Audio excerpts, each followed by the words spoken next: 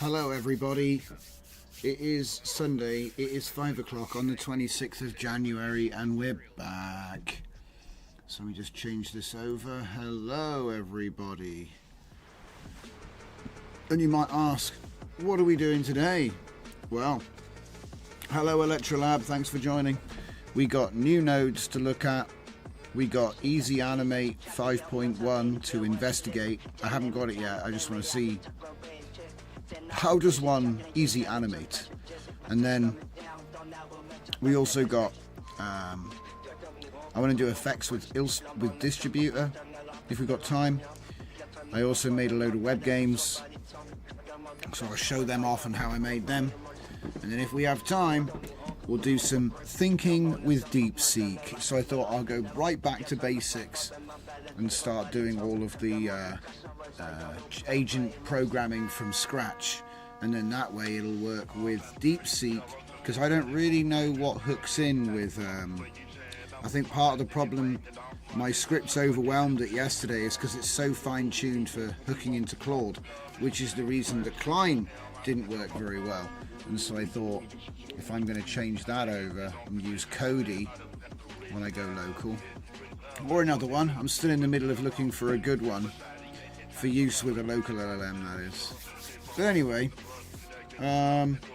new nodes. I think we may as well just jump into the new nodes straight away. So the first new node I've got is Dead Pixel Effect, which is exactly that. It's a dead pixel effect. So it's got a bunch of different modes. It's driven by seed, so that when you fix it, you can reproduce the same dead pixels over and over again. It also has a bunch of other sort of variables you can use. I like hot pixel, but there's a whole bunch of different settings. GSL filter is an experiment with using OpenGL via ModernGL to see if we can get some, do some effects. Some of them are really interesting as a post-processing effect using OpenGL, like I said. So up to now we've been using different methods. So this is GPU, it should be faster. So looking at ways of making some of the things I've done a little bit more efficient. So first GSL filter. Anyway, what else? Oh yeah, and then there's a batch alpha composite. So essentially you have an alpha foreground and then you have a background.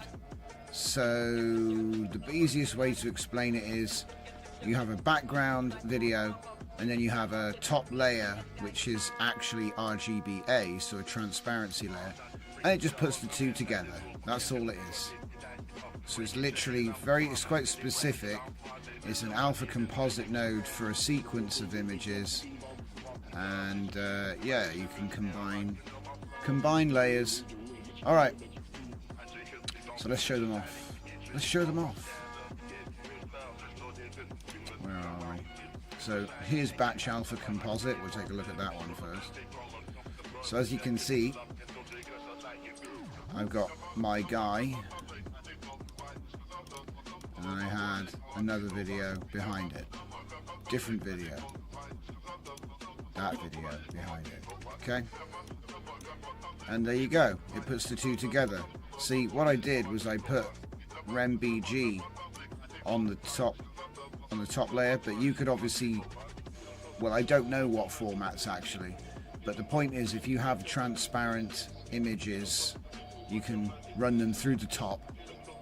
So I mean, it works this way. This is how I'll use it, and it'll combine the layers. Now I haven't got like any options or anything, because that's a V1, and there are other nodes as well which have got loads of different options. I don't even think I'd need to change it, to be honest. I just want to slap something on top of something. And sometimes I might not know what InspireNet's going to pick out. You could stack this many times as well. So it's an interesting node. Okay. And then lighting effects doesn't exist.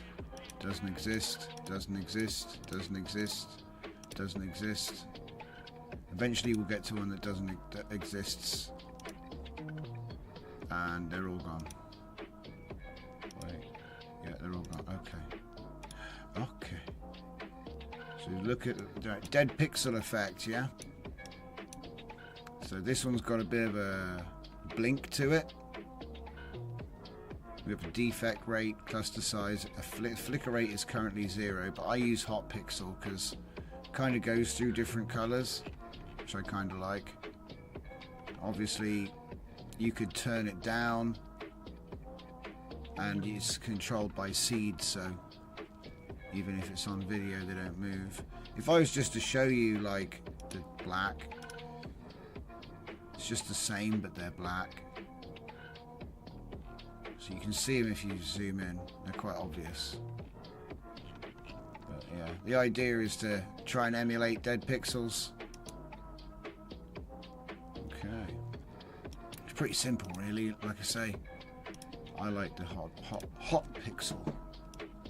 You can use subpixel and use whatever color you want. So that is Mr. Dead Pixel, and then the last one is the GSL filters. Like I say, it should be quicker, but I haven't put it to the test with like a stopwatch. So I mean, that's 1 second in 1.26 seconds. So let's try 50.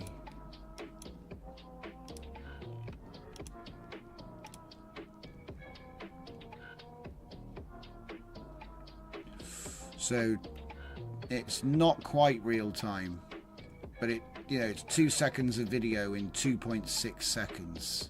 So it's pretty fast. It seems to scale linear.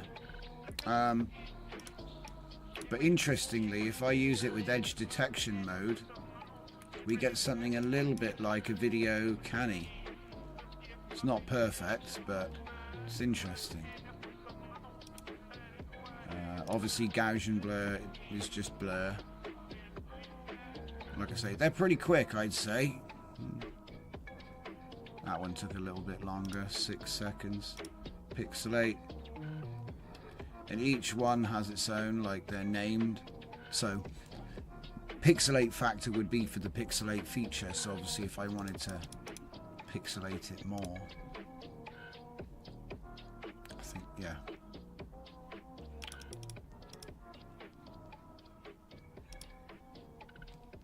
And then you know what, well, here you go, wave distortion is fun. It gives him that Spooderman look.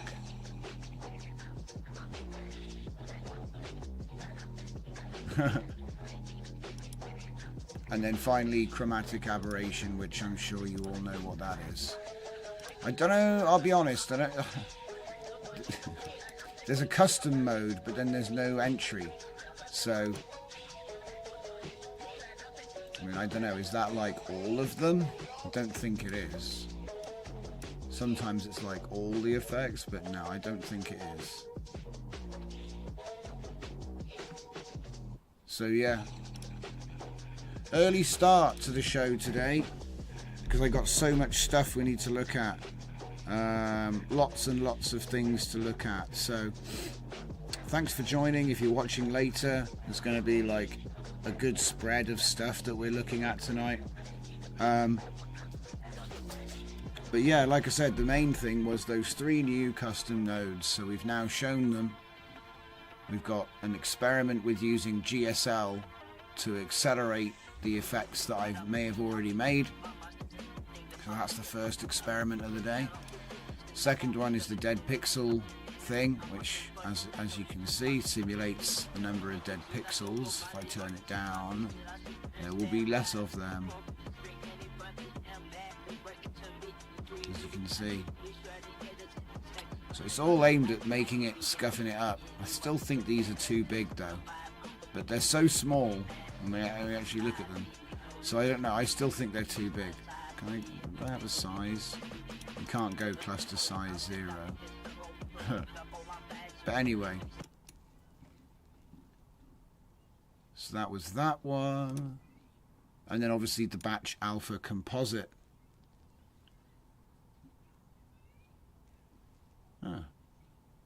Seems like the radio station's clipped out on me.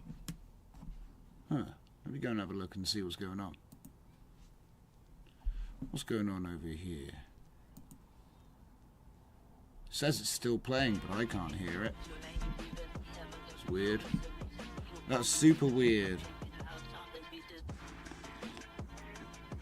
But it's not a problem. So anyway, batch alpha composite. So that's your third node. I'm trying to think. I think if I quickly have a look here, all I've got to do is put in the workflow links for today's new ones, and then this is done.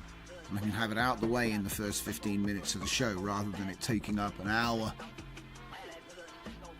So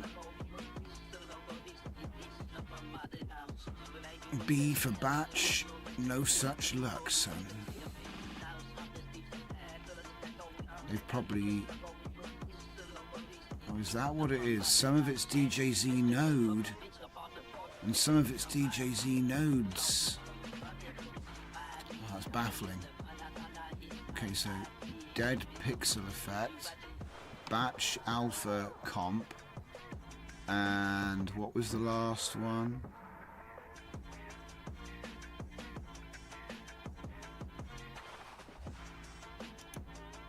GSL filter. There we go, GSL filters. So there we go, there's our 3. So if I now go to the index,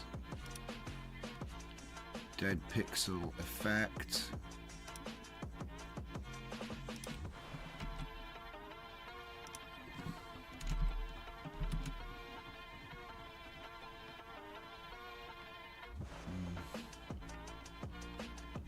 find the next entry that's missing, basically. There we go, GSL filter.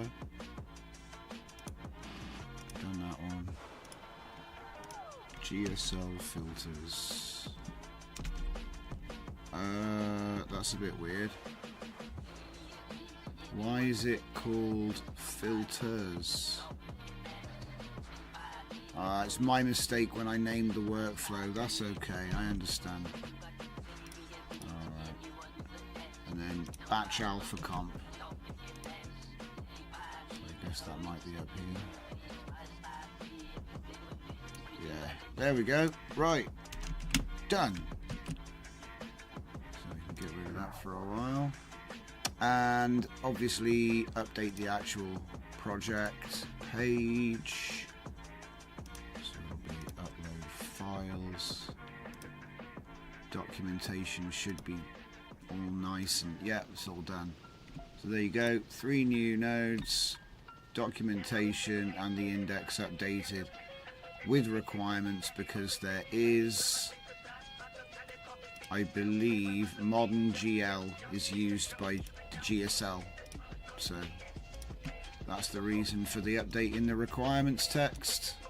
But it should be taken care of by Comfy Manager, or run my install script again, which you can find in here. If I go there, install portable.bat for portable ComfyUI users. That'll work great if you have to do it yourself. So there it is, 3 new nodes, all done. So next thing I wanted to look at, I'm going to bump up the web games to now to get that done, because it was quite an interesting little detour. If I can find them. Ah, there they go, My Tools Web, right. So I just want to remind you, because we haven't done much web design stuff yet. I've done a few introduction tutorials and a few bits and pieces here and there, and I'm not going to be lingering on this for long either, but I just wanted to show you what the sort of things you can get away with. So I've got, what, 8 games here. So this is Space Invaders. You use A and D and spacebar, right? It's running in a web browser. Now all I did was say, do you know what Space Invaders is? And it was like, yeah, I know what Space Invaders is. And it was like, I said, cool. Make Space Invaders. Right, uh-oh, I'm about to lose. Oh, that was close. If they get to the ground before I kill them all, I lose. So yeah, so that's your Space Invaders game, right? Obviously, if they get to the ground, you lose, and you have to start again. It's just a very basic web game, right? It's nothing crazy. But I was quite surprised what it could figure out with just saying, "Oh, make me a game like this game." Just make the game in web code, you know. And like, obviously, if I hit it, oh, I've missed. Oh, there's one. There you go. Game over. Right. So you get it. Asteroids. And so I just literally said, do you know what Snakes and Ladders is? And it was like, yeah, I know what Snakes and Ladders is. I said, great. So the green snakes, yellow ladders, roll a dice. The difference I did was the snakes move. So the snakes can move, and when you go down a snake, a ladder appears. So I kind of changed the rules up a little bit, but I wanted to know what I could do. Oh, nice! I hit a ladder. Ah, look at that! I win. I win the game already. But the point is, it wrote the code for me as a web page with CSS and JavaScript. So I'm going to put all these games up on my website as well, so you can mess around with them, take the code, have a look, poke around. But yeah, here's another one, Lunar Lander, right? So yeah, it's Lunar Lander. It did have it so it was rotating before, but I didn't like that. I like doing it like this. Oh, I'm going to run out of fuel. I've run out of fuel. Ah, damn it. Ah, too hard to land, too hard. Where's the landing pad? Oh, no. That is not good. Ah.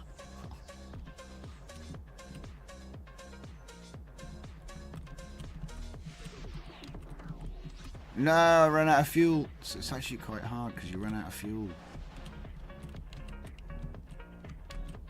Yes! Anyway, I think you get the point of that one. It's Lunar Lander. And then I decided to sort of mess around with infinite corridors and stuff. So you can't go backwards. I'm not really sure why there's a bar that charges up, but I don't know. I think I managed to make it ridiculously huge because it's supposed to give you like 10 points for every 10 meters. And as I'm doing it, I'm like 13,000. I'm doing like 1 kilometer per second. So I don't know what happened. I think I made everything huge. Like even the player is huge. But anyway, I was just messing around with this one. Breakout is, I guess, a serious game. It has power-ups that change the ball behavior, and there are 5 levels. Oh, sheesh. That's the only power-up. Multi-ball! Oh no. Oh, I didn't do very well with the multi-ball situation there, did I? Did I actually lose the ball then? I think I actually missed it. I thought I had like a wicked angle on it, but no. But yeah, like I said,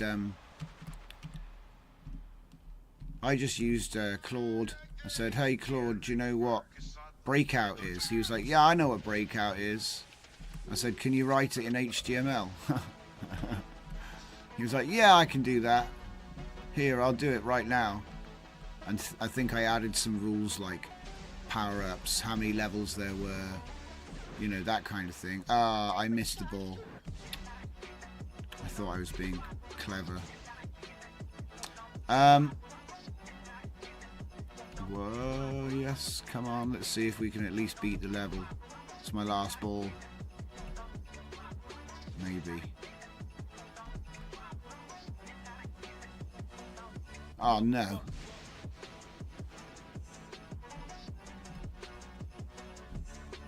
Oh man. But yeah, so I just wanted to see how complicated it could get. Started off with some really easy stuff first, which should have been written in like a couple of lines, I reckon, by these days. Oh. Can we get it? Yeah. We've got a parrot. What is it? Slow ball. Okay. And so I think you get the idea. You know? Oh, the slow ball. Did the slow ball wear out? Yeah, it did. Nice. But yeah, it's interesting because it makes you think, oh, that's awkward. When you get him in the top there, you get the high score. It makes you think, like, how much does it know? What can you actually get away with? And then how far does, like, instruction-based coding go? You know, like, change this, change that. How long until he gets himself in a twist and can't do it anymore? You know what I mean? Oh, yeah, that's right. I made it so you get extra balls when you finish a level. But, yeah, I think you get the point. So stop me getting too absorbed into this game because it's like quite addictive. Wide paddle? Uh-oh. Did that crash the game? I think wide paddle crashed the game. Yep. That's definitely broken. So yeah, obviously when you have bugs you have to go back to the prompt and say like, oh, this doesn't work, fix it. But I haven't even done that. These are all concept stage. It's not Minecraft, okay? It's just the conversation was talking about Minecraft. It ended up looking more like something off the Atari, if you ask me. But you got strafe, you got jump. There's the 3D objects. You know. And none of this is really all that impressive because it's just really, really, really basic stuff. But I don't know, I think it's impressive because it's almost like, do I have a run button yet? No, I don't. So I took mouse off because I was using a computer that had like a touchpad when I was building this with Claude last night. And so I just have like Q and A for turning, but it's otherwise it's WASD with spacebar for jump. And I just said, oh, use procedural seed to distribute random objects and make the ones that are the rarest really big and spread them out really far. There's nothing really. There's no features. It's just an endless plane with random objects. Look at what it's done. It's like made a bunch of cylinders with cubes at the bottom and stuff. It's just like it's trying to make I don't know, it's trying to make grass, I guess. I don't know, with like giant or rocks or something. I don't know what it's trying to do, but it's interesting anyway. But yeah, like I said, this is all just HTML. So Electrolab says GG and Breakout, very nice. Never use wide panel. It's a bug. Yeah, but you can't avoid it either because it's like a random power up. You just, oh well, I got wide panel. The end.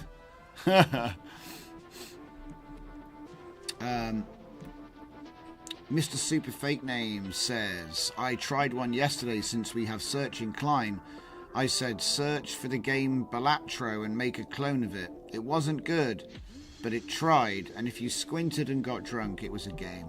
Yep, that's a little bit what this is like, but I think I can just go off into the... Is there an edge? I don't think there's an edge to this world. So I am getting farther away from it. Oh no! I found the edge of the world. Okay, so I was wrong. It's not infinite. Hey, I got scammed. It was just really big. And then obviously I ended up making the back rooms, which is actually quite fun, but see, I'm afraid to change it now because it works quite nice. Oh yeah, and the controls are backwards. And you can clip through walls, but apart from that, it's actually pretty good. Whoa, see, occasionally I'll like press the wrong button. If I just use W, Q and A And it's too fast as well. You need to make the player movement slower. See, there's loads of ways I would tweak this, but like the corridors need to be wider. You know, all of that sort of logic needs adjusting. But for the purposes of just a random little web embedded, it's just infinite corridors and rooms and weird lighting. It's you know, it's on point. It's what I asked for, at least. You know, and look, if I just go really fast, it's not, there's no end to it. I think this one actually is infinite. Let's see. Let's find out. Yeah, I think it is.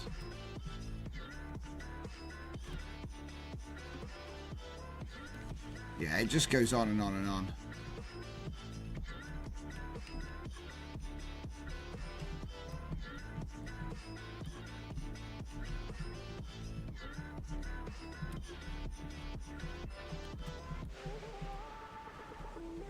It's not very authentic at the moment. It's sort of like I said, it's a concept. I thought to myself, well, hang on a minute. Can't we just ask it to create a video game?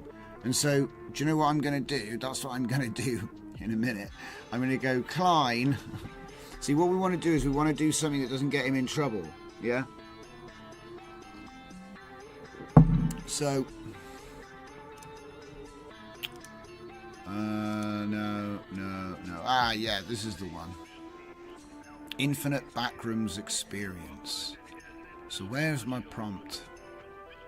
So I just said, are you familiar with the Backrooms aesthetic? He's like, yeah, sure, I know what that is. And then I was like, okay, is it possible to use my Minecraft template to create a completely new thing? Right? So by that logic, what I'll probably want to do is do it. See, that's the thing. I sometimes find it easier to do it with a chat first, so that it sort of primes it, and then I've got a template. But instead,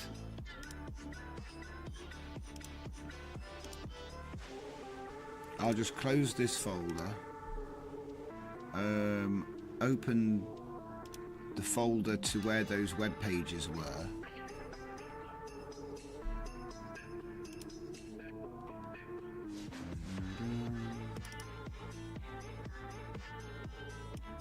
There we go. Trust the authors. Trust the authors. And then I'll go to my Klein. Make sure he hasn't got a weird system prompt, because I've been messing around with him a lot lately. Pick something which is similar, I guess. I'm just going to leave them there and he can see them if he wants to. What about if I said something like a Zelda type game? Have you ever played Zelda? I just want to see if you can have a stab at a sort of top-down RPG. So he's going to do a Google search. Has he never heard of Zelda? Oh no, it's because it is a general question. Okay.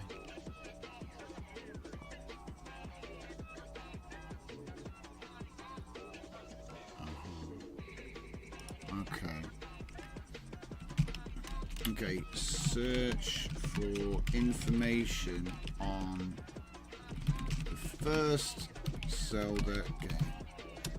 Because the thing is, didn't they have... They had textures. Surely.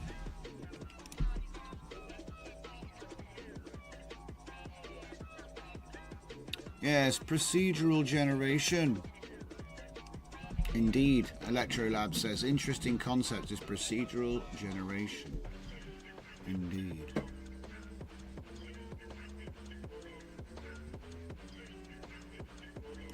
Okay. Search for more information on the procedural map generation in the classic Zelda games. I bet it's not. But it's not procedural. It's all done by hand. Right. Oh.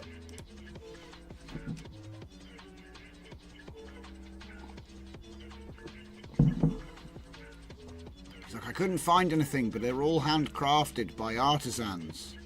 The Zelda maps.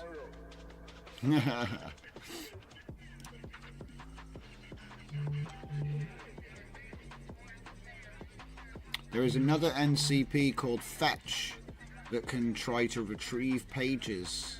Interesting, Mr. Super Fake Name. Yeah, look, see, it's actually look, it's not procedural. It was careful design work by the development team. Okay. I'll just say it. Please create a game in the style of Zelda, classic Zelda. I bet it'll be funny, whatever it'll be.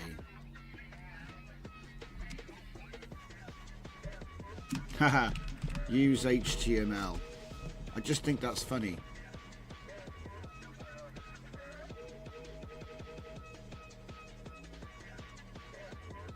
Off it goes.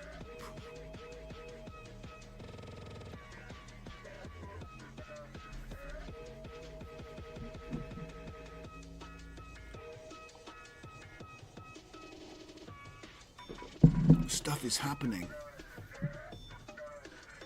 Electrolab says hand painted in watercolors. It's true. Ooh, look at it go. It's going to try and run it right here for me. That's cool.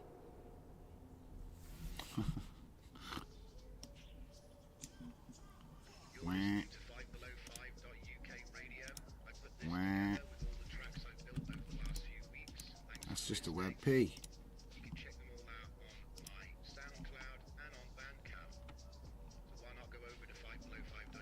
Okay. Zelda game. You can't do anything. This is like, yeah, check me out. It's all like, it all works. What happened?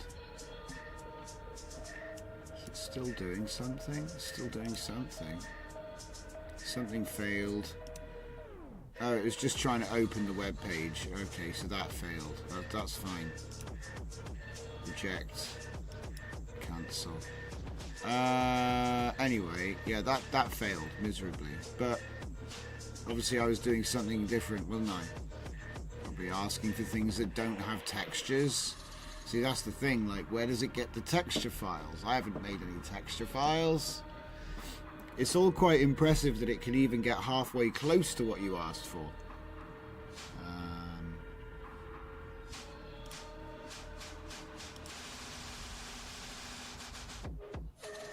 I am attached to Claude, aren't I? Yeah, I am.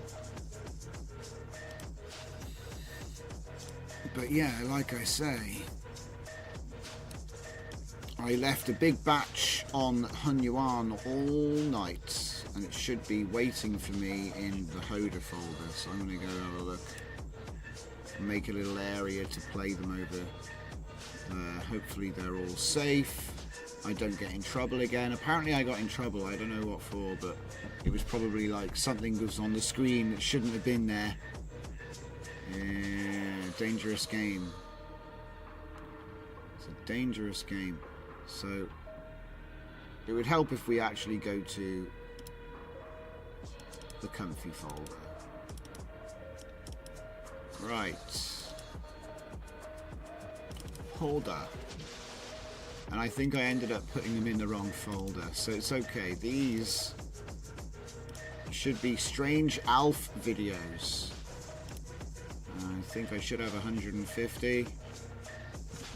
Yep. Some of them are going to be strange though, because I tried to push it with my prompt generator.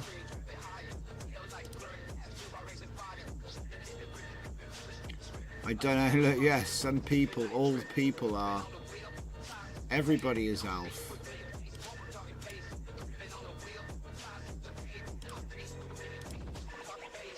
Okay.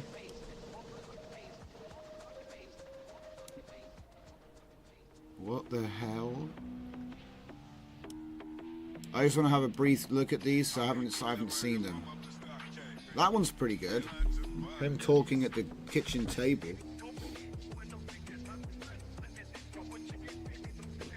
Ah, see, there's only one Alf. You can't have two. And he's not that big either. He's tiny.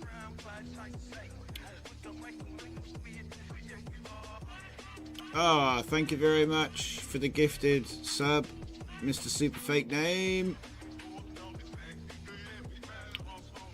And I think Throttle got it. Congrats, Throttle.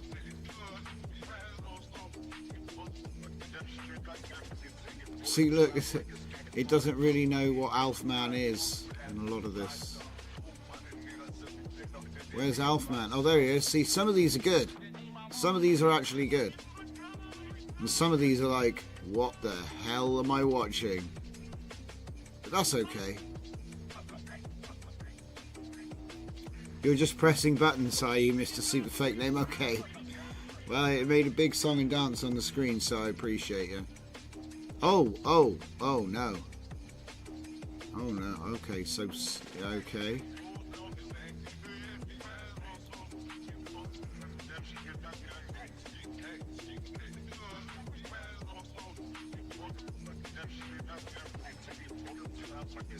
Oh wow, there's loads of buttons. I'm sure it helps. Whoa, okay. Yeah, so some of these videos are great. Some of these videos, not like him talking over dinner. It's strong. That's strong. You can tell that's a strong section of the memory.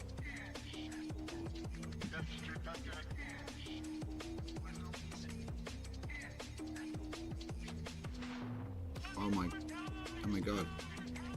Super Alf. It's definitely enough, like, you know how people make fake trailers online? It's definitely enough to make a fake trailer. Like if you wanted to do, like, you know, cut bits together and just have the bits with Alf in. Like Alf, the movie. Oh my god, is that a little baby Alf? Oh my god.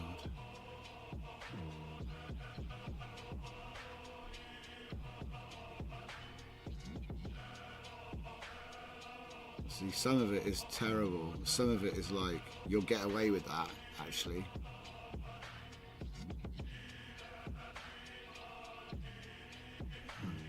Oh, DJ Alf.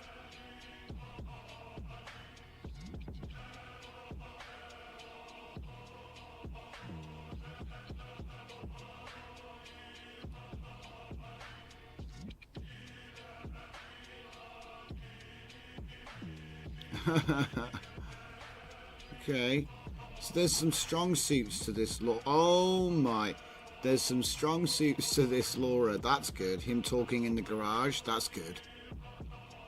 Oh wow. Some of these are amazing, and some of them are like, oh yeah, we've gotten to his heroic prompt. See, I tried to imagine his backstory a little bit.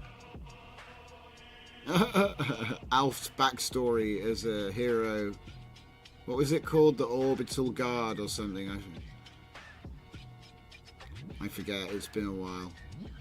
This is so weird though that they've like mutated. It's like no. He looks like that. That's what he looks like. Whoa. The prequel adventures of Alf.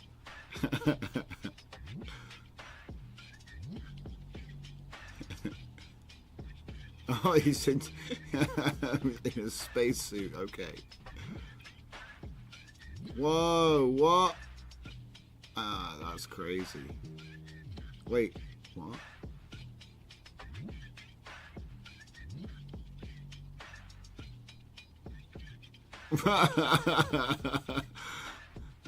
Some of it's so silly, I love it. Oh wow, we got ourselves a TV show. Somebody call HBO. We've got a TV show on our hands here. Whoa! Have you ever seen a battleship drift on an ice moon?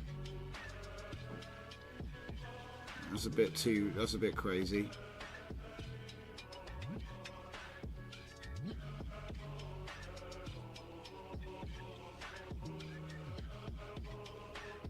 Oh wow, he's a cop.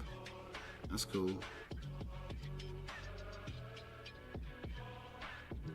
What? Oh, he's having flashbacks. What? Is that like the Star Trek version of Alf? Oh wow, he was doing... That was the Hulk bit with the time portals from the Avengers, I swear. They just had Alf there instead.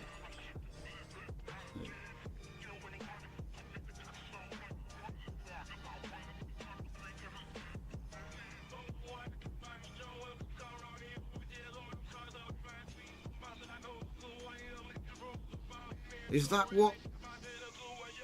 It keeps showing the same sort of generic guy. And I wonder if that's Hun Yuan rejecting the Alfness and just saying, nah, we're going to show a human face. But it has similar features. Like there he is again. That guy keeps coming up. Alf Man. So it's trying to make an Alf Man. Even though that's just the trigger for the Laura. See, Alf Man. Look at him, he's a space hero. Alf Man. Oh wow. We've got enough material here to do a fake trailer. Easy. Well, maybe not easy, but there's enough. There's enough there. Wouldn't that be funny if him coming to Earth made him look strange? Oh, it's the gravity or something. In space they look like us. Wait, is that back to the beginning? No, it's just a repeat of the first one. Okay. No, I think we've seen them all now.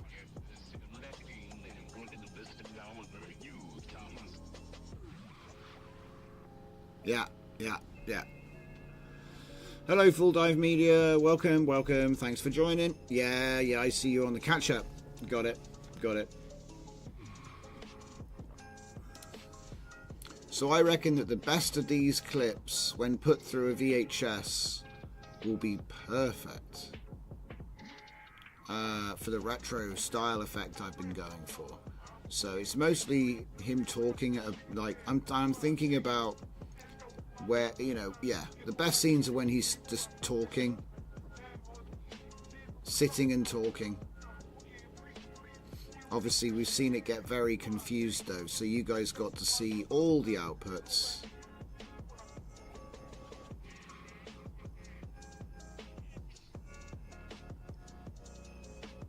Is that a hologram? I'm guessing it must be.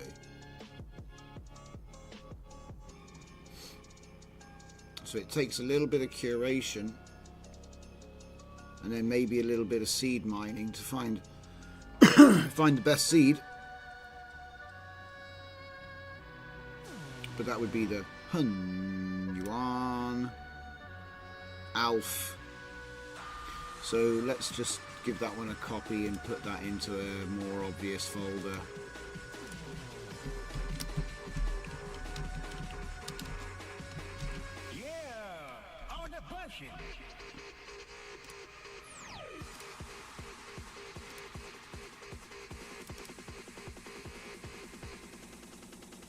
That's pretty good. You could like latent sync that to any words you want. It's pretty good. They're not all that good.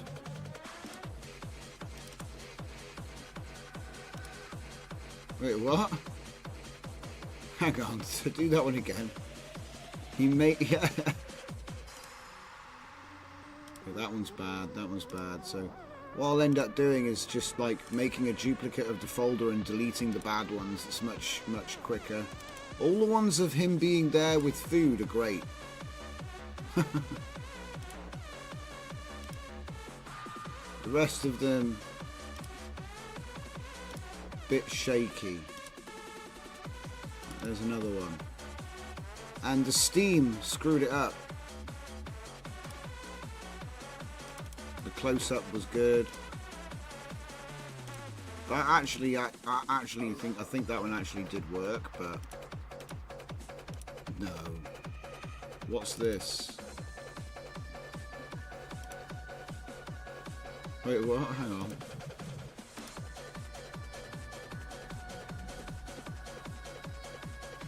Hang on a minute.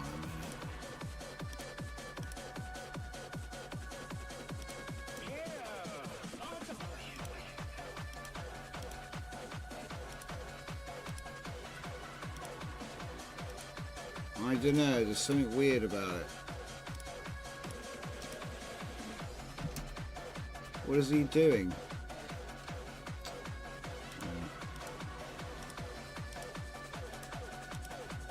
Yeah, a lot of them screwed up. Or you had like multiple Alfs. That one's pretty funny actually. Like behind the scenes they have like another alien whom you've never seen. Yeah, and this one's, that one's worthless. Okay. Electros Lab said MM audio, yes. Latent sync may struggle with Alf face. I'll agree with that.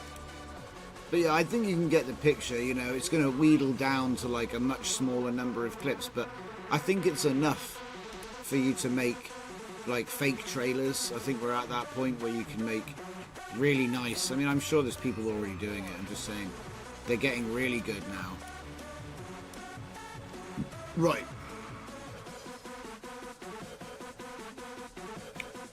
So we've taken a look at the new nodes today, we've taken a look at the web games,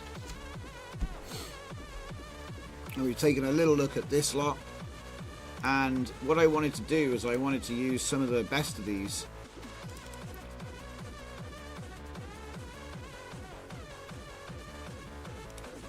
I mean, that could work.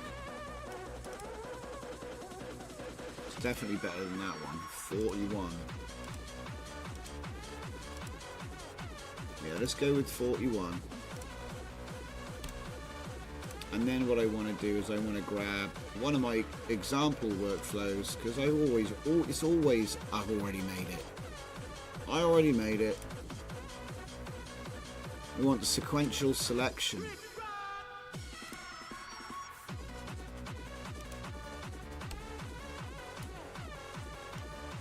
Okay, if you remember this one.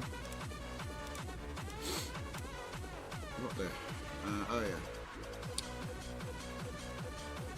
So what I'll need to do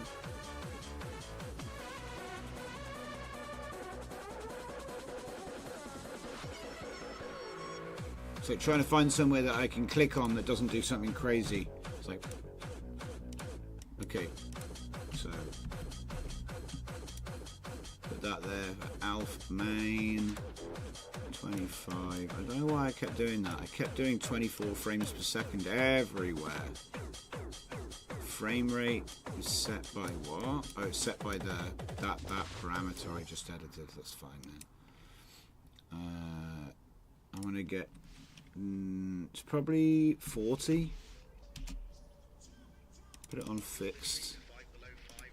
And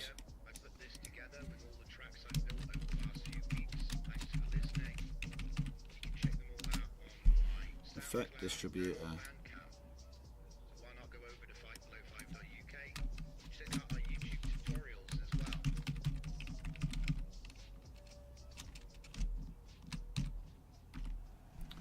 So,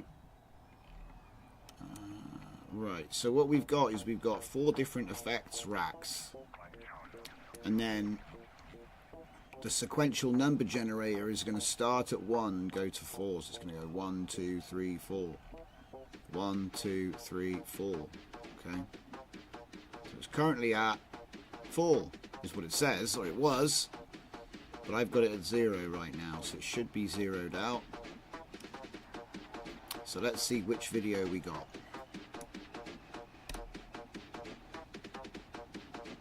Yeah, that's the right one. So where did it go? It went along the top.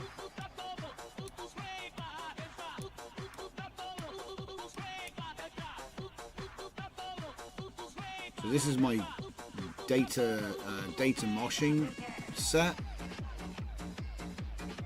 Oh, I just put it on 75. Yeah, you can stop though. It's my bad, I forgot to turn it down. Okay. So instead of doing data moshing on these, what I'm thinking is do different effects.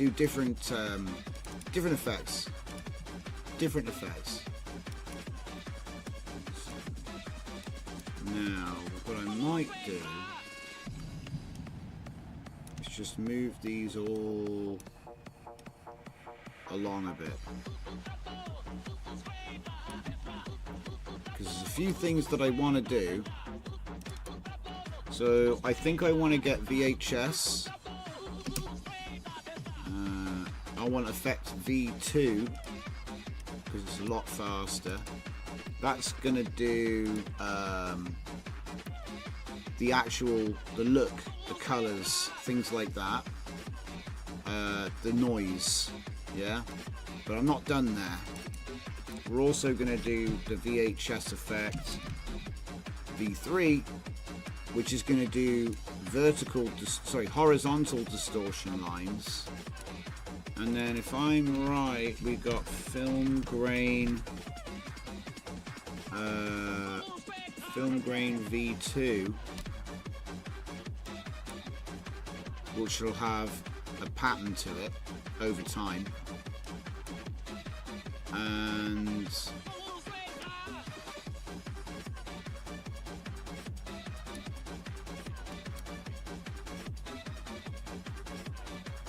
$75 0 fixed. I'm just going to put it on fixed, so it's just always coming out the top at the moment. And I want to get a preview node so I can see what I'm doing, and just turn everything off for a minute so I can just deal with this first part here. Turn off the saving, and then let the prefix go back to normal, and there you go. Oh, and of course the frame rate. Yeah. Just set it to 25 manually. It's only a preview. Okay. So if I come off the top and I just go straight from there into this, I can't seem to make it go in. Come on there. Alright. And then we'll do like a, what's it called? You know, we'll only let so much out. Say 50 frames. Yeah.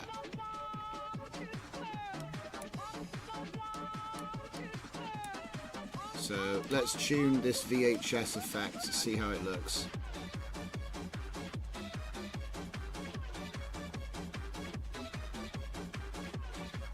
Looks better already. The nose is a bit strange though, now I'm noticing. But it's okay. It does look good. I think maybe I could turn it down a bit. Maybe. Ringing power. You can only, that's the minimum. I think it's probably just turn down the video noise, like 800 maybe.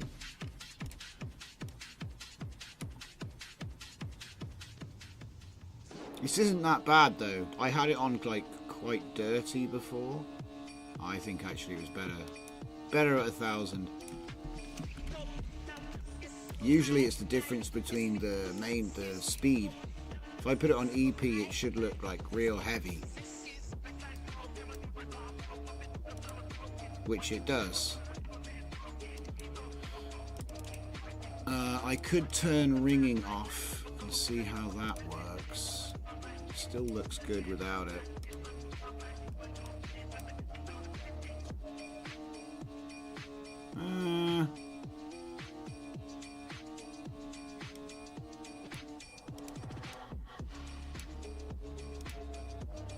I think it's better with it.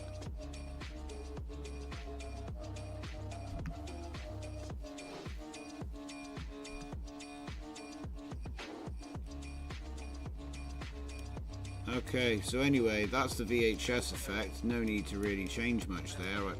I changed some stuff. It didn't really help. So now we'll move on to this guy. Now, what I do normally do is I'll change the number of. I'll make the noise line thickness shorter,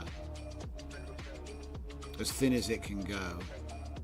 And sometimes I'll get rid of the one of the distortion bands, but we'll see how it looks. Sometimes it's just a bit too over the top. Yeah, see, it's a bit too over the top. So how about we just have one distortion band?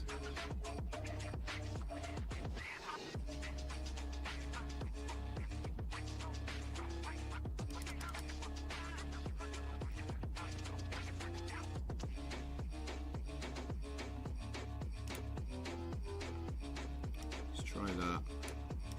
4 was too many.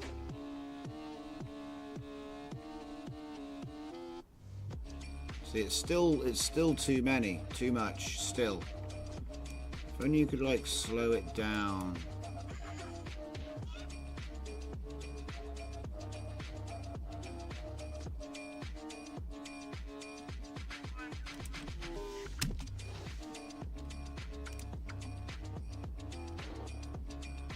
Gently, gently, yes. Because if it's too bad, I might just skip it. Oh, it's better. Still too much though, don't you think? I think it's still a bit too much.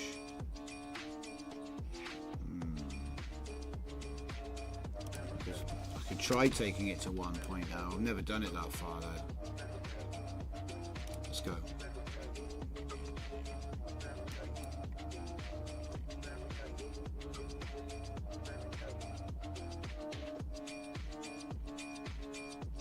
Maybe it's just the edges were putting me off when I look at the picture. It just seems a little bit like it's trying too hard, that's all.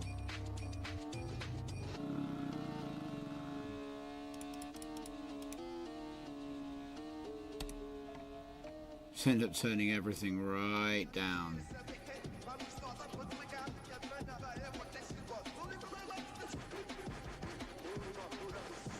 Okay, that is subtle, but it is there, so I'm happy with that. So then we'll move on to the next effect, right? You can see the process. Alright, and then I'm going to use unstable signal for the first one. Obviously you can write your own math expression if you want, but it's noise over time. And it might be that I have to do this before everything else. I don't know, I can't see it.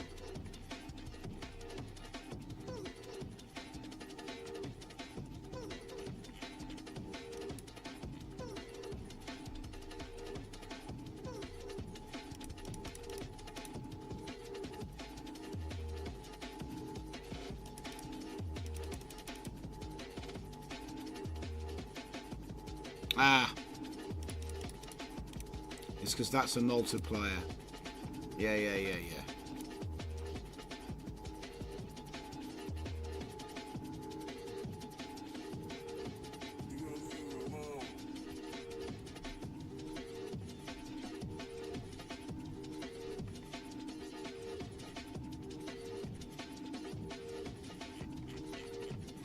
The only thing I was wondering was, where's the best place to put the color grading? Last or first?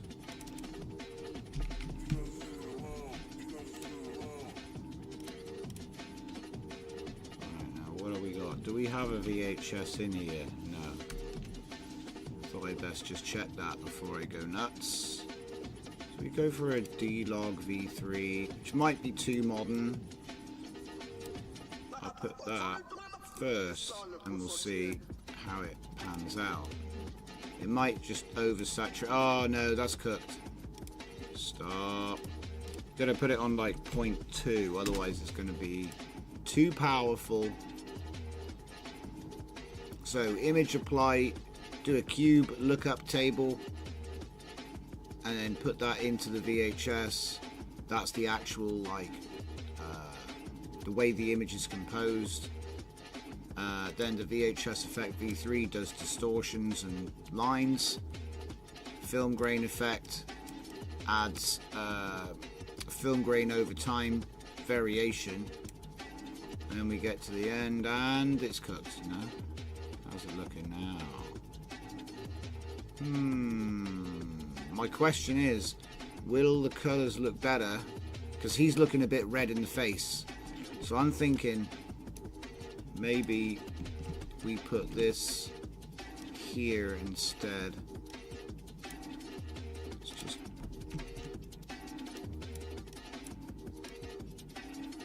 like that. Maybe. Perhaps. Yeah, it might flatten. Yeah. It might flatten the noise. You're right. I know. See, I think maybe the film grain's got to go before the VHS. I think. It doesn't look as bad. He still looks like a prawn, though.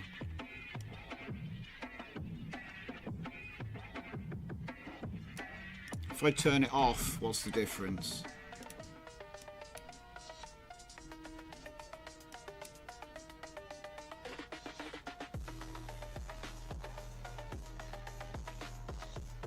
That looks fine. It's barely doing a thing. So turn it on and turn it up.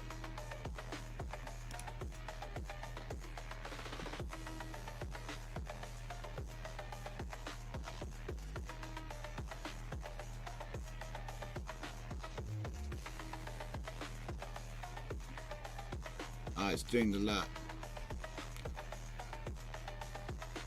I think it just made everything darker and more saturated, actually. So maybe forget the LUT this time. Forget that. Okay.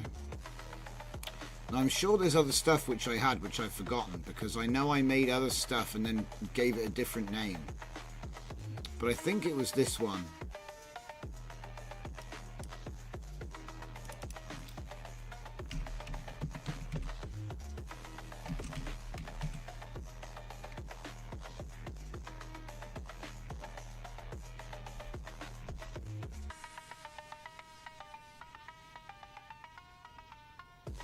Yeah, that's the same one. And then there was Noise Factory V3, Video Noise Factory, there it is. You probably don't need all that though. Probably going a bit far, and that's not an in and out. This one is an in and out, but then plasma RGB2. This is all colourful stuff, so no, not right here. I can't remember what the name of the node is. I'm gonna have to actually look up my own wiki.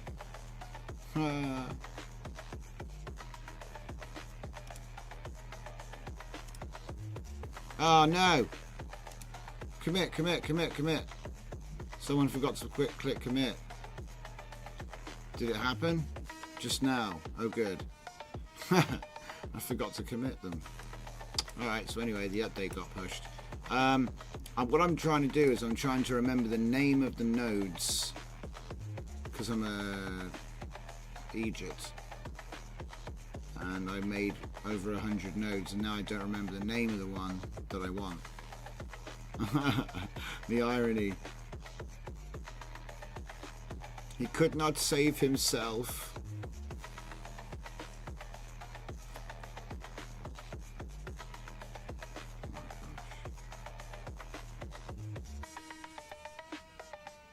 Where is it?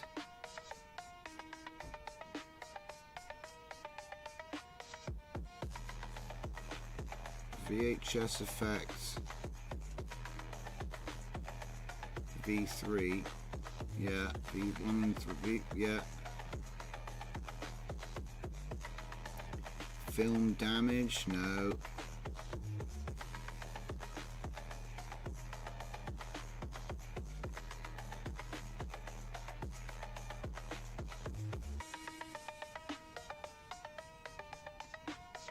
Lol, I'll never find it. Okay. Okay. I can deal with that. Right. I could have sworn there was another one we made that did like... Maybe it was film damage. Maybe it was film damage. But in any case, because we're going to be stacking these up, I might just turn this down to 2.0 and see how that works.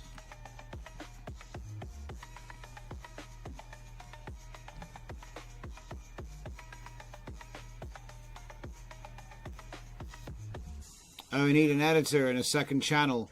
You can upload one channel every day. Yeah, well, hey. Okay, so the last thing to test is how does it look when you put the film grain first.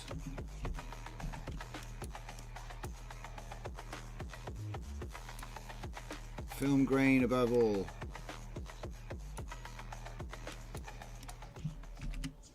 How does that look?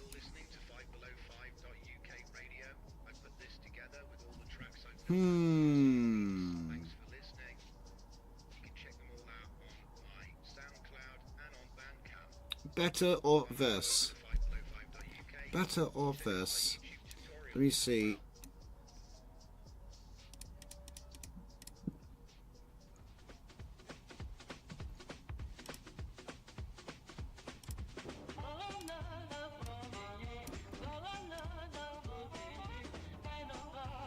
I think it was better.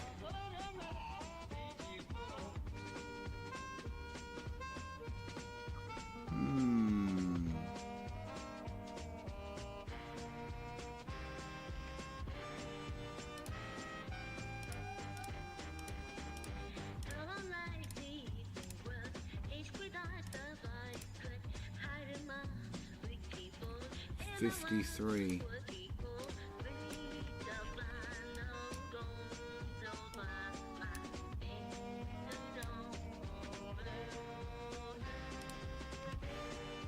$52. Go. There he is. He's in the kitchen again trying to eat the cat.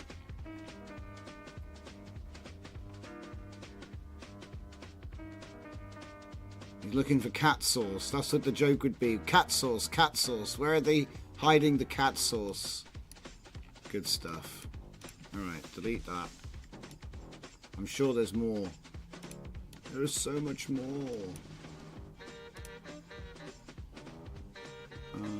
Where did I put the MD file? Which is the nodes index. Is it hiding in here somewhere? Yeah, there it is.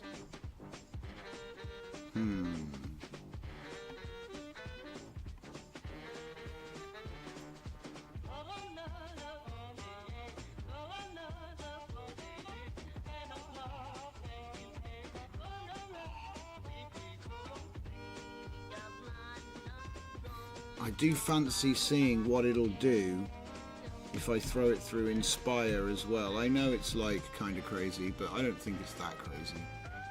Threshold, huh?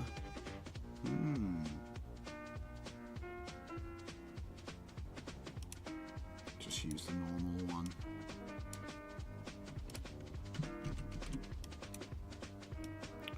just want to see what it's going to chop off here. Is it going to be our man? With just the table, maybe?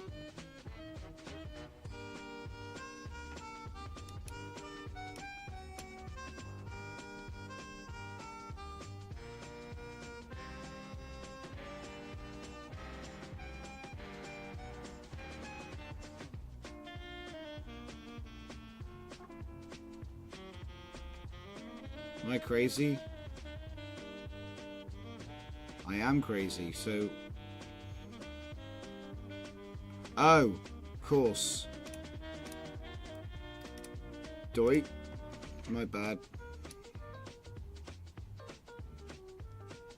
I didn't even have it set to a transparency mode, so we wouldn't have seen what it did anyway. There we go. Ah, now that's what I'm talking about. Isn't that amazing how it's just... Oh, what? He was in a scene? Okay. So... I think I was talking about this briefly the other day.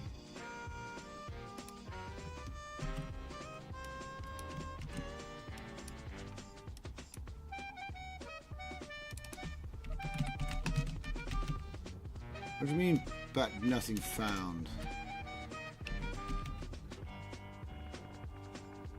How do you not know about this? What?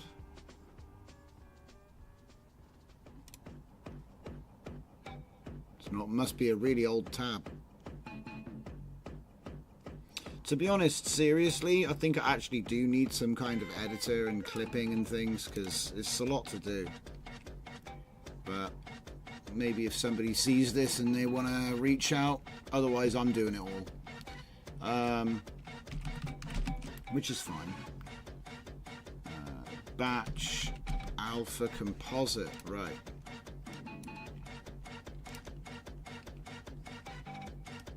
So top images would be those images because they are now an alpha composite.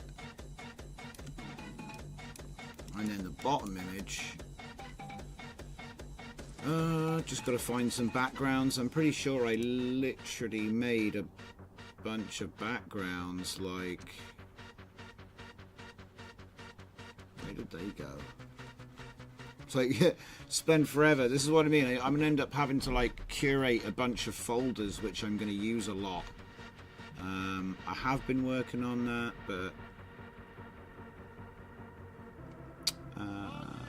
do you know what? I reckon they'll be in the audio folder. There's gonna be one for the audio stuff. Where is it? Black bars.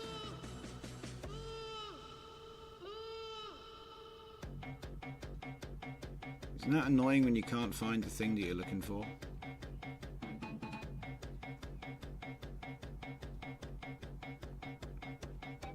Because I did loads of audio stuff. And obviously, Moda. BG Audios. Hey, hey, hey. Right. So I can just grab them, put them in here. Right. And then this can be my background video. Background video. Didn't I make a new version of this? Load video directory v2. Yes, I did. Right, int to the index, path to the path, frames to the bottom. Get rid of that. Now, how many are there in that folder? 24.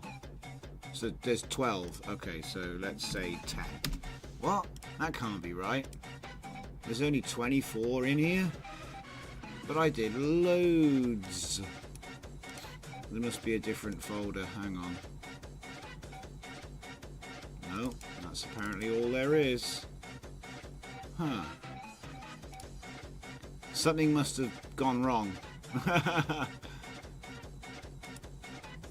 And in fact, because it's the clip audio one that...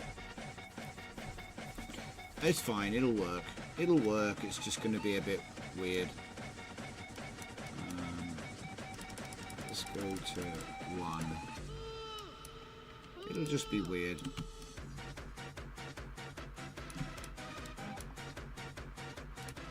Very experiment.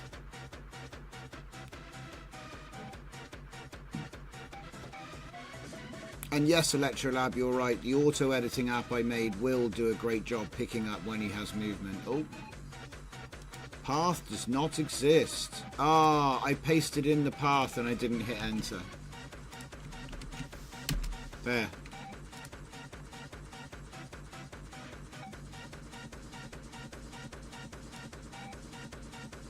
Ah. What did I put the frame limit on up here? 50? Yeah. So probably should put the frame limit on 50 down here as well. What did it say? Operands could not be broadcast together with shapes. Okay. That's actually an easy one. Resize image.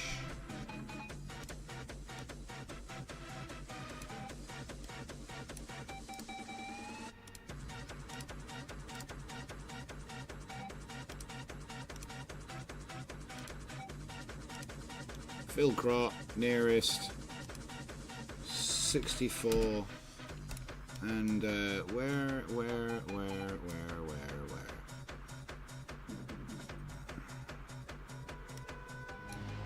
yeah, we'll get the original image and get a show info or image info, right, use the impact.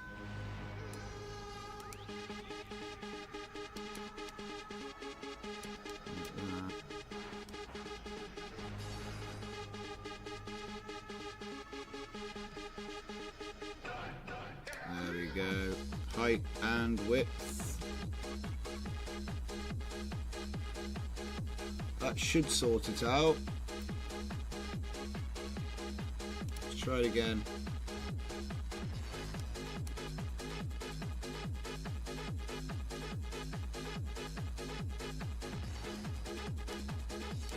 Size mismatch, weren't it? Oh, no. 3847041 736 1283. Still doesn't like it. Something to do with my node. Alpha times top RGB. So this is supposed to be alpha channel. I think it should work fine. I wonder why it's not doing it.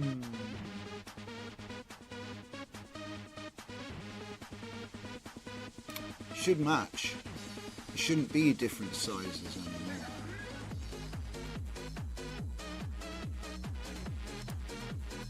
Put it on stretch and see what it says then. It might be the same error. I do love my tangents. No, same error. Ho hum.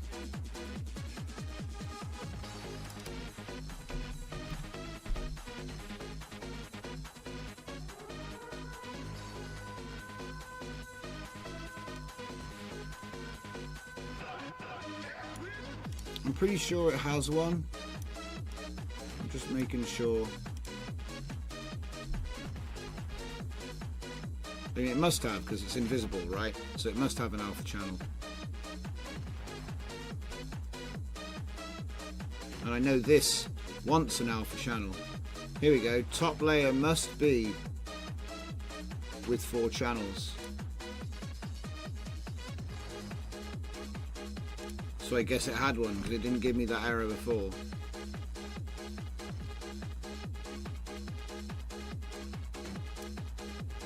I mean, I could do it that way round, but it shouldn't be a different. It shouldn't be a different answer. I thought it would be cleaner to come from here.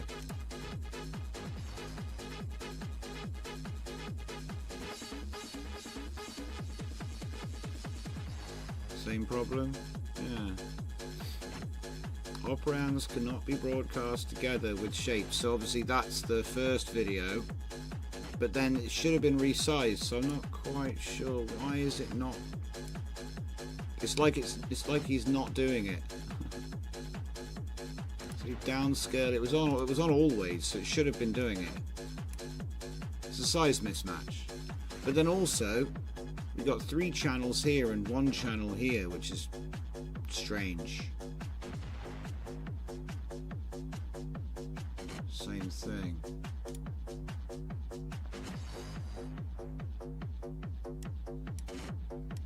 Okay, let's try to debug it.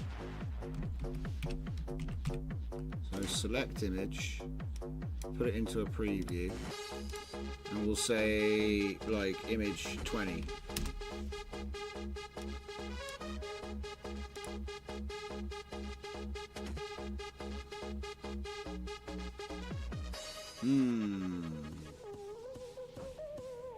Electrolab says, I only resize with the KJ node. It's very good. Oh, it never even got to this. How about that?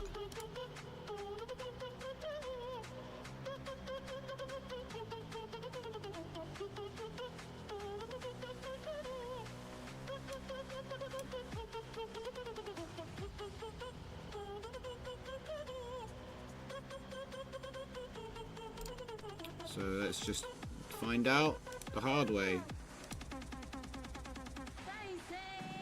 704 by 3A4. So it is the correct size. So where's it getting 1280 by whatever from? There is nothing but that's 1280. The background, that was the size of the background, but it's not anymore. So I don't know why it thinks. Yeah, there's a mismatch there.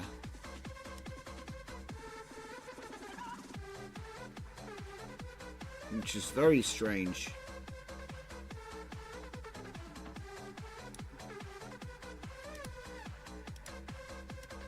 So I'm pretty sure it was working, but this node for some reason. See.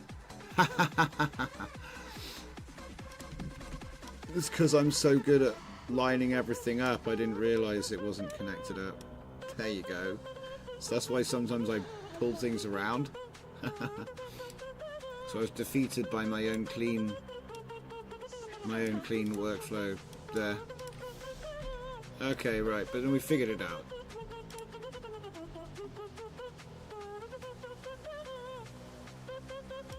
I was thinking there's no reason why it shouldn't work. Now I appreciate he might be like floating around and stuff, but I'm not too worried about that right now. Alright, there we go.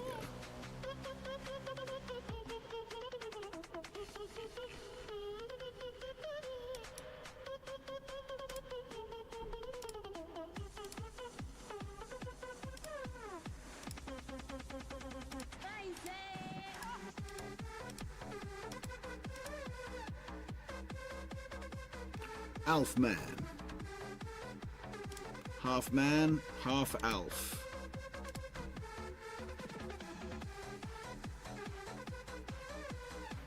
What's that? Number 23?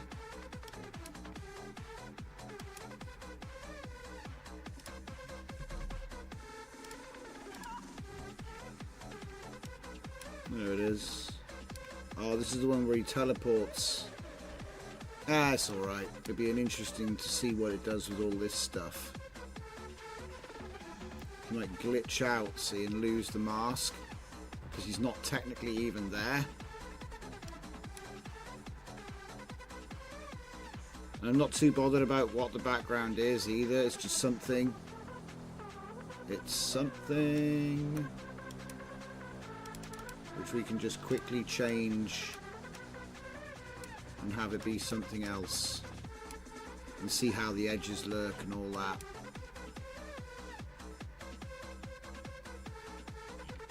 It's pretty good actually, I'll be honest.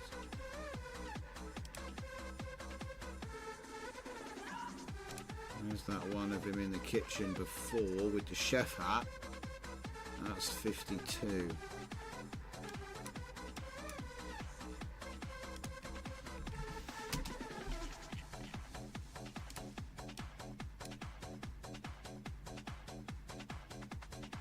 We're doing all of this off of the first position, by the way.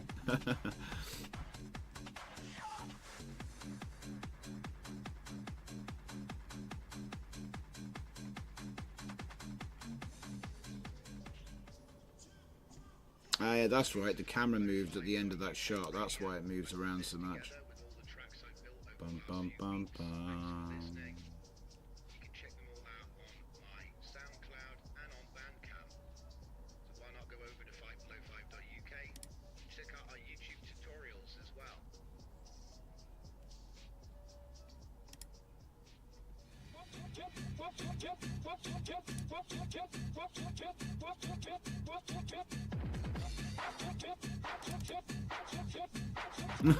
What? There had to be lightsabers in there, didn't there? Somehow. Gotta have lightsabers somehow.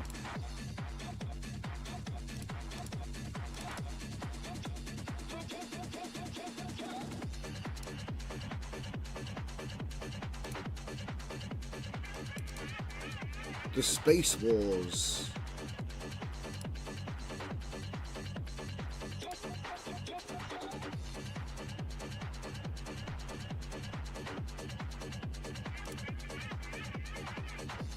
That's probably one of the best ones as well.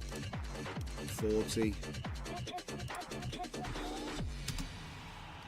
They just look like classic clips.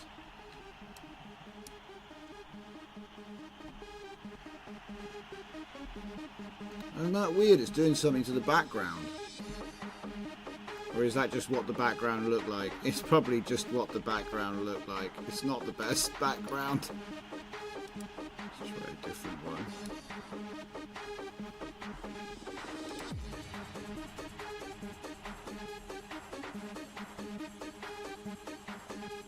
So in case you joined recently or you joined late, what I'm doing is I'm evaluating automated background removal on video, VHS effects, effects preset distributor, and also just like putting it together with a different background. So video background swapping, but I'm looking at the edging to see what that looks like.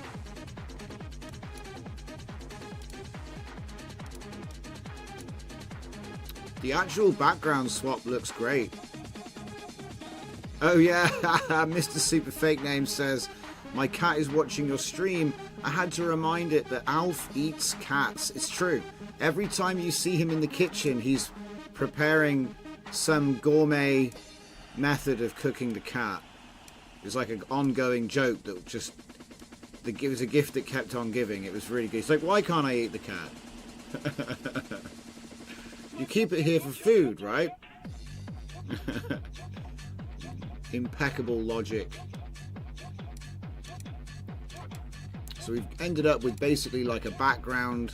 So we're loading a video, and then doing a bunch of stuff. I'm just messing around with the background swap at this point.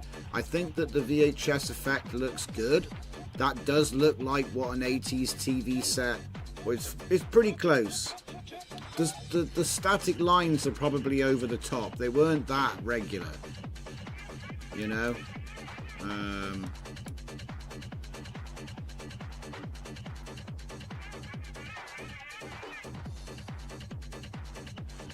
I tried the video noise. I didn't try the chroma noise. Maybe I should reduce the chroma noise. Not 300, 3000.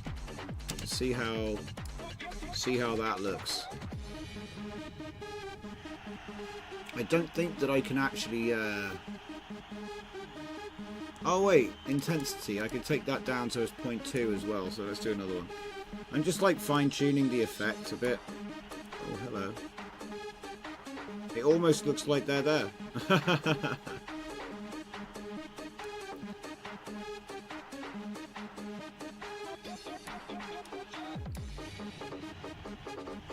Okay. Enough of that anyway. That was fun, but it was a distraction, really.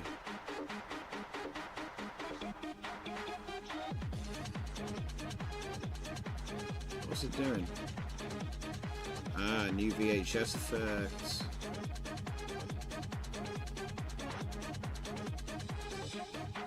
Ah.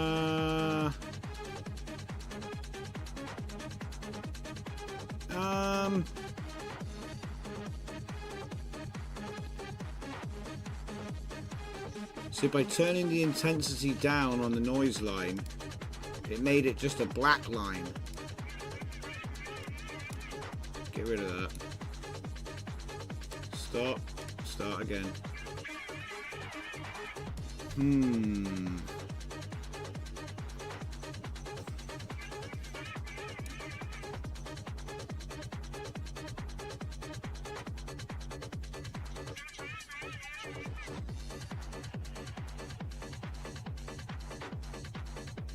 Does a bit.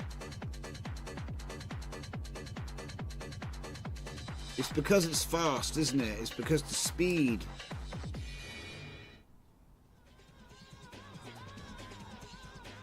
I might be able to reduce it even farther. Let's see.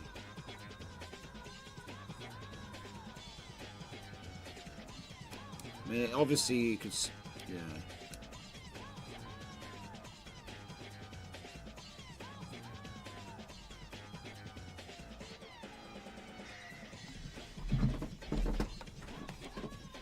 I think this works. Okay. Now, I don't think that I want to be doing like data moshing effects. Yeah. But for example, this has a seed. So, say I wanted to change the seed and then do it again. Is it even going to be noticeably different? It might be too subtle, which is fine. It's difficult. Very difficult. We turn the noise up a little bit.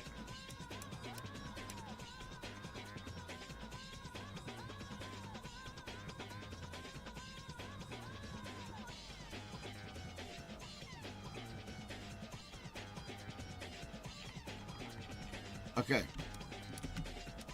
So let's say, well, this would probably go before the distributor, and then I'd be like thinking about what effects I could do, you know, on each of these racks.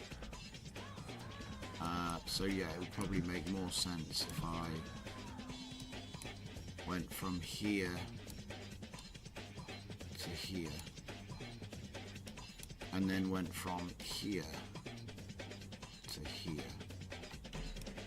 And then that way, you know,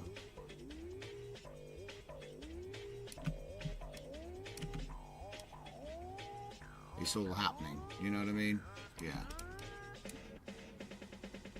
And this is just a preview, really.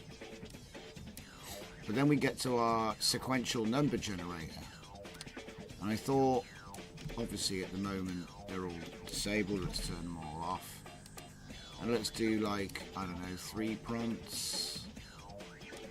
It's all funky stuff though, so it's not exactly what I'm looking for. If I go like this and just go 4, takes me up to 44. Oh, I forgot to put the distributor on increment mode. Wah, wah, wah. Okay. So delete those jobs and go again. Okay, so it might take a second because it's going to actually do all of that. So it's glitching him.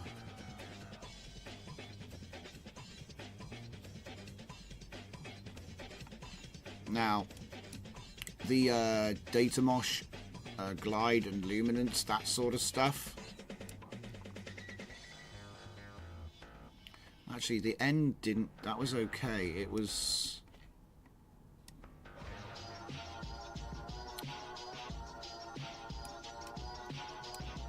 yeah, the pixel sorting stuff.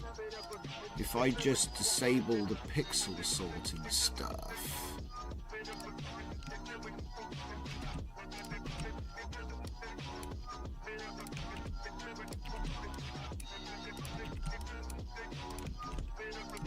I think that will go a long way. Delete that, bring it back online.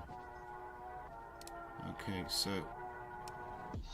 because what I'm doing is I'm stealing some frames from the range, and in fact a lot of these references are outside of what's been given to them, so I should probably update this to 72, if it even is 72 frames long. It should be. So it'll do film grain, then it'll do VHS color and style, and then we get our preview of whatever it is. It's a bit weird, isn't it? Because I haven't curated it yet, see? But that's okay, we want some random stuff, don't we? Let me get our fast bypasser.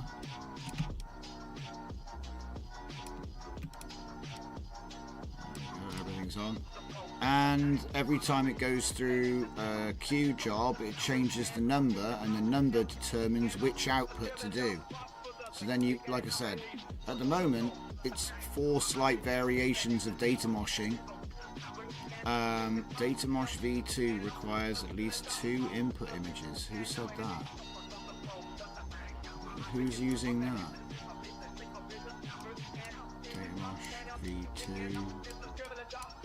Datamosh v2, look, requires 2 images. No, it doesn't. No, it doesn't. Weirdo. Where did it say that? Getting distracted by random error codes. What's this? Output AVI, invalid data. Yeah, I know it's broken. I know it's broken. That's the whole point. We broke it. Oh man, look at all that output. Right. Where did it say that? I guess I'll never find out because it's so much data in the log. Oh, here we go. Warning, DJZ data mosh requires at least 2 input images. I don't think it does. Oh, the sequence was too short. So I'm guessing that this sequence... No, it's... because there were 50 images in it before. Got it. Yeah, it's because there were 50 images in it before. Okay, so last thing, effect distributor. Yeah, we're already on it, that's fine. So that's the famous one. And then I wonder which effect rack it'll go on to. And then the next thing, of course, is coming up with some things to replace these guys. So I'm thinking video trails, 3 color, stuff like that. And also, it might be that it's better to do, because look, I used to do all this stuff last, but then I realized that the glitch, it doesn't make sense to put noise over the top of the glitch because you glitched it. Kind of unglitching it, if that makes sense.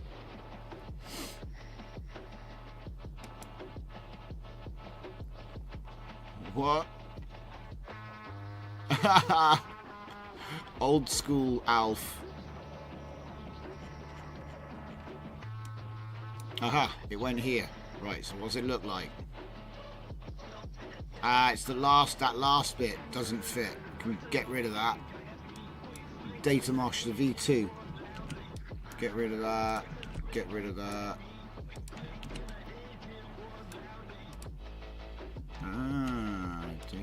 Data mosh. That one there, the last effect doesn't work. The first ones work because it's just size sorting and delta repeat and iframe removal. Those are easy. They just look like bad signal, which is associated with the old. It's not, but it kind of, it kind of goes together. But that last effect at the end doesn't make sense. It's too modern, in my opinion.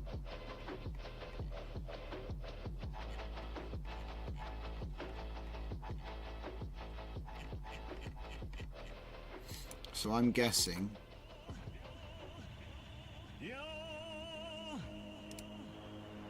Go again without them. We're getting close. So then, of course, it's a question of what do I want to use, right? So, ba-ba-dee-dee-billy-doo.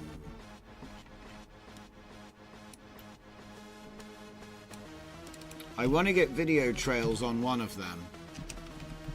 Because video trails are cool. So I'm thinking maybe video trails could go on too. And then I think I did like a whole thing on... It wasn't Glow, that's someone else. It wasn't Bloom, was it? Yeah, Halation Bloom. Maybe Halation Bloom could be one of the settings as well.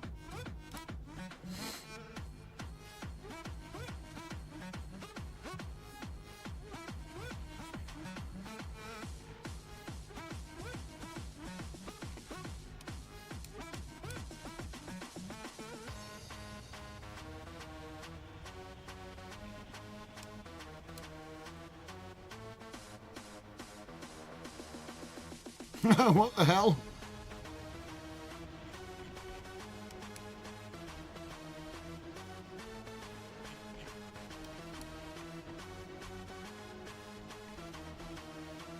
It's just going to do the last one.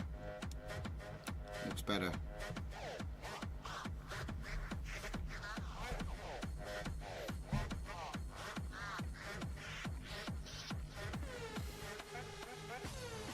That's so weird.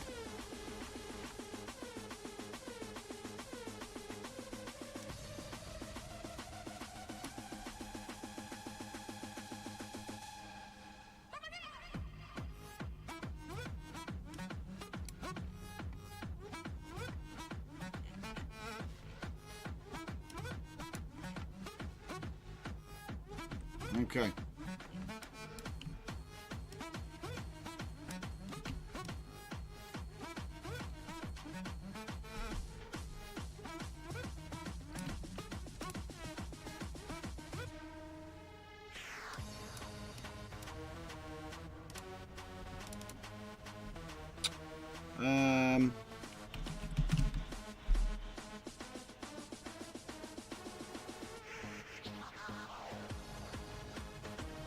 Oh man. Image into leaves. No.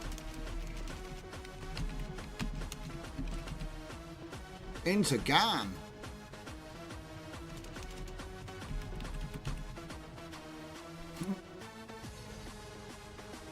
A cheeky 2x. But we'll do the temporal radius, and we'll do the edge enhancement, and we'll do... No, we'll leave it on that, but we'll go for advanced with Bob. Advanced bilinear Bob.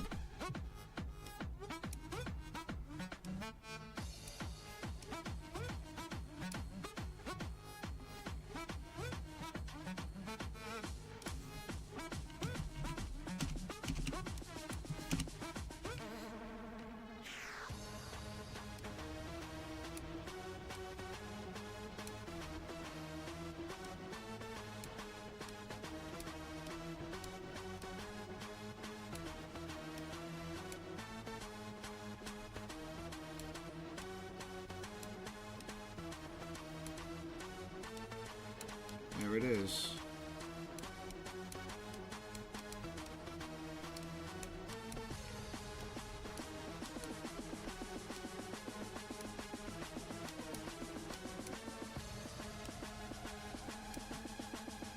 Okay, so we've got an upscaler at the end.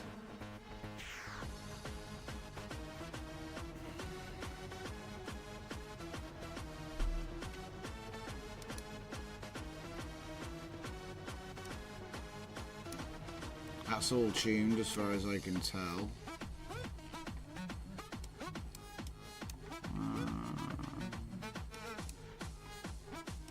So video trails might be too abrupt. What's that? 68 to 73 or 30 to 45.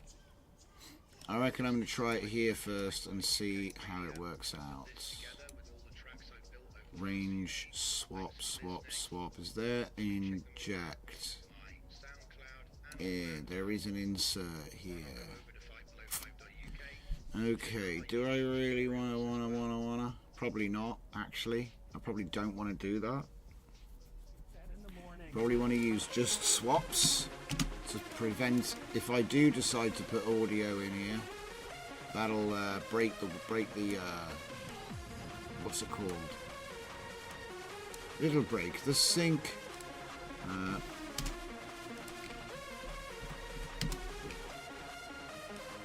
Put that in there.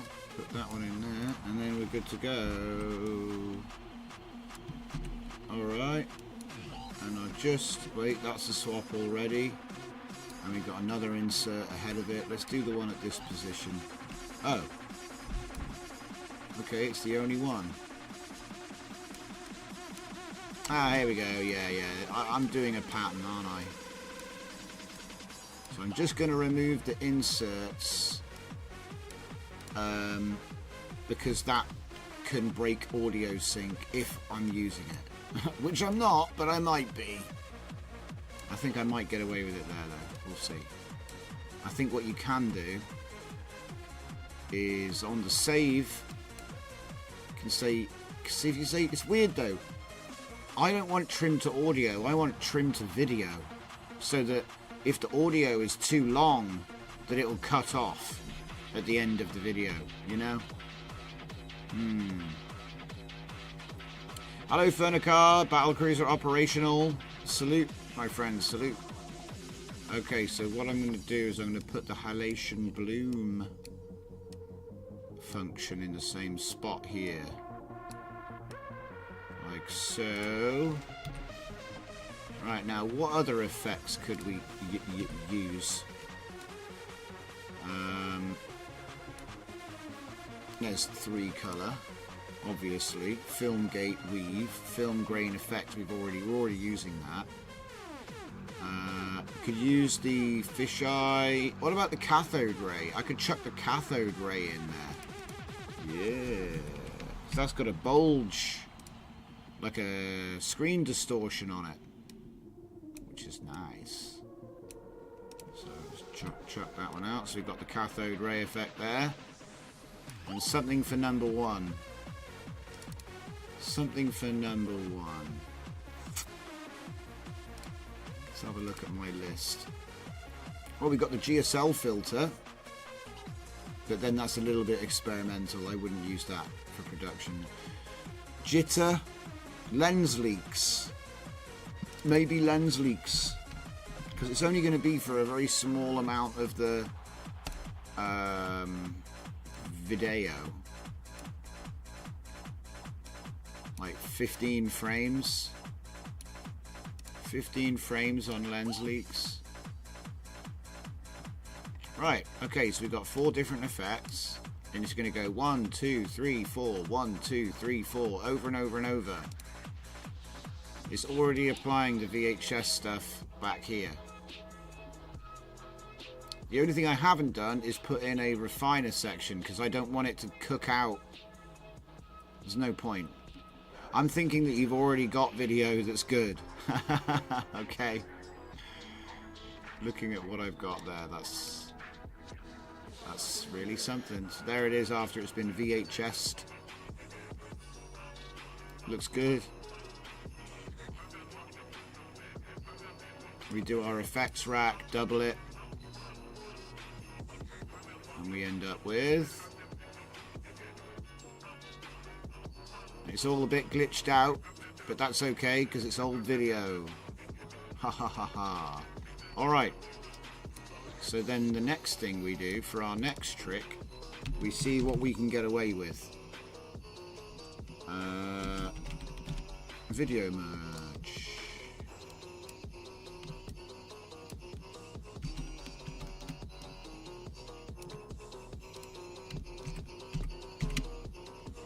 that means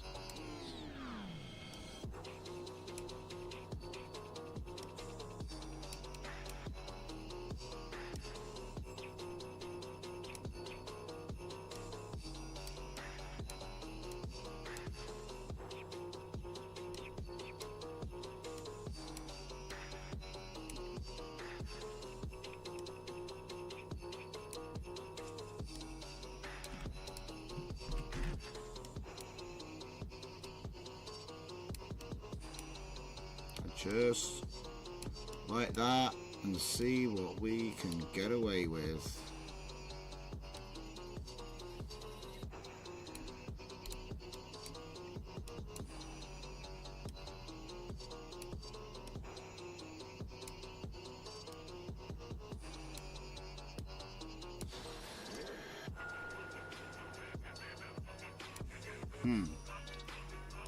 Am I a stew? Yes. No. Take that.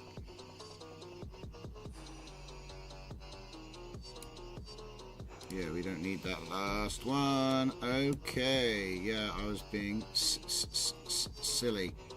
So if I put that level with the thing, this one's level with that one. This one's level with that one, which doesn't make any sense. So yeah, drop them all down one.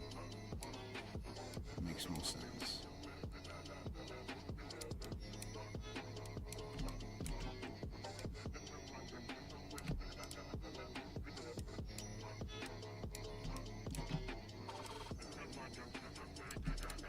Okay. I think we're almost ready to to launch the battle cruiser. So effect distributor V20. Let's go with the workflow update. Run 4. So it's going to load one video and then each video after the next. It's going to do the effects, and it's going to choose one of the 4 effects racks, which we could add more to, by the way. There's 2 more slots here for extra effects, but like I said, I'm not trying to overdo it. If you don't do anything, it just doesn't do anything. These clips are only 3 seconds long, so I don't see it having a problem in combining them into 12 seconds at the end here. I think it should be fine.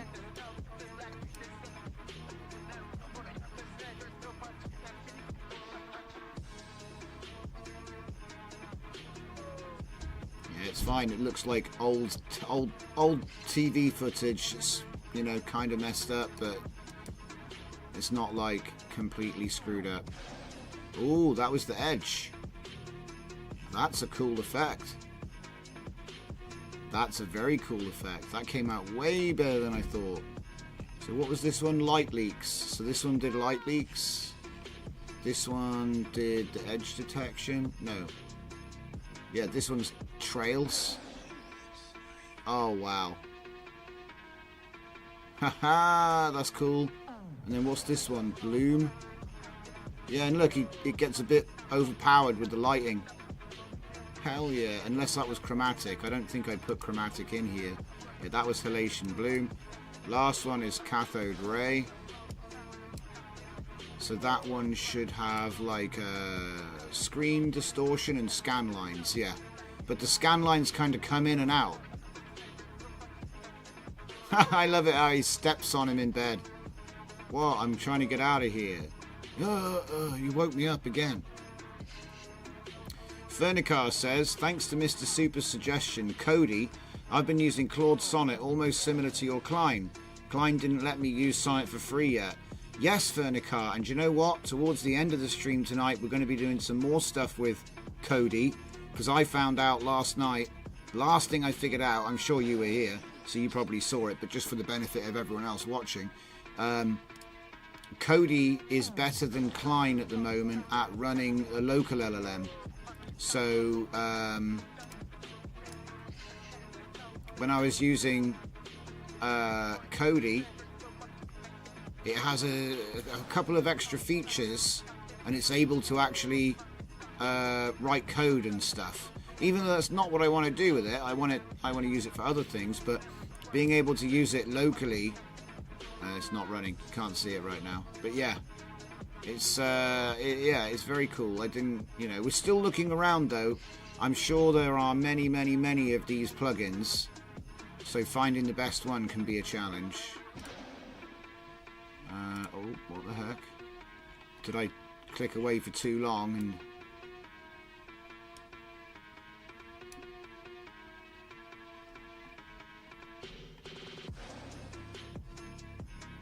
Wow, these effects. That one's gone a bit weird though. What's happened there? The cathode ray effect. I know it works fine though, so... Retro rules, says Fernicar. Hell yeah, great glitched videos, he says. Thank you. I think I glitched something out by, tabbing off. But did it actually save this video? Because I don't see... Had I not actually... Yeah, do you know what? I think it's time. So we go to 0. And then we Q4.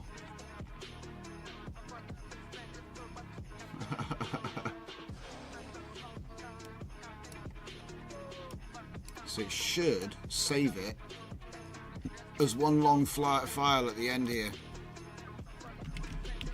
Combined. Let's just delete the job. Delete the job and do it again. Where is it? Put that back to like 1. I've seen the first video so many times while I've been testing. Okay. So before I go and get another coffee, I want there to be a 12-second video here. So we'll see how we go.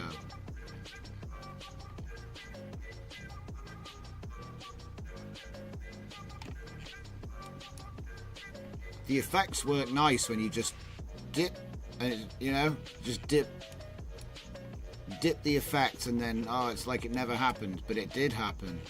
I need to see. No. Do you know what? Yeah, I know it's good. It's good. The work. It's good. See, I don't normally do so much in one workflow.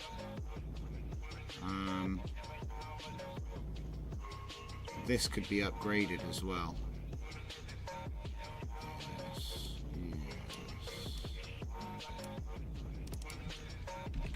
Load video directory v2 frames.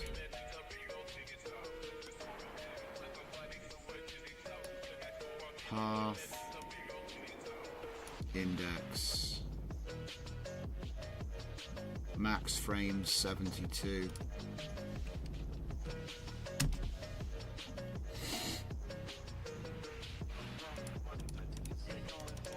Fixed. Okay. Get rid of that now. Put that back.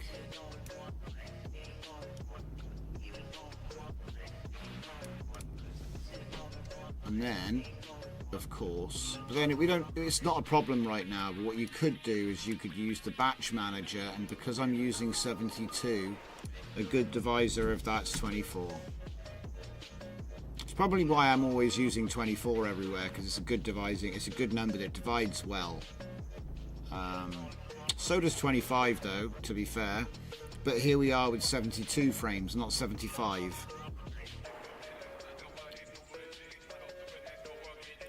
The red X will cancel. What, you mean this? Yeah, thanks Fernicar. The reason I don't use that is because what happens is if you hit X and you've got a queue running, it actually only cancels the one that's running and then just starts the next job. So I was happy with it running what it was running. I just wanted to get rid of the jobs so that I could then queue another one and then close it. So it's like I kind of did. I think I kind of might have done both. Depends what I'm doing, I guess. Depends what I'm doing, I guess. I don't see it combining. This hasn't updated, you know what I mean? You monsters. And also I need to curate the videos as well, because at the moment it's just going to be a load of nonsense.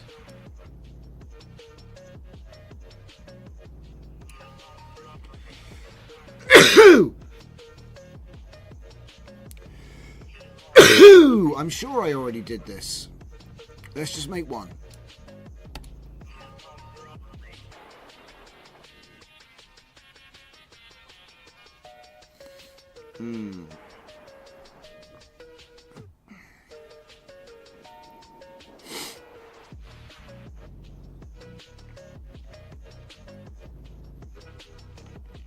Okay, right, well, I guess it's time for coffee, but it's just annoying that I can't get a nice grid up. Oh well, I'll get there. It's funny how he's sort of like doing all this Neanderthal stuff. Yes, indeed. Good point, Fernica. Right, I'm going to go and get myself a cup of coffee. I'll be right back.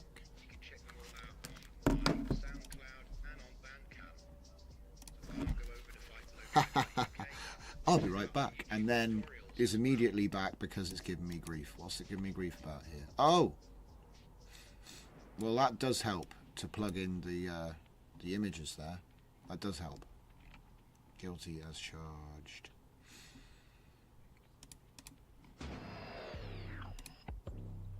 Nope, still. Oh yeah, of course. I forgot to plug it into the other end, so you shouldn't. Yeah.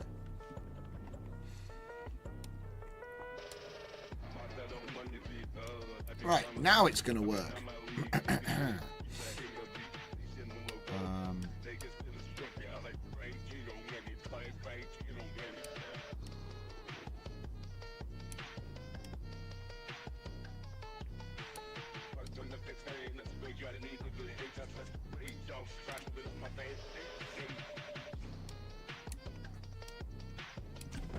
Right.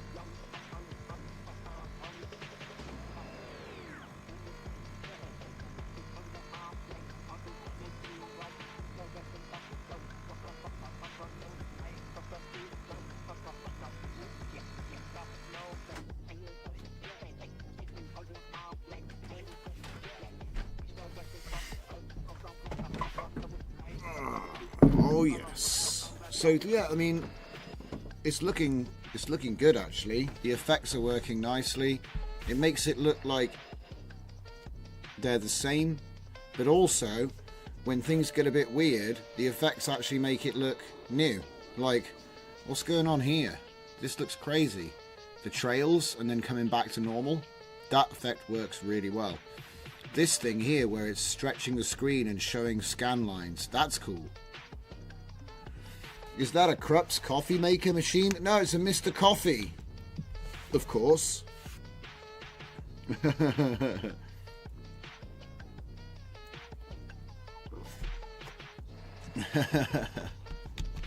It's noisy, isn't it? Let's get another one. Now, did it make one long video? No, it didn't. Oi! I feel like this isn't working. I don't know if it's because I wasn't looking at it and it just didn't load it for memory or something, but...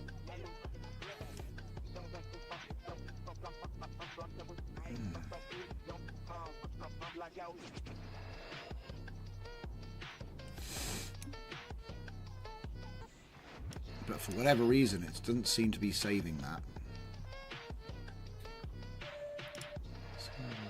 Output, Zoda, combined. Yeah, it hasn't even... It's not even saved it once. That's weird. I wonder why it's not...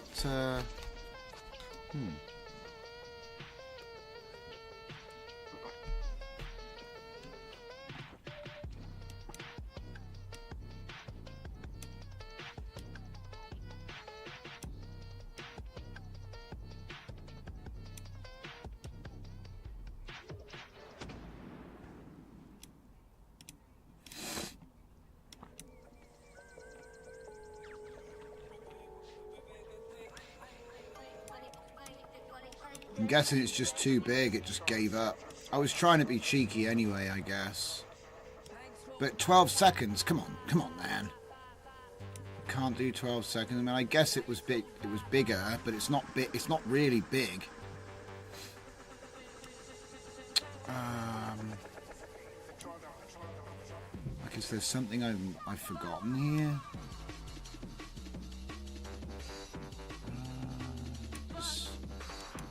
This hasn't updated since the start of the video. Since the start of we're doing this.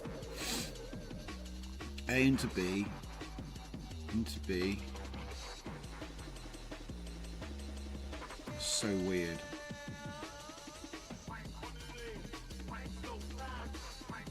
It's just not updating.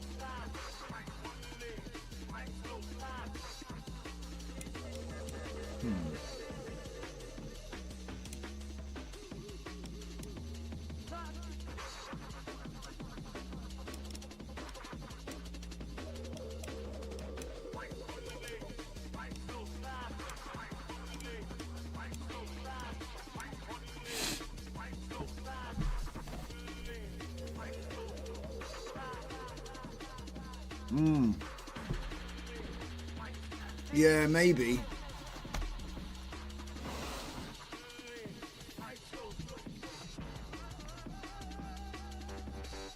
Doesn't look like these have changed either. We got a problem with the previews updating or something.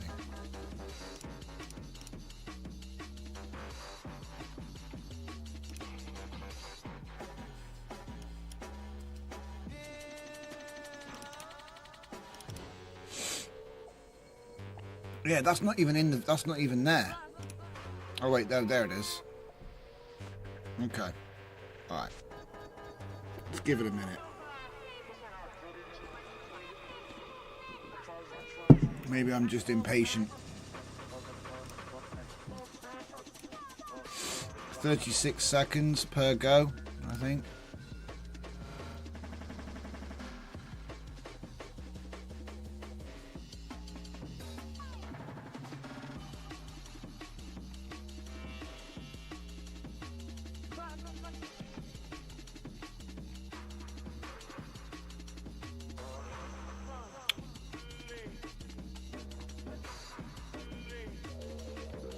No idea what's going on down there.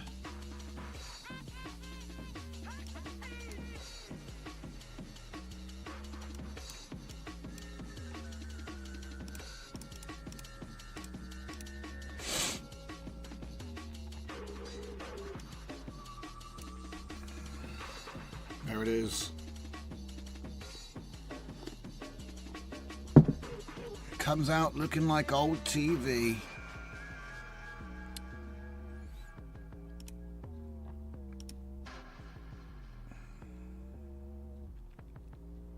Right, I don't think I want to do anything more than that, because this is subtle enough for a little montage. Can put this to music any day of the week. That's a point. Do you know something? I never thought of that. Like TV theme tunes, like 80s TV theme tunes. I don't think I ever tried making stuff like that. Maybe you give me some crazy ideas. Game show funk. But yeah, this has got just the right amount of glitch, just the right amount. And if you went any more than this, it's too much. And I believe these would be a decent size as well. They're not going to be little videos, they're big videos. So that's good.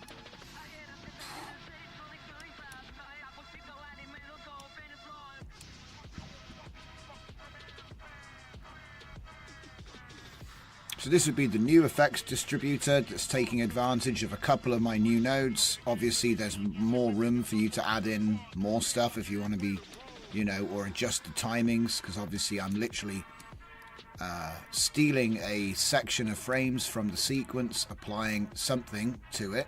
There are many effects I've made. Yeah.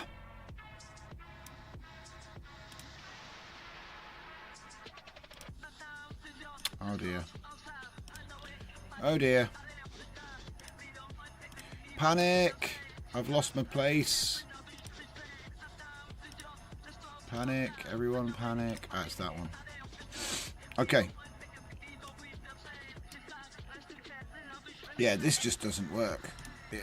I don't know what it is, but for whatever reason, it just doesn't work. That's okay though, because I can assemble clips, you know what I mean? It's not really a big deal. It is weird that it wouldn't let us do it though.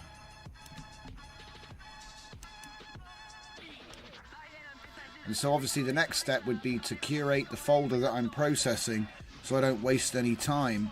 And also I could then rename them even to get the order right as well. So I could curate the ordering and obviously delete the ones that I think suck.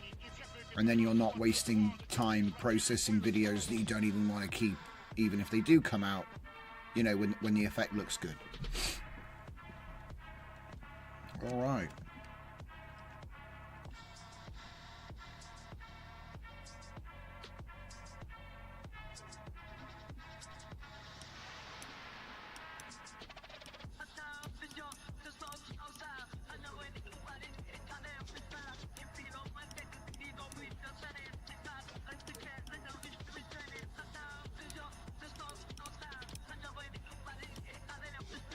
Close enough. So, what about you guys? Let me know in the comments. What have you been using for, you know, video? Have you been using Cosmos? Have you been using ComfyUI? Are you still on the LTX? The fine tune looks great. Dream Diffusion, I think it's called. I tried it out a couple days ago on live. And, you know, I'm just wondering how you guys are getting on with those, you know, because at the moment I'm kind of going through a bit of a LLM renaissance because of the fact that I mentioned this a little bit yesterday. We were able to use video generators at first using cloud credits with a bot, or free for a certain number per day, so it was limited how much you could actually create unless you had a deep wallet. And that's kind of the way it's remained, and it's certainly the same with video. But now video is running locally, things are getting interesting. And while I realise that you've been able to run LLMs on your local forever, the integration and the automation features just weren't there. And now they are, and we're going to be moving into a little bit of that tonight. So, but before I do that, I would like to see, what do we need to get Easy Animate V1?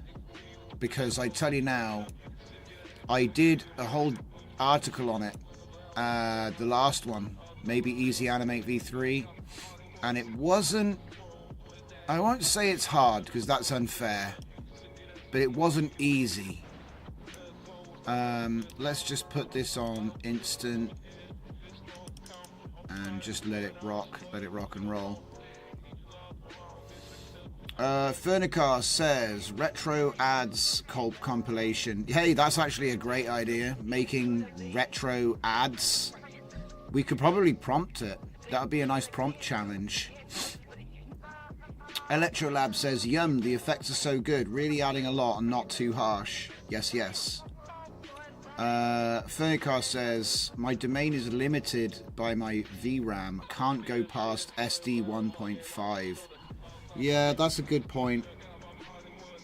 I wonder though, what if we could get better models running at a lower VRAM amount with a similar quality, you know? I think that's what's going to happen. But until then, let's have a look at this, what's it called? Easy Animate. Take this. Bring it over here, get it out of the way. Right. Oh man, it doesn't really squidge very well, does it? I'm going to have to squidge Comfy, I think. Right. GitHub's not squashing very good. So it says it's just Easy Animate. By bubbling, even though it says AIGC apps. That's confusing. Maybe he changed his name?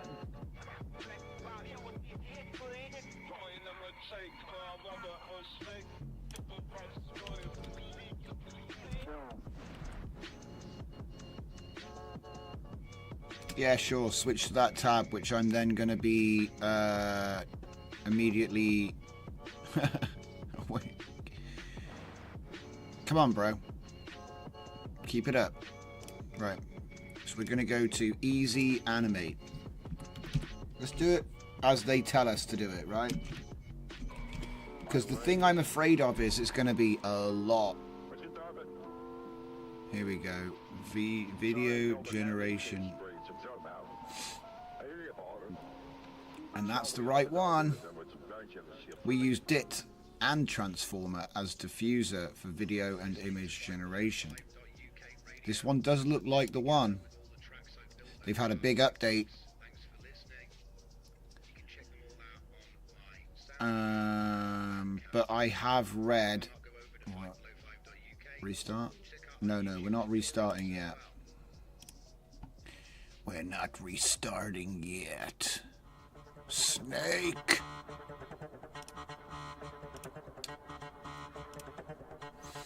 Okay, this looks like tab number 3. Comfy tab number 3. This looks like the one. So, Easy Animate.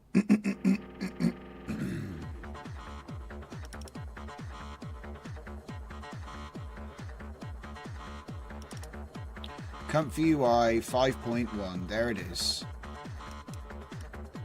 I'm just a little bit worried about the requirements for this. So, like, this is all great. Text to video, video to video. It's everything you would want. Let's go with text to video first, I think. No. We'll do video to video because that's probably the thing we want. There we go. And it's we've got to restart Comfy. It's not even... Oh wait, here we go. Found it. So this is video to video. A lot of people have been asking about this. And I did Easy Animate in the past. So I've got a good feeling about it.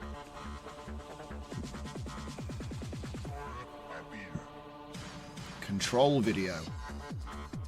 So that means poses. Reference image. So that means, you know, style transfer, effectively. IP adapter, perhaps. And then camera conditions. So you can do, you know, rotation, movement, zooming, all this stuff. I think this is going to be super powerful. But It's a little bit of a pig to get installed. I think mostly because of the brain shattering. Look, download models into Easy Animate. It's no biggie. It's just 4 40 gigabyte models. 4 40 gigabyte models. It's like, what?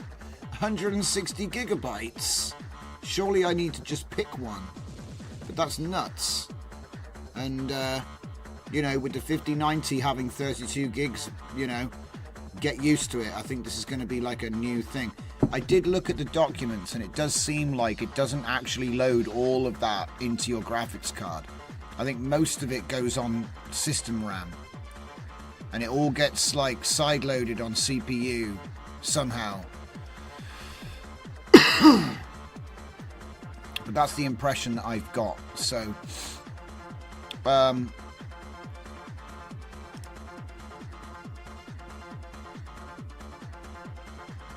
so clone Easy Animate and then install Easy Animate. Right. So obviously the next thing I'm going to want is a copy of my install bat file and put that in. Wait, is it go here? That's a bit weird.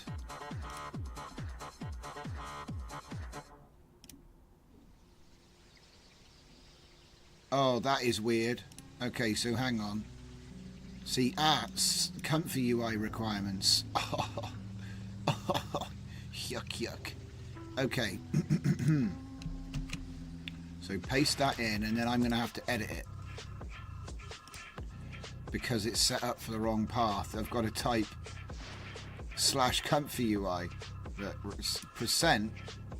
Percent being the Python path. No. Percent being the requirements.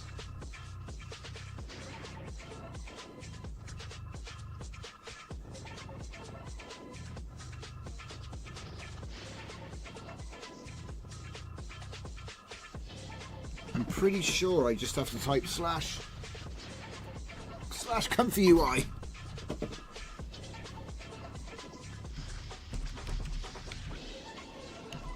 I think it's just that. Yeah.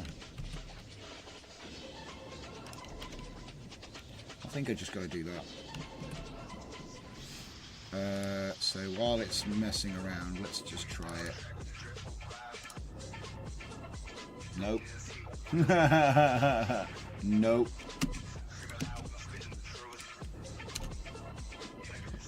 Fail.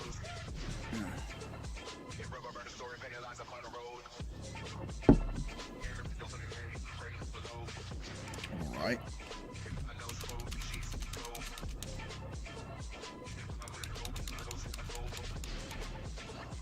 It'll be here then.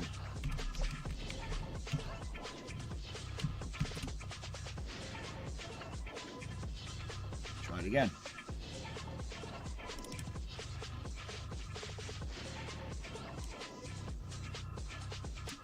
There we go.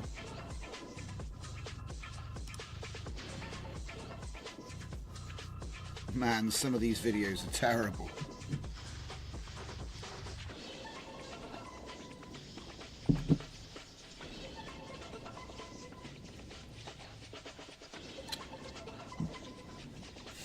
Vernicar, my system RAM didn't let me run Sana. Oh, that's a shame. See, you didn't deserve that. What did you do to them, hey?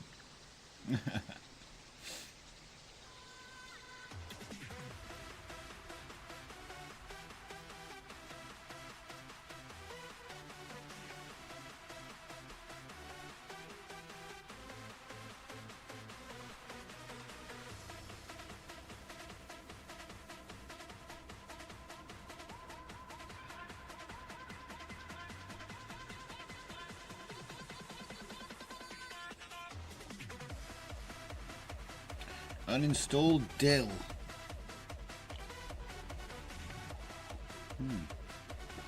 whatever that is. So we should be downloading massive models. I guess. Oh, there we go. Okay, so it is installed.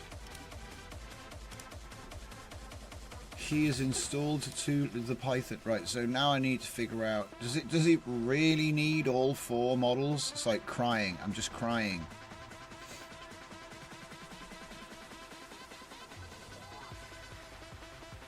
I feel like I feel like it can't be that you need all of these. Surely not.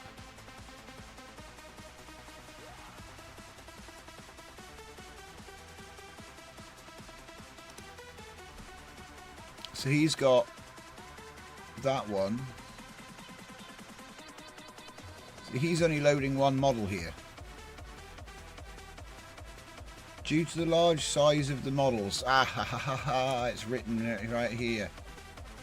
Due to the large size of the models, when using the 12 billion, set GPU memory mode to CPU offload and QFloat 8. Which means it'll take it down to being about, 20. It'll go down to about 20 gigabytes in Q8.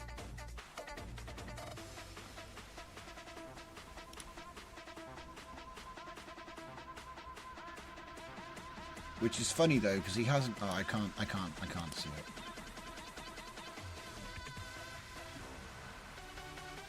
AIGC again. Right.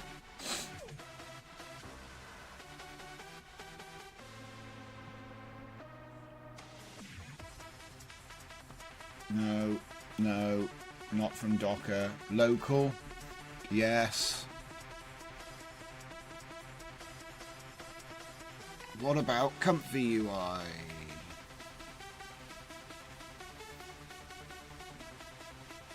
Via ComfyUI, here we go.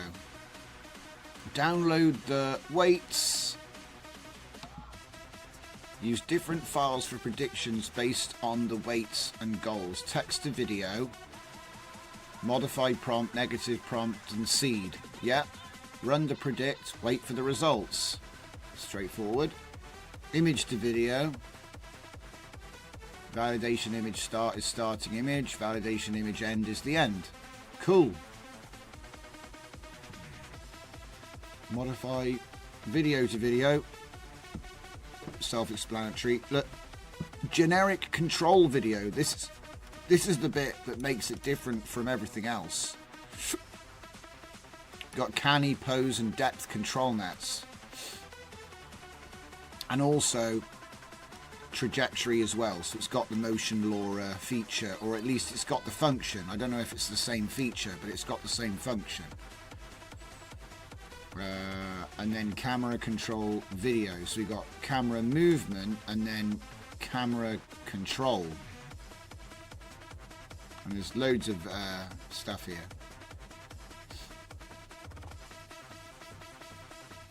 And you can do combine with other backbones and LoRa trained by yourself, modify, predict, and LoRa path accordingly in Predict TTV.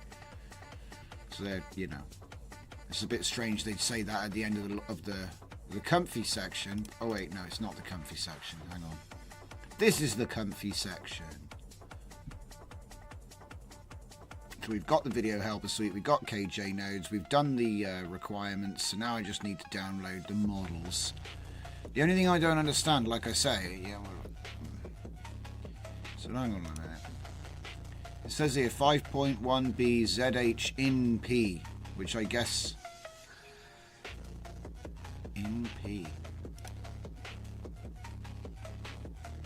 in P, so that's this one. Control camera, and then just ZH. So this says here official weights. Official weights supports video, multilingual prediction. What's the difference between these two? One of them says in P, which makes me think in paint, but I don't know that. You know what I mean? I don't know that. It could mean anything.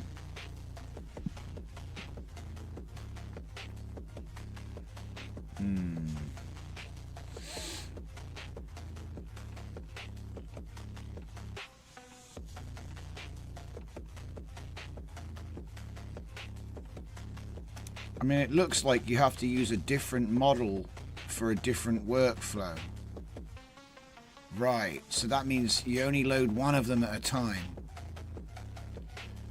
Okay, well, in that case, so control allows for spline movement and stuff.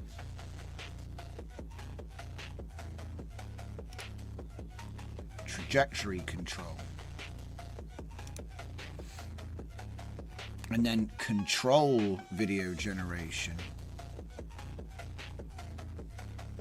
Okay. I think that's the one that I'm really after. Like camera control. It's cool, don't get me wrong, but I think the one I really want to get my teeth into is this one if it works. So that's just ZH control. Because it's got a mimic motion solution here, you know, or something similar. Everyone's asking for that all the time, so I need to test it. So that would be the control model. This one. The control model. Wait, we're already here. What? I'm on Hugging Face. I'm on Hugging Face. Uh-oh. Uh-oh. Where are the weights? You sent me in a big old loop. What's playing music? Is something playing music that isn't me? This website is playing music somewhere. One of these many videos, one of them is playing random music at me, probably copyright music too. Stop it! Okay. So where do we get the model though? I guess we have to go to Model Scope and do Alibaba. So you can't actually... Where's the actual model though?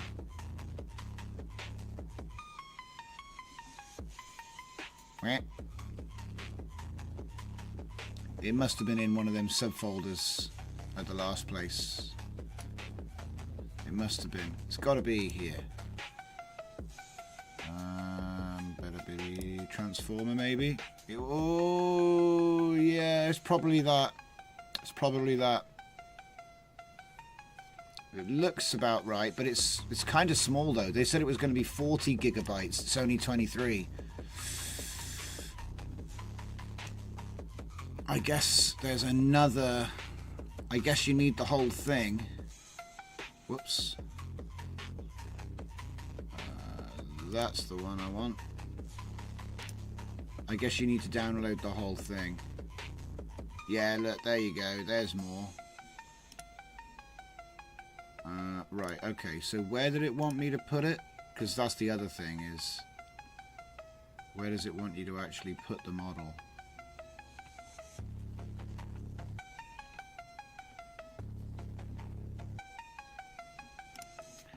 ComfyUI. Models, easy animate. Greener and greener. So, if I'm right,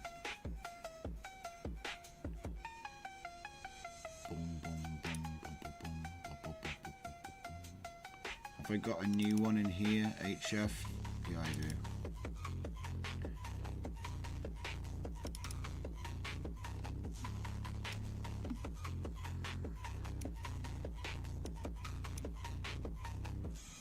Is Alf even in the videos anymore? Yeah, he is.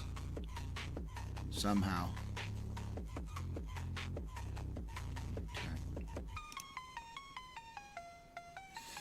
Okay, that is working. So if I now get, there it is, grab just that, and go 127, no, 7. I'll take that, and I'll put it, where do I want to put it?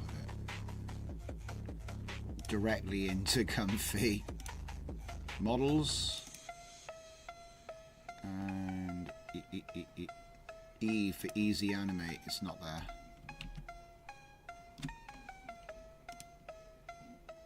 E for easy animate, just like that.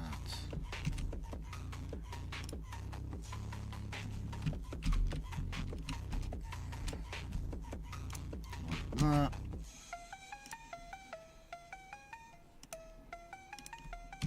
Like that. That'll be fun. How much space is there even in that drive right now?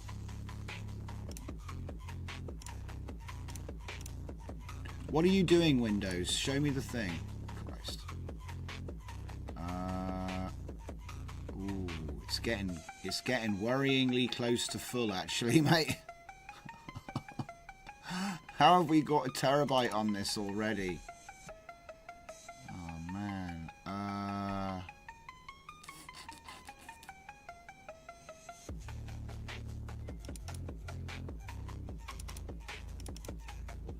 Before I run this, it might be an idea just to double check what's going on in this. Okay, so we've got all I never use that.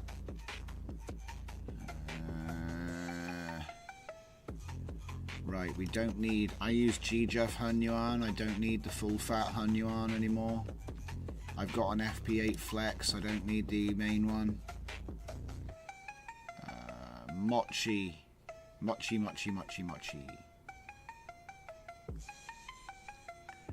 Flux Schnell, I mean... They're ginormous. I'm getting rid of Mochi. I haven't done anything with Mochi for ages.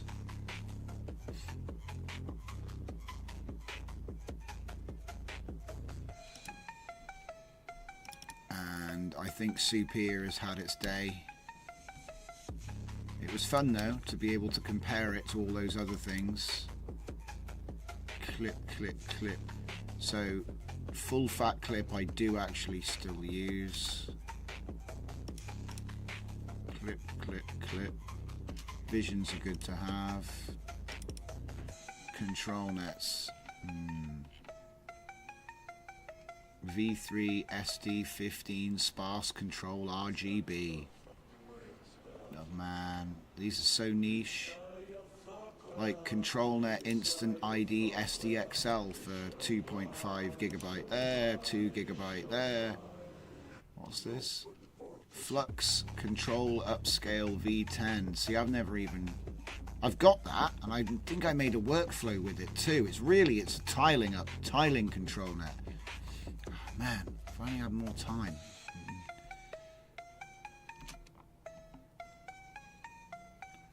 Needs more time. The IP adapters are big as well. There's usually they're actually quite small. Don't worry about it. I take it back. Where's the diffusion models? There it is. That's the next big one. Huge.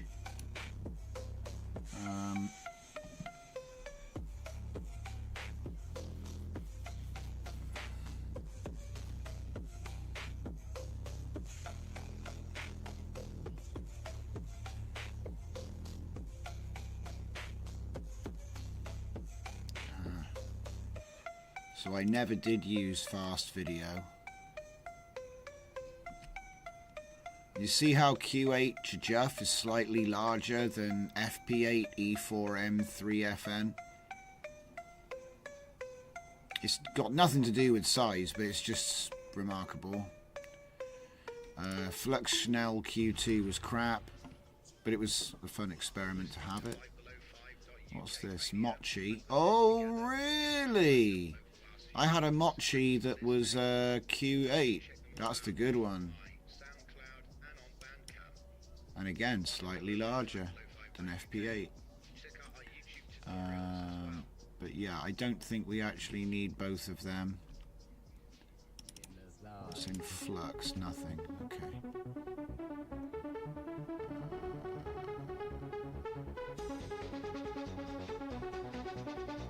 Probably don't need that, but I've had that since the start, so I'll keep it.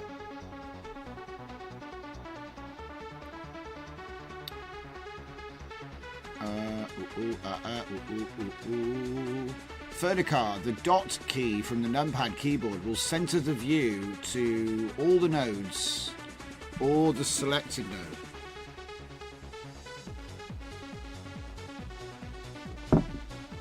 Oh, that's good to know.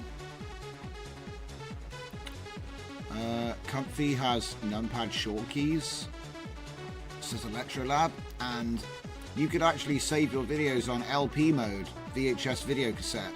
Yeah. Go and be the only person in the country with a working VCR.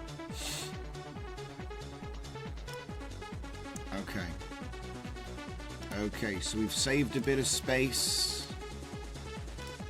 Let's reveal the mess ever so briefly and then hide them again. They go back quietly into the night. Okay. So now we've made a little bit of space. We did okay. Now I can go ahead. Right. So essentially, prepping for launch on the Easy Animate. So download the nodes, update the nodes, clone this entire project, and I'll download it directly into Comfy.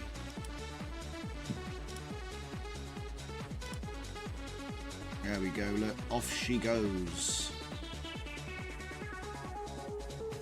Can make this bigger now.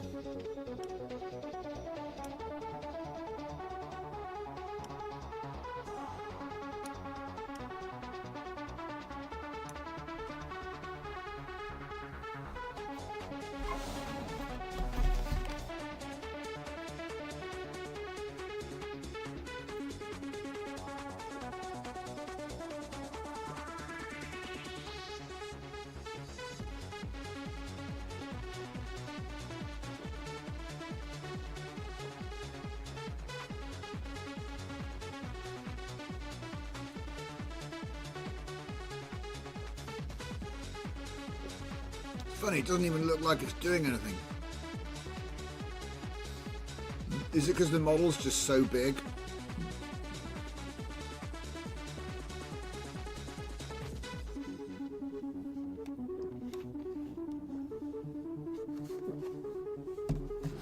You'll lend me your VCR? But where do you even find VCR video cassettes? You can probably get them on eBay. It's a bit like mini disc. You can still get mini discs even though they don't really make them. I think they do, just not in high volumes anymore. So they're very expensive. But yeah.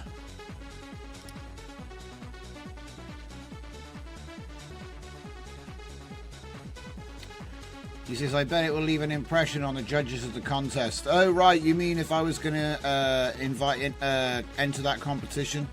Yeah.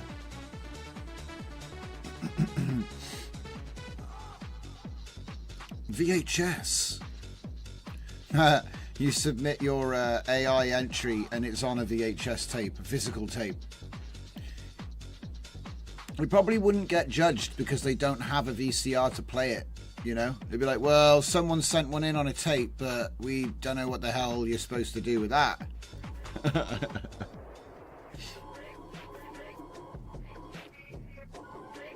It's like nobody's seen a VCR in 25 years.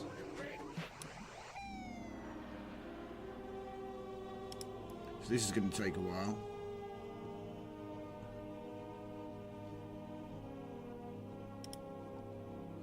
But yeah, just a little touch of data moshing and a little touch of post-processing and a lot of VHS effect. You end up with these interesting scenes. Oh wow, it did a Haitian bloom with a chromatic aberration this time. Last time it did the edge effect. This one.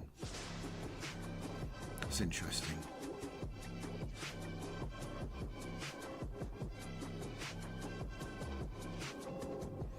Yes. So I think what I'll do while I'm waiting is upload them workflows. Right. I think I saved it. Effect distributor. Yeah. So it'll be another one for the effects. Should probably put it in the I'll put it in the data moshing side of things just so it's easier to find, but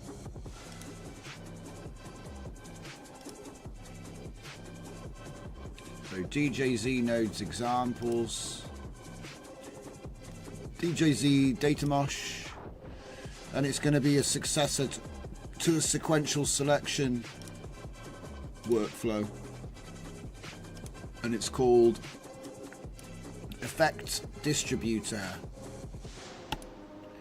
And the reason it's called Effect Distributor is because it does a bunch of stylized stuff first to all of them, and then it goes 1 2 3 4 1 2 3 4 1 2 3 4 forever. And if it hits a 1, it'll do the top rack. If it hits a 2, it'll hit the second, and then the third, and then the fourth, and as many as you want, and as high number it goes. And so then you have preset effects racks with different effects. It's like we're doing batch thief, stealing 25 frames, doing some kind of effect, and then putting those frames back into the sequence again. And this is all like fully modular and fully configurable. You can use anything. I'm using data mosh nodes, but as you can see, I used lens leaks here. You can use anything, any node, you know, any node you want, and it will take that frame 30 to frame 45. It's only 15 frames, and it'll do a quick whatever to it, and then put it back into the sequence. Okay. So the thief matches the swap, or the swap matches the thief, I should say, and then it will seamlessly go back in. And in that way, you can spend time micro crafting and tuning out an effect rack, and then just have it selected sequentially. So then I've got it on instant mode. I don't have to worry about it. It'll just go through. And in case you're wondering how I'm feeding it, I'm loading a directory, and then with a path, and then I'm using an index on increment to just every queue go to the next video. Okay. Last thing I did, of course, I've run it through an interlaced upscaler for a cheap double in size, and I used temporal radius with edge enhancement. Other than that, it's advanced bilinear bob. Okay, so there's a few little bits and pieces in there, but it's all custom that I've had to get done because I couldn't find, or I just needed to solve that one little challenge. You end up with that. There we go.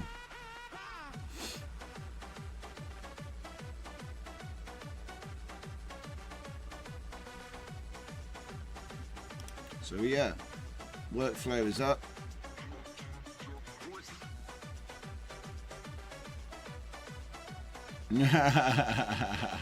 Send in actual VCR tapes.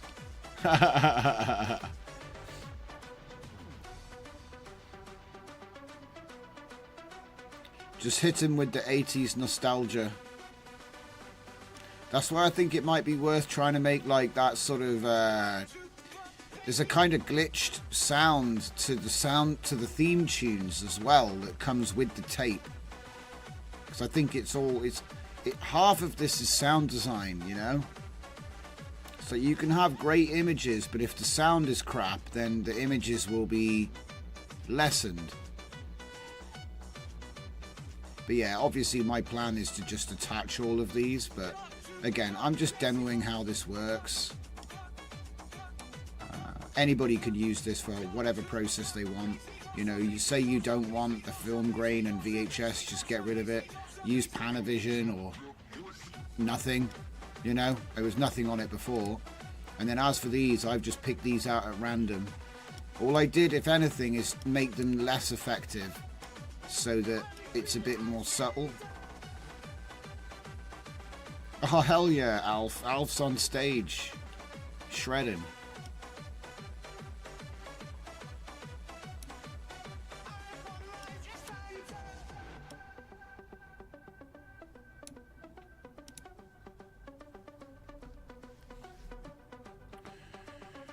Fernicar says, does your interlace node use 1 pixel interlace, or is it possible to config 2 pixel interlace to augment the nostalgia effect? Yeah, you can do that. It actually does use, here, I'll show you.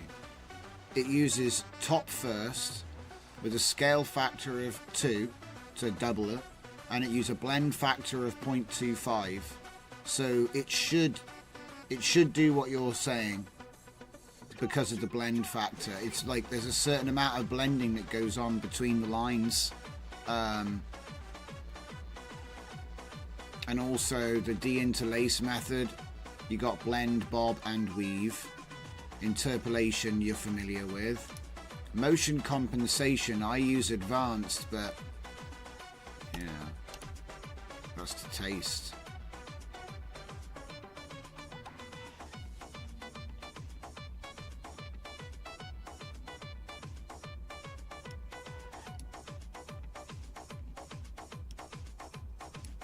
There we go. And that, ladies and gents,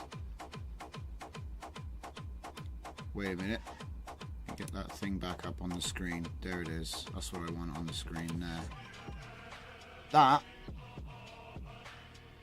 oh wait, what did you say? Nice, like if we had 640, 480 interlaced and upscaled later. Yeah, basically, yeah. Because what I remember was that 720p was often sold as 1080i, so they interlaced to double the number of rows. So I was just trying to see if we could recreate that, even if it's fake, to give ourselves a quick upscale method that isn't, because obviously if I'm about to turn it into VHS and all this other scuffness, it doesn't really matter if it's not the high quality upscale, does it? Because I'm going to do all these different effects and all these different things to try and make it look retro. Put this the cathode ray. This is really cursed. What the heck is this face? It's like it's trying to make a human with a face like Alf. But yeah, there's some great clips in here. From the era of the first personal computer. That's right. I think the retro looks are amazing. And they really help to cover it up. You know, little mistakes just don't exist. And in fact, sometimes, like I said, this here, the drum kit's completely broken. But because of the way it's doing all this effect, you don't really... Oh my... Whoa! It just suddenly changed as I pointed attention to it. That's so cool.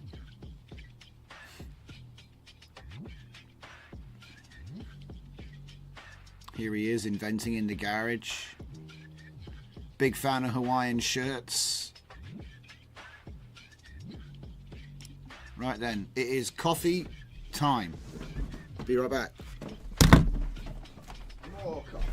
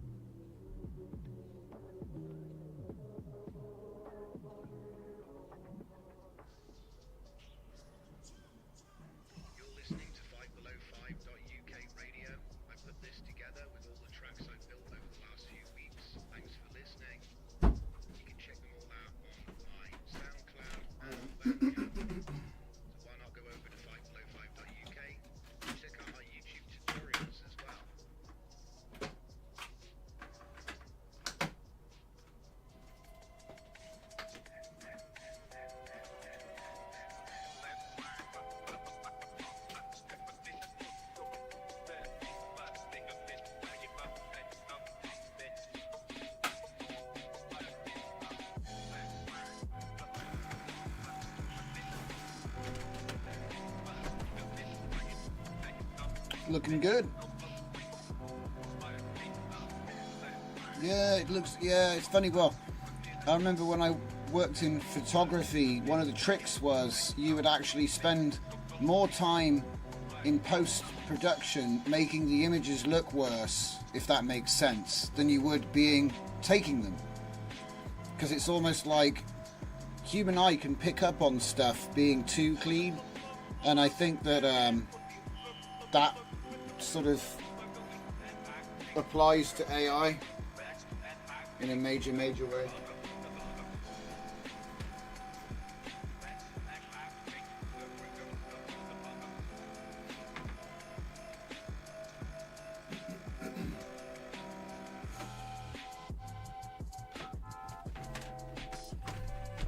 And if we're being honest, I think it's expected, because it's like CGI. Early CGI was easy to spot because it was too clean. And they've gotten better and better and better at making it dirty and imperfect. You know, because the world is not perfect, right? So, yeah, often things look better. Some of these videos are so good. It's like he's watching himself on TV and he's like, what the hell am I watching?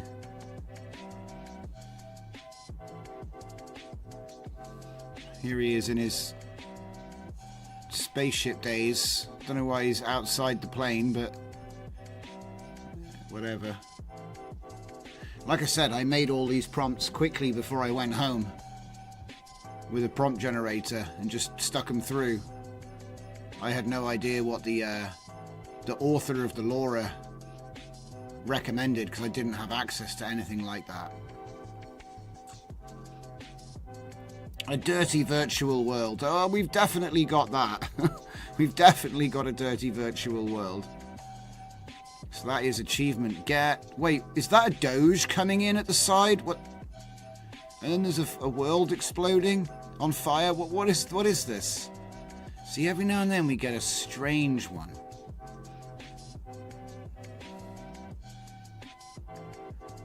What the heck? It's like a yellow cat face with eyes coming in from the right. It's weird. Proper weird.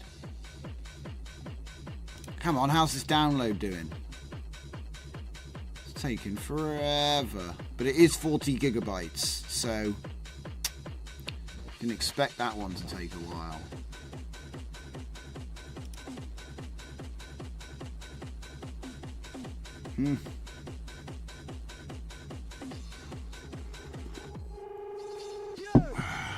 So yeah, we might not get it downloaded tonight, but there's still time, so you know, hopefully we'll get it downloaded and we'll be able to take a look at that.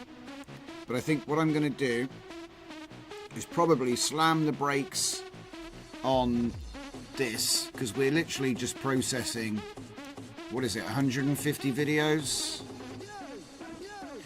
It's an overlay footage of a moon orbiting the Earth in CGI on top of the video.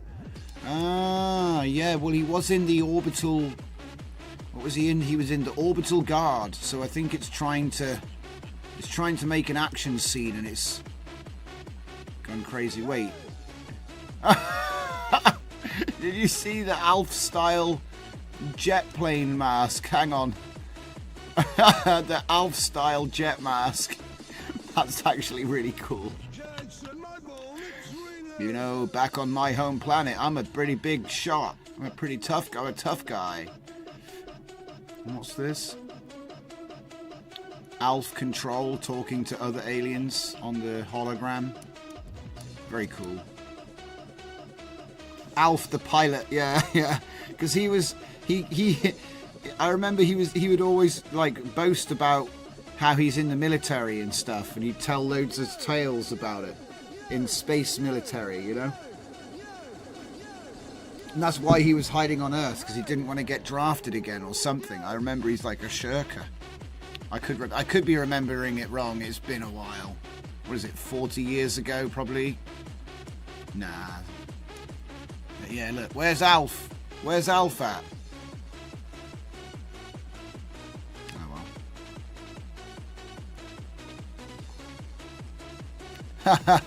Electrolab says, so, but 1980s TV quality sucked. No nostalgia for pixel quality. Take any image from TV and upscale it and discover how ugly actors actually were. Yeah, there's something to be said about the fuzziness of everything. The fuzziness. There's something about it where it's like, I guess your imagination had to do the heavy lifting. You know, like, so your imagination had to do it. I guess, which kind of made it more interesting. Oh wow, that actually came out super nice with this effect on it. Whoa. That's crazy. Imagine if I masked it. Mask just that thing. So when the effect happens, it's just that and nothing else. Ooh. See, there's so much you can do. I haven't even scratched the surface, really. But yeah, one thing I wanted to do, I wanted to do this for the last hour of the show tonight. But what I'm thinking is, if this is going to take a while to download, and it does look like it's going to take a while to download. Mind you, saying that, I think it's actually finished. So it's just the Diffusion PyTorch models, and it's about 20% done on that. Oh, whoa! No, that's got to be just one. Yeah, there's only one. There's only one. The output is a bit weird. Sometimes it doubles up on a line. So, for example, you see these files here. They're all one file, and you can see it doing it here again. Look, 2 of 5, 2 of 5, 2 of 5. And I think it's because when it updates, sometimes it'll replace the line and then the bar will go up. And other times you get a whole new line. You know what I mean? It's like so you end up with like ghost lines. They didn't update yet. So I'm not entirely sure if model 1 of 5 actually finished. I don't see a 1 of 5 having gone to 100%, but that doesn't mean it didn't happen, because look at everything, there's so much. But yeah, it looks like it's on the last file, which is 23 gigabytes, and it's going to take 20 minutes, which isn't the end of the world.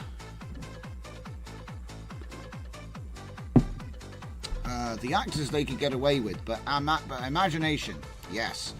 Yeah, I think that back when the screens weren't very good, you had to actually like imagine things. So it's like, you know, when you read a book, it was a little bit like reading a book, I guess. Oh, thanks, Fernicar. He says, catchy tunes, nice radio. Yeah. We've got all the new tracks on the radio now. New album every day. I think today was Sleepy. Let me just check. Oh yeah, of course. Please like the stream. If you don't like the stream, we don't exist. Second of all, don't forget, Inside Line. Get all the latest stuff from yours truly. We got Jazzy, Outwiped, and Sleepy came out on Spotify in the last couple of days. There's going to be more albums coming out over the next couple of days. I already showed you the video games that are on the internet, on the web page video games. Simple stuff. It's nothing crazy, right? But it's like, I can remember when it couldn't do it at all, and now it can. And it's sort of like progression, you know? Over time, slowly, we're able to actually... Slowly, we're able to do more complexity. And I think it will get to the point where... You know, because I'm constantly surprised by what it can do.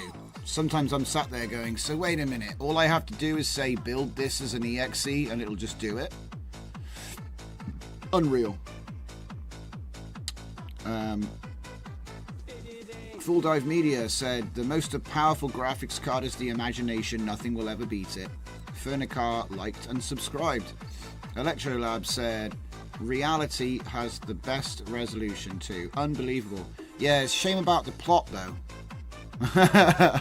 the plot and the perks leave a lot to be desired, but the graphics are amazing. Yeah, for sure.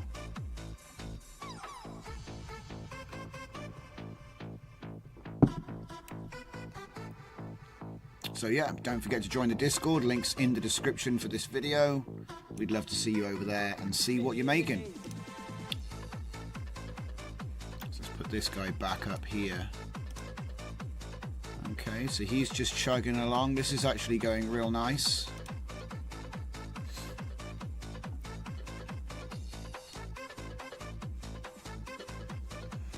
So let that cook for a bit.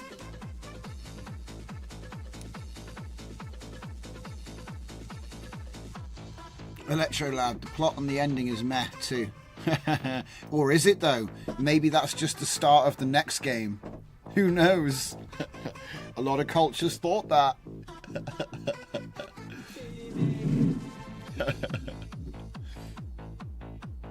Go interdimensional and live between the walls. Become a fifth dimension shadow.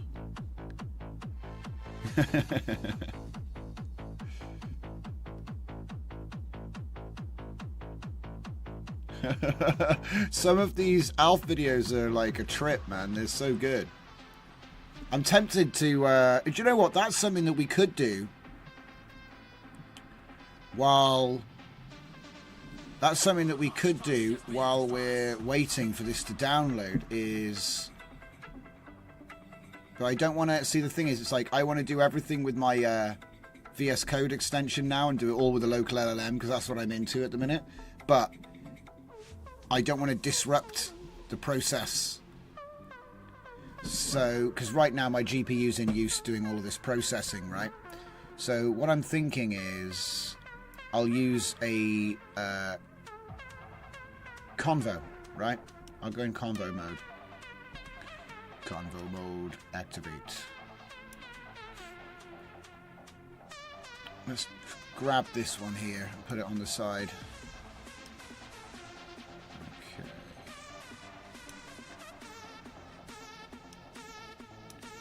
Now, it is a bit weird though. Now, don't I have a project? Yeah, there we go. Ace Hollow FS empty. Now, it's not actually empty. It's actually got Maze V2, screenshot generator, and that. So we'll get rid of these. So it's just got Ace Hollow FS. Okay, so let's say... wait a minute. No, we do need to put some more files in there. So let's see, can we... Oh my god, is Alf fighting in the Colosseum? Holy shit. He's like, I'm Alf. Back where I come from, I'm a bit of a legend, mate. Okay. So Ace Hollow, downloads. That's not downloads, where's all the data? There we go. So I'm looking for the Hunyuan prompt examples and Hunyuan.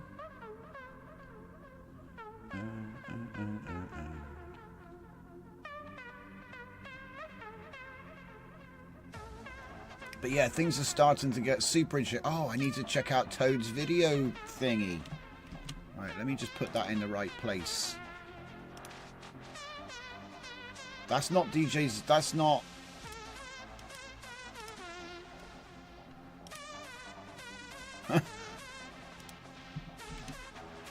Hey, that's one less thing to do.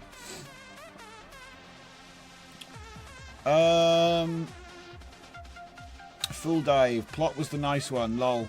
Fernicar says, bear with me, the screen cap for each of your nodes need you to automate it. I know there's a piece of code to show to Klein. It's from Python Goss repo, custom scripts, link on the Discord. Yeah, I think I did see that, you know. I think I did see that. We'll have to have a look at that in a little bit. I want to see if I can get some more prompts for Alf. So, let me see. Hunyuan. Hunyuan. It's been so long since I downloaded the file. Video.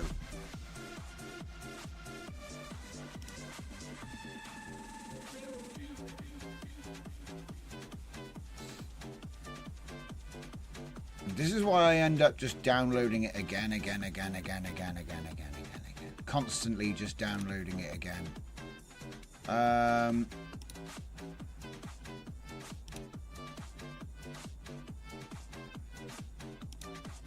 Yeah, we'll just download it again. So I got my workflows right here. I need LLM. See, I'll just download it again. It's a nightmare. I'll just download it again. Download it again from LLM based prompts into Hunyuan. Now,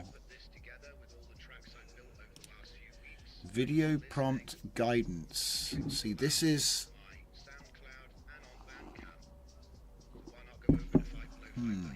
might be a little bit wordy, but that's okay.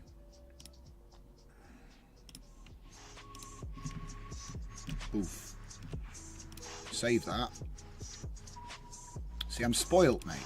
I'm spoilt by how easy they've made it. So we'll download that, and we'll download that. And then I'll just drop both of those files in. And then I'll just say, please use the examples shown in the artifacts and follow the video prompt guidelines defined in the artifacts. Yeah, it's the artifacts twice because I couldn't do proper grammar. Okay. You must use adaptive capacity elicitation, and sometimes I used to call it elucidation, right? But then I found out that that was not appropriate, and it is actually elicitation. Just in case anyone was wondering why sometimes I wrote it elucidation, you know, because I was elucidating at first, and then when I read the difference between the two words, it was actually elicitating, not elucidating. I know, I think that they're just such close together words that often you've only ever heard that spoken, not written. And like elicit is to invoke, elucid is basically to hallucinate. Not really, but I don't know. And it was more of elicitating than elucidating. But to be honest, both of them apply here.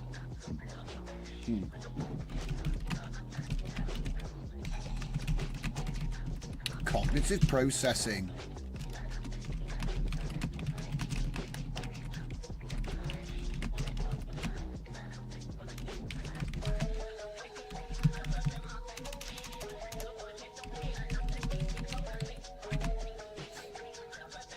That'll do, that'll do.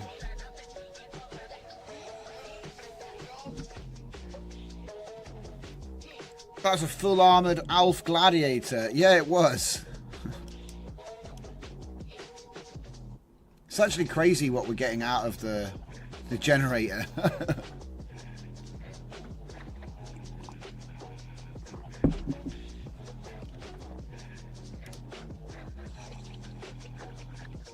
Good, it's working.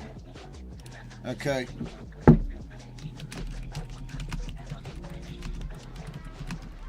Award-winning video prompts. Hunyuan video AI model based entirely on an 80s TV show. This is the ultimate chill tune, by the way. Concrete Rose. Just came out a couple days ago on the new album. I think this is off the last track on the Jazzy album, yeah. Model based entirely on 80s TV show. Alf. Alien life form. Isn't that cool?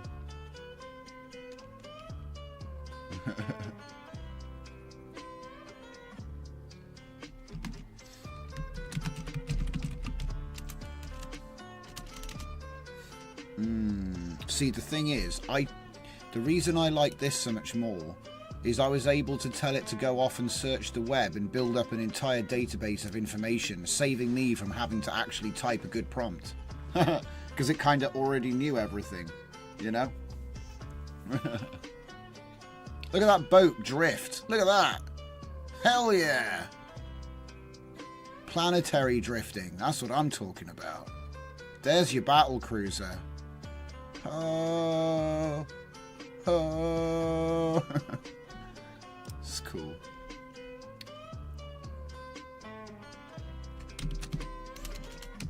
We want Alf.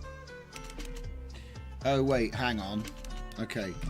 The trigger word, which must be in every prompt, is Alfman.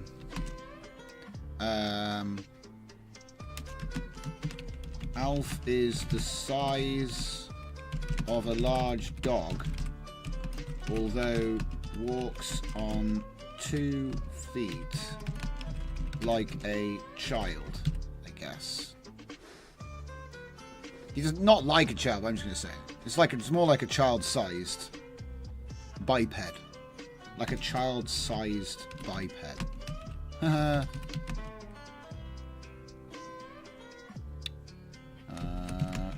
He lives with a human family as he is in hiding. Basically, he's lazy and he's evading the draft. That's effectively what's going on. It's kind of funny. The whole thing is kind of framed in such a funny way. He walks on 2 feet like a child-sized biped.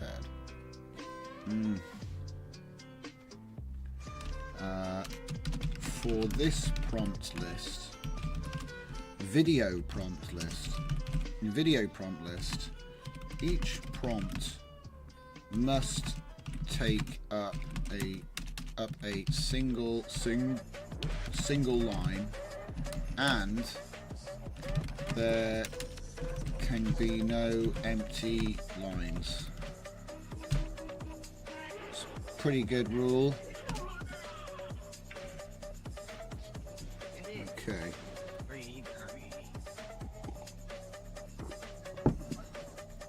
Each prompt must take up a single line. There can be no empty lines. Yes.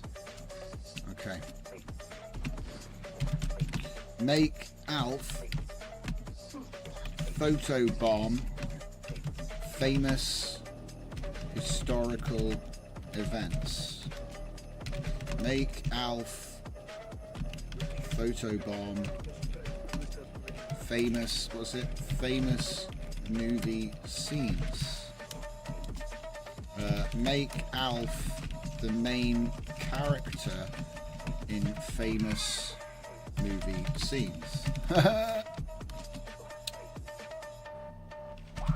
Have Alf do things like driving cars, driving boats, piloting planes. Say captaining a boat.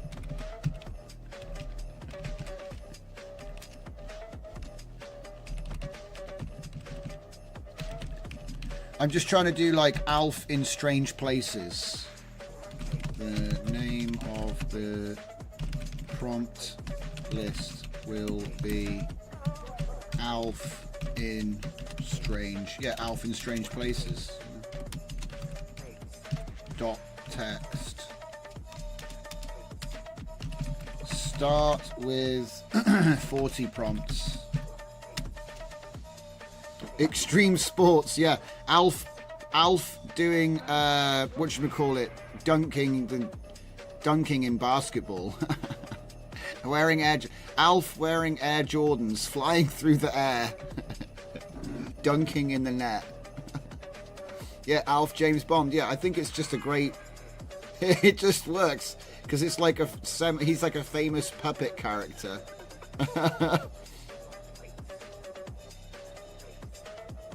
Alf goes everywhere.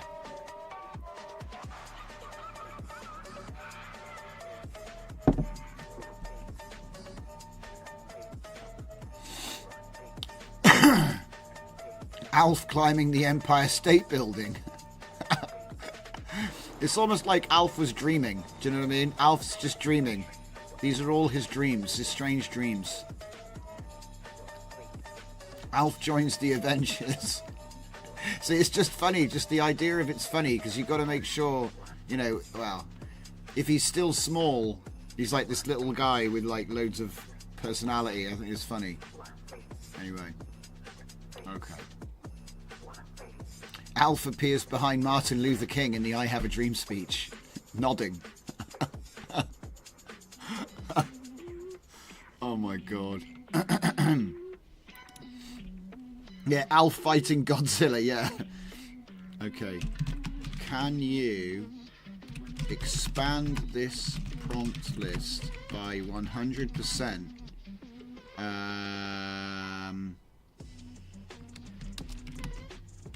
Add new related concepts.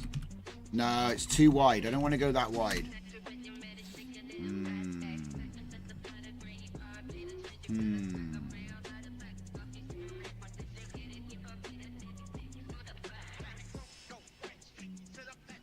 There's only 40 there though, so make another 40 and try to be realistic.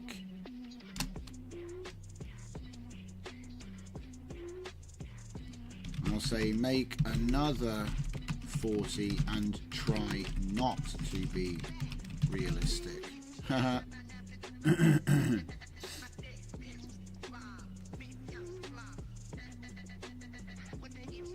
We're effectively giving Alf the Muppet treatment here.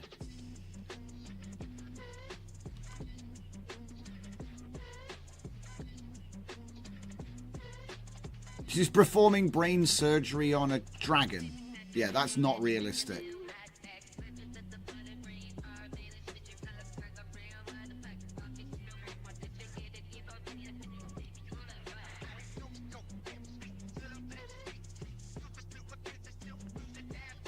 Okay.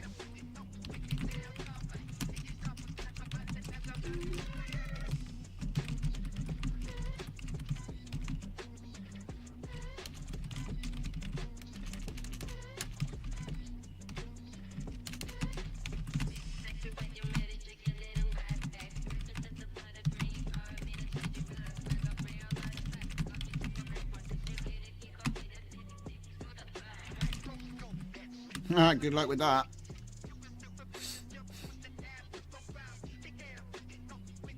What? A rubber duck?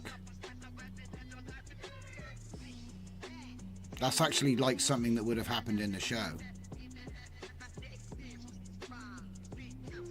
Man, some of these are great. Alf swings through the city with Spider-Man. Superhero action. Here's looking at you, kid. From the scene from Casablanca. And it's Alf every time. Okay.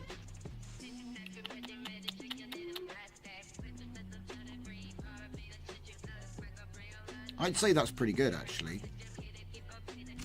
Alright, let's compile that one. I'll just do it myself. It's easier. Copy.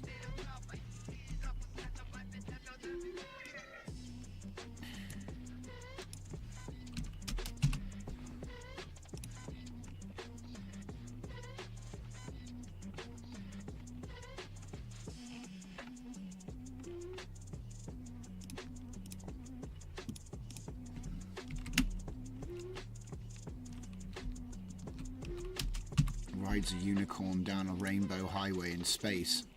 Very, very late 80s, early 90s.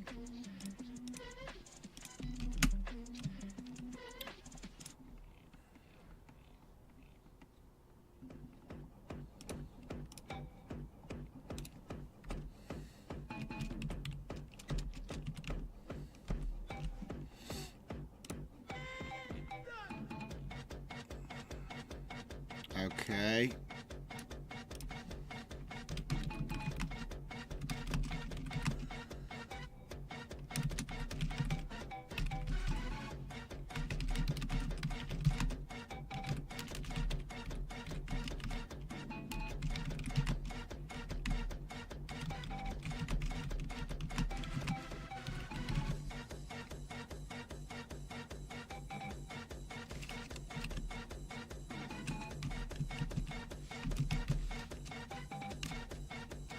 Get 40 more, please. I need to get photobombed. Photobomber.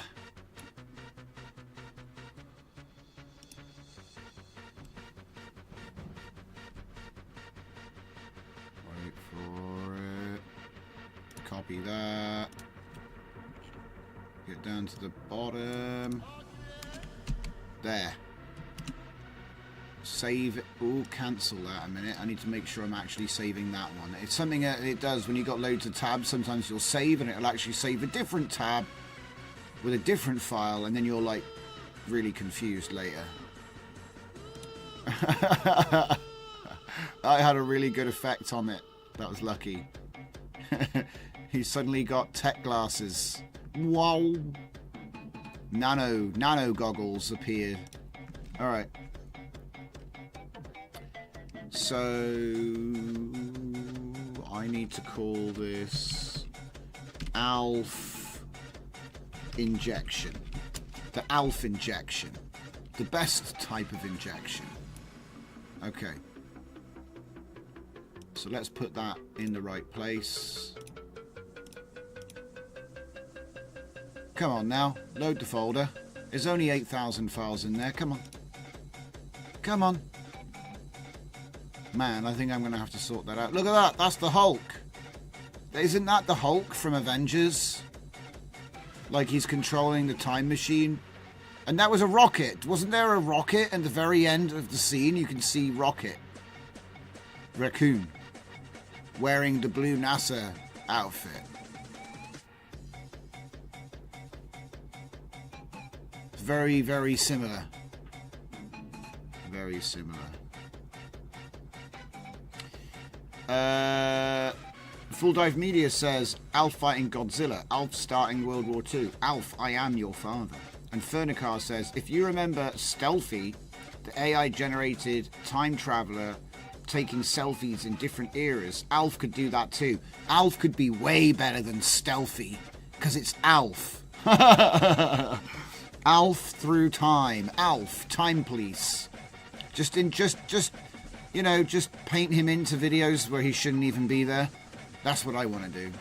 I think it'd be funny, mate. Alf the time traveler. He's actually protecting this planet. That's what you don't know. How are we doing over here? Oh! Oh, I think it's finished. Holy shit. Right. Stop! Well, actually, wait. Let's see what the next effect is first. What is it?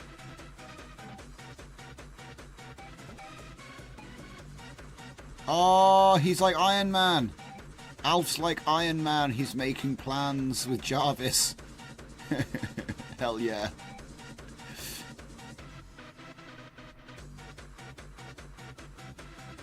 Man.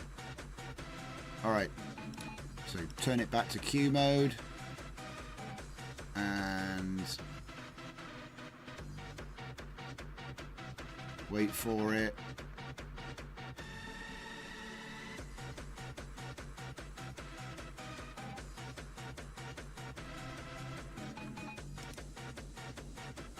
What the heck? The last one sucked. Oh well. So,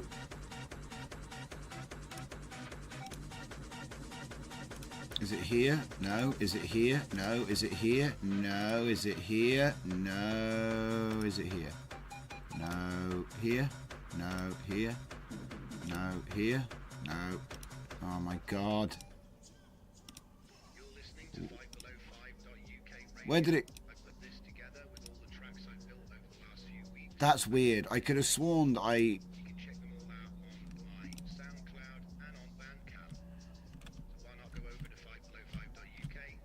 Check out our YouTube tutorials as well.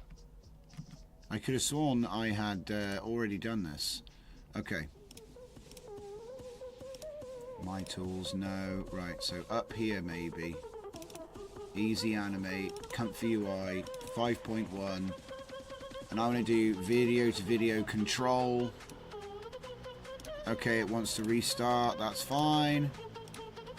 We'll do a restart.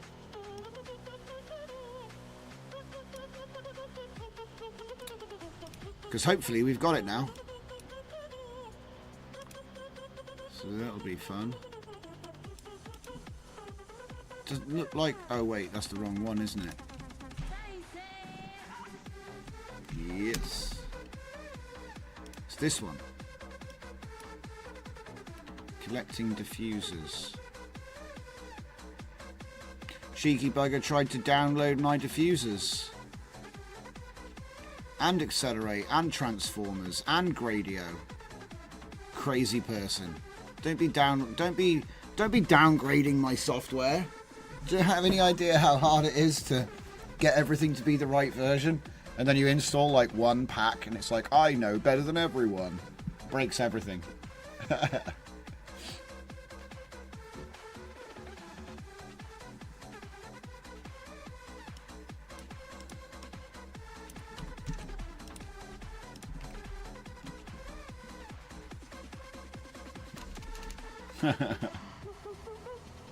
Alf suddenly on all the famous movie scenes. Fernica.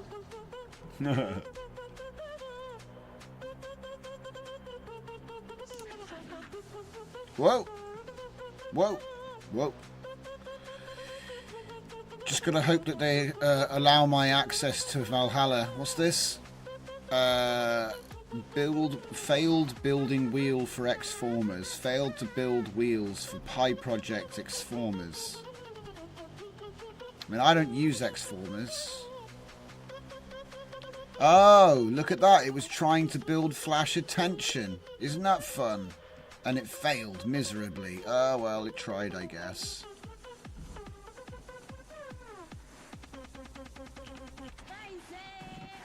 Paranoia made me pit check after every update. I'm not surprised. I get the same jitters.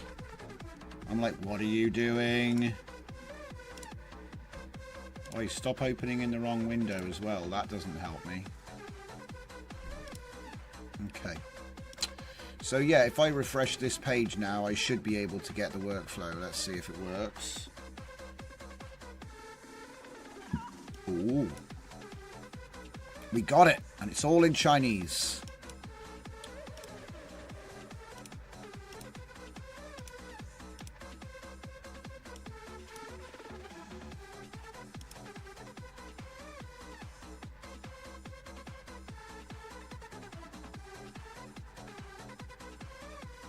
Okay. Okay. I think that's like 10 seconds long. So if I say 25 and 250, that should work. Next, I want to do a meta batch manager of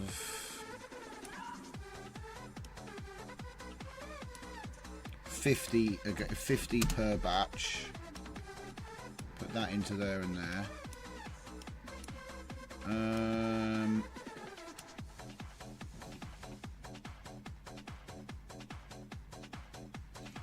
Okay, it's got a negative prompt.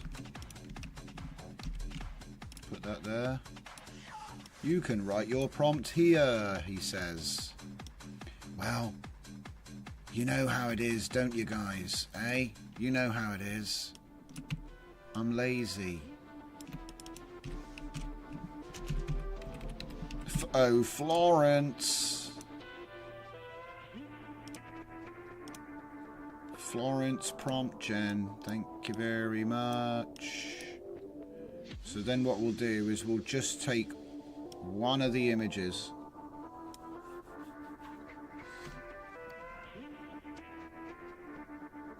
It won't build because your Python embedded does not have the folders include and library bin folders included in the Python.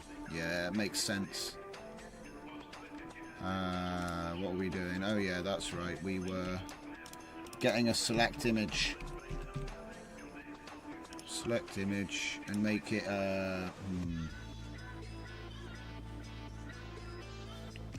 let's say 5 frames in.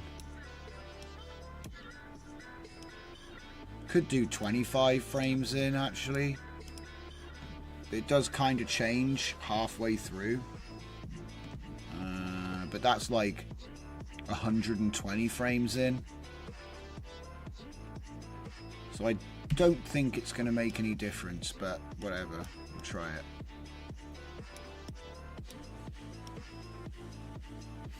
So basically steal one of the frames from the video, okay, and then use that on detailed caption mode and take the caption, and then we're going to do a prompt swap. Oh, look at that. Boom. So what I want to do is I'm going to swap image, photo, picture, illustration, even cartoon. And then I want to change that to video, video, video, video, and video, because they like match up, you know, like it's a synced up comma separation. So image to video, photo to video, picture to video, illustration, yeah, cartoon, video. Now, do I want to put a dedupe on it?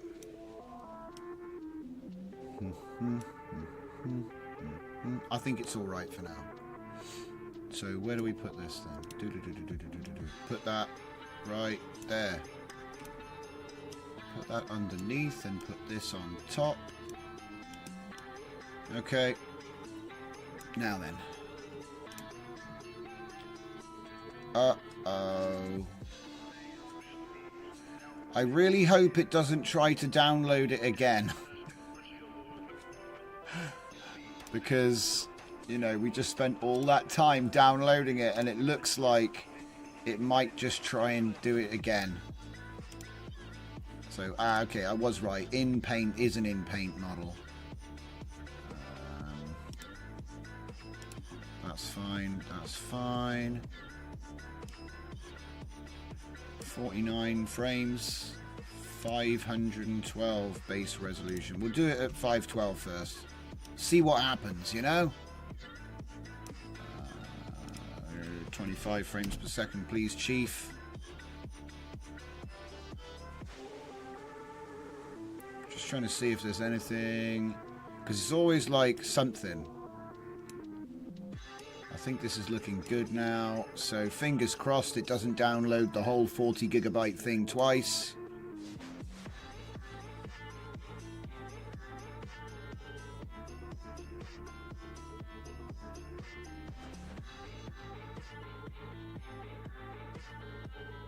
Whoa. It didn't just immediately break. That's a good, that's a hit. In my book, that's a hit. Thanks, Fernicar. Like I said, the amount of times I was like, well, I don't really know what's going to come out of it, so... And don't forget, the other cool things in its... in the same series, you have prompt inject, you have prompt cleaner, you have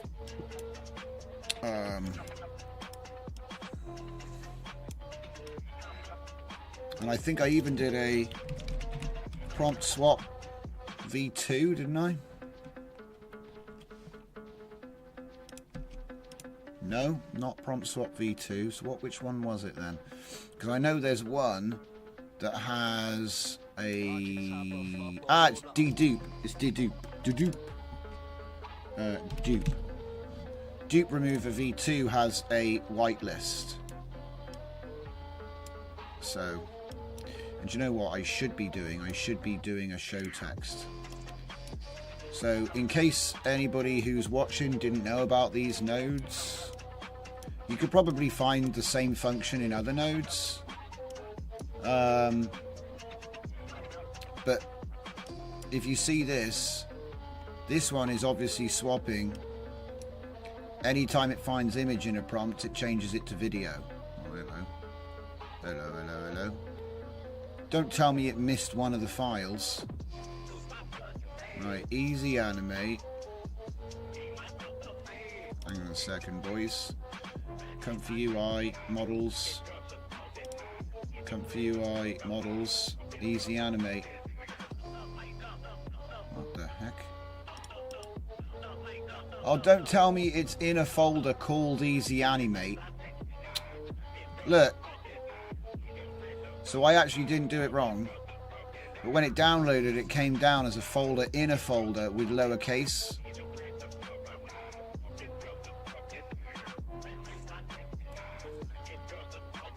Oh, that's useless. So the folder needs to be this. The folder needs to be that. So if I copy that... Oh, hang on a minute. There's no text encoder folder in here. That path is completely scuffed. So models... Hang on a minute. Am I in the wrong place? I'm in the wrong place. Am I in the wrong place? I'm in the wrong place. Hang on a sec. Jeez. Models. Easy animate. I bet it's the same thing though. Where is it? Easy now. There we go. Easy animate. Right. Oh no. Okay. Easy animate. Easy animate. 5.1-12B ZH control. Yeah, we go in. Go into the text encoder. Ah. Are you kidding me? One of them's missing. So remember when I said, oh, model number 1 doesn't look like typical, right? So I can get one file down. I can get one file manually. It's fine. It's just annoying. It's why I built that whole app. Because I got annoyed. See, it still goes wrong. I guess we got all the rest done right. Man, where on earth is that GitHub gone?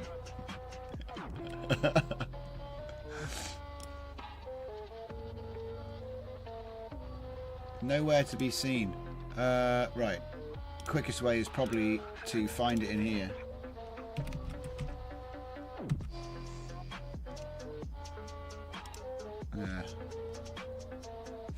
Right. We'll figure it out. Figure it out. Figure it out.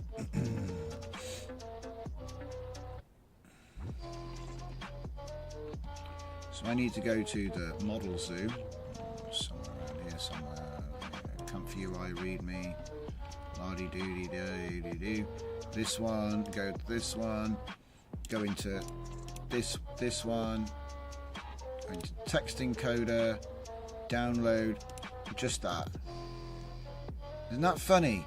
One of them missed out. I hope there's no others missing. I really do. The worst one I hate is incomplete files. Because you don't even know they're incomplete until the end. You know? It's true, Ferdicar, it is Sunday chill today. So yeah, Model 1 is currently being grabbed. And then we can try that again. How annoying. But that's the sort of thing that happens when you're trying to get these... Because they've got like a strange way of doing it. Anyway, like I was saying. So any words you put in here, comma separated. Well, actually, sorry. This is where the prompt goes.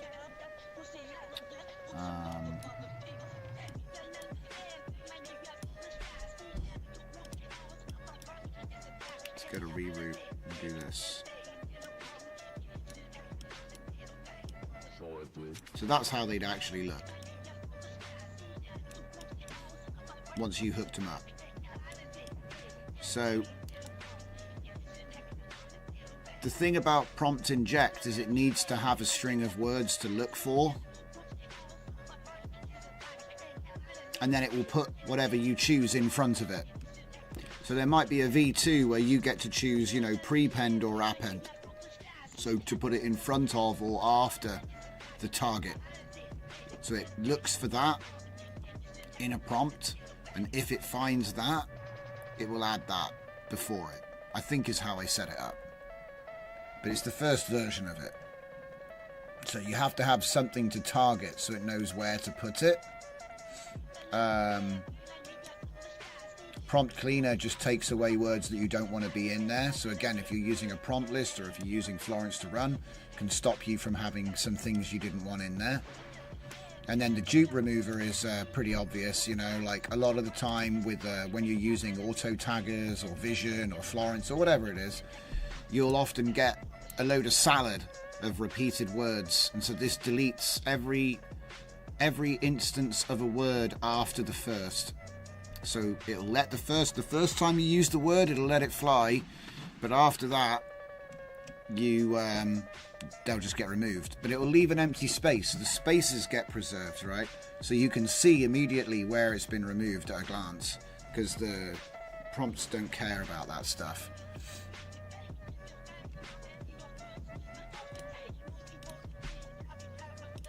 Take that there, take that there, take that there. Put that there.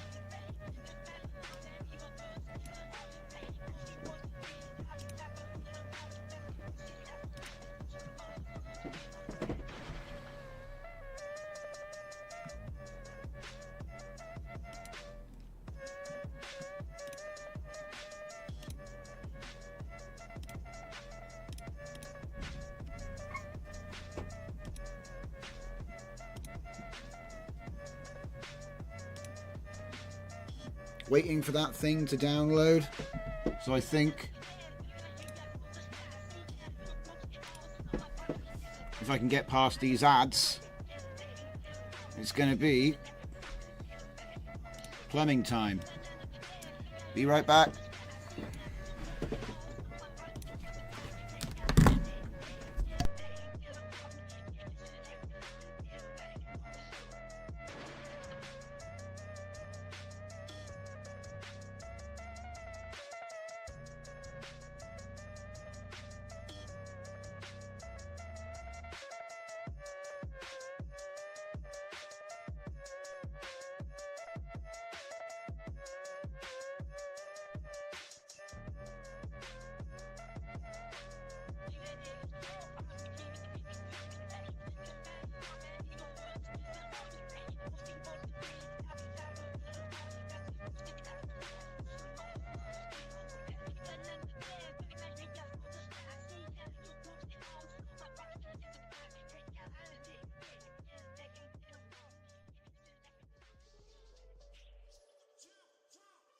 Listening to 5below5.uk radio. I put this together with all the tracks I've built over the last few weeks. Thanks for listening. You can check them all out on my SoundCloud and on Bandcamp. So why not go over to 5below5.uk and check out our YouTube tutorials as well.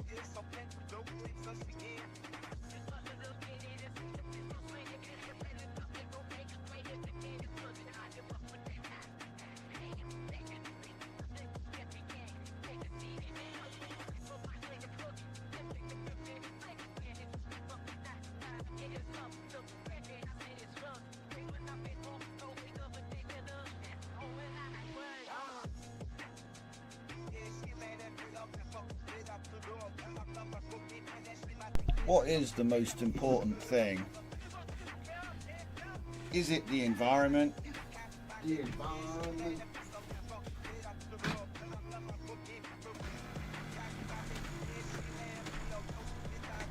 Or is it not? Ugh. Performance vehicles. So where were we? We were not looking at that. Okay, so yeah, I was just sort of explaining about all the different things. So yeah, obviously things like an, in, the, and, you know, they get that's something that, you know, you're going to see multiple times in a sentence, so you've got to whitelist it.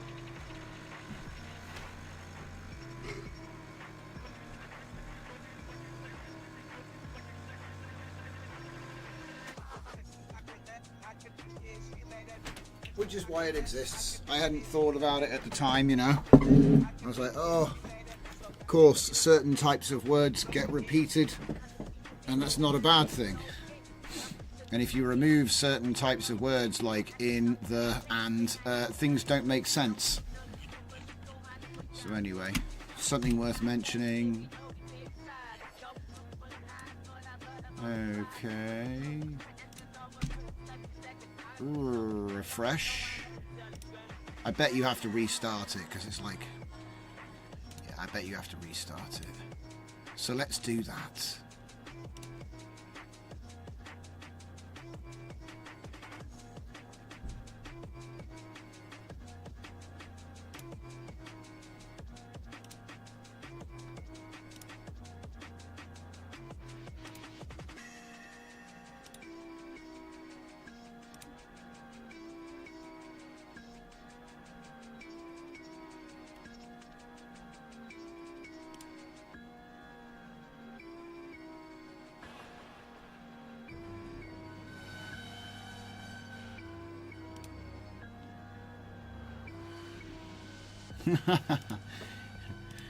Keeps opening on the wrong bloody browser page. Right, here we go. Let's try it again.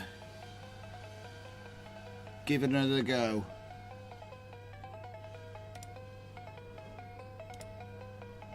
All right.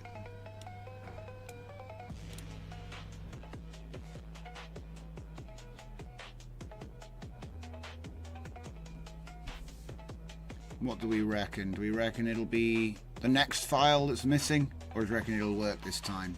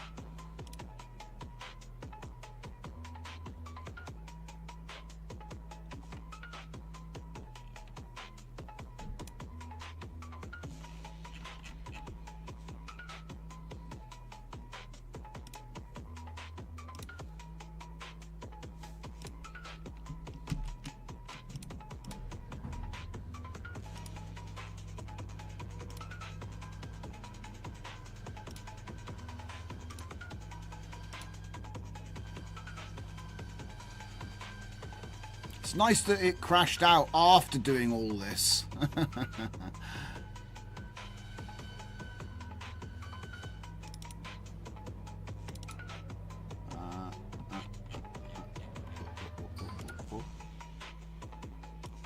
There we go. Poof. Alf injection. Then I got something to leave it on tonight. I'll try doing the Alf injection. I'll leave this on all night tonight with just instant mode. And I'll just leave it on all night. And then tomorrow when I come in, I'll have even more Alf clips. I think he works well as a sort of, because it's like a fish out of water character. So it's kind of funny to see him there, you know, like the first man on the moon and Alf's looking out the porthole. You know, this sort of thing is just kind of funny. It's like the sort of thing that they used to do in the show.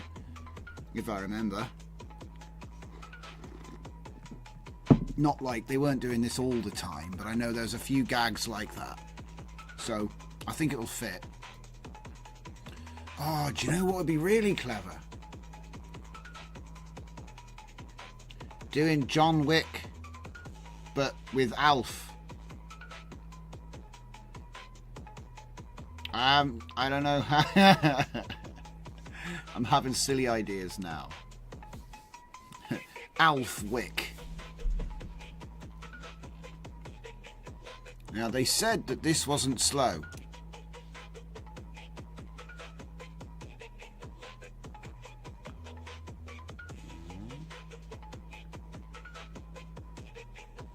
Okay. What was that? Was that me? I don't think it was. That's not that's a little bit worrying. And we're doing 50.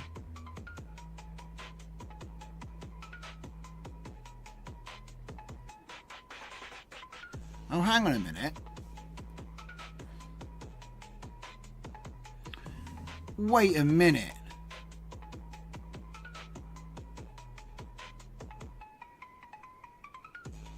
Hang on a minute. So, I think that the way I've got it set up, strangely... Why is it saying it's broken?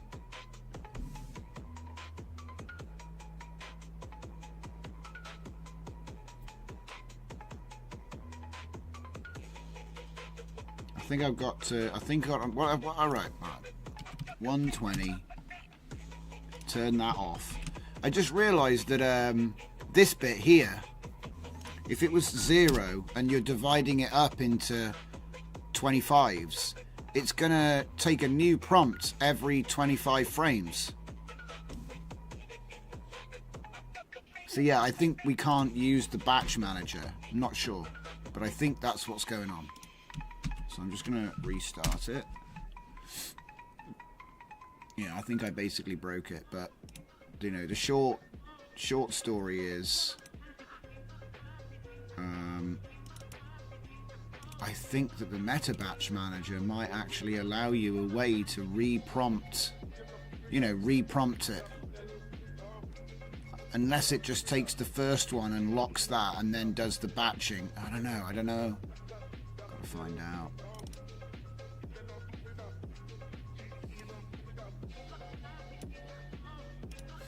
Look at that, they hit me with concise. I wanted normal. No wonder these last prompts are thin. I just noticed the prompts are super thin, and it's because he scammed me with the concise mode. So if I hit retry, I bet you those prompts are going to be, yeah, way better. Look at that, way better. Way better prompts. Will John Wick look like the movie when swapping the main character? I understand the Matrix because you can, but because you can put secondary characters next to the main. But John Wick, I don't know. It might just try to make John Wick look like Alf. You know, it might just put Keanu Reeves in a family sitcom. I don't know. I don't know what it's going to do. All bets are off, as they say. Oh no, now we've got this over this side. Look, just organisation maxing. Okay, let's go. So what I've done is I've reduced the number of frames in total, and we're just not going to use the batch, because I think that it got stuck. I think it got stuck. And that's okay. Wait a minute. These are all completely different. Copy that. ComfyUI, custom nodes, DJZ nodes, prompts, Alf injection, and we're going to go edit notepad. And the last one was something about, yeah, look, silent mute. Look at these prompts. Ah, I got scammed, man. So he started off giving me normal, And then he went into concise mode, which is about half the size. Look, watch when I put the normal stuff in. Hang on a minute. It doesn't look that different. Wait for it. Z.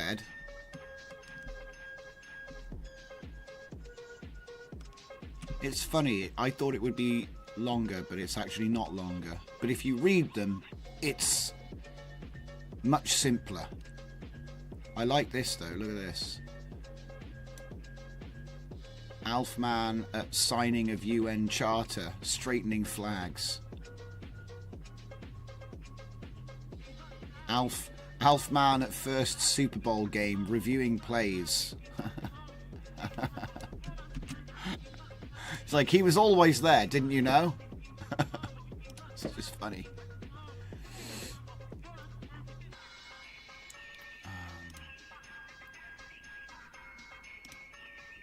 No. No. No. No. No. No. No. No. No. No. I'm going to have to delete all of these. No. Yeah, look, just get rid of that now. Get rid of that. What's this? Ah, this is the one I'm looking for. Right. Haha. Okay. So we got Alfman. Alf history. Fresh. Refreshed. Uh-oh.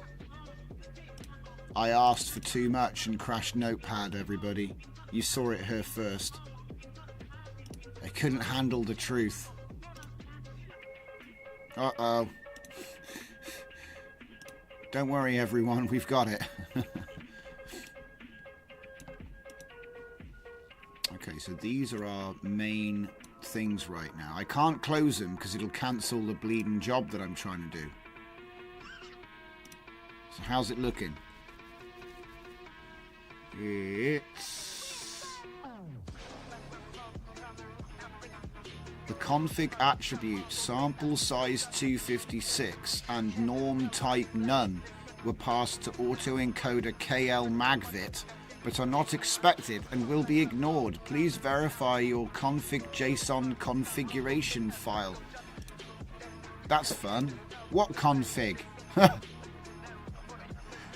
What config? What, in here somewhere, is it? Or what config?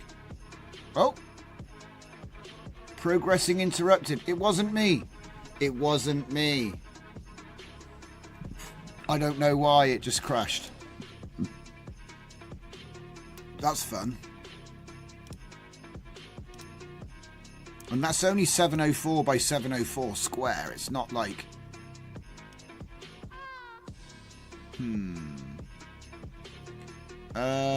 We're only doing 49 frames, so I will change this to match. 49 frames.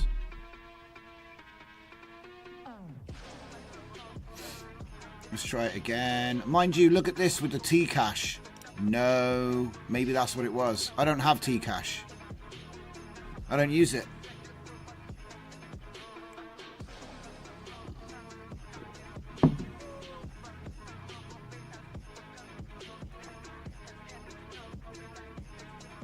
I'm like, does it work? And they're like, yes. The next thing I asked is it good? Not, is it fast? I mean, if it is fast, that's great. But usually, if something's fast, there's a trade-off, and that trade-off is usually quality. Usually. It's either cost or... There's got to be a cost. There's always a cost. Using SDPA... No flash attention import to remove. Good. It's not tripping over itself then, at least. Because I want to clean this up and, you know, get it polished, basically.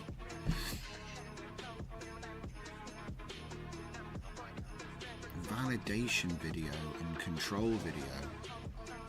So actually, this is just a control video. So you can think of this as being like a control net or a pose or something. So it might be actually that this is just a bad video input. It could be. Could be. Do you know what I'm going to do then? I'm going to raid my inputs. See, network, Johnson, and then we wait. And then we wait.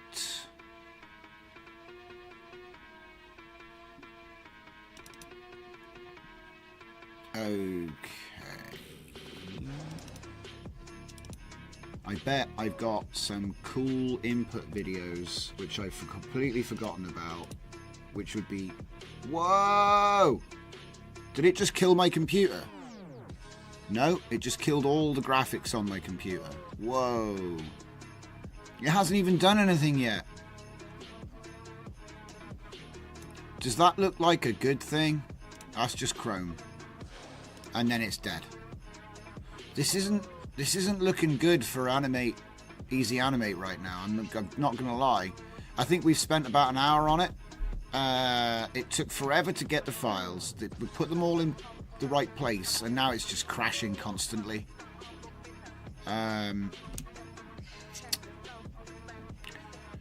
Which is a shame.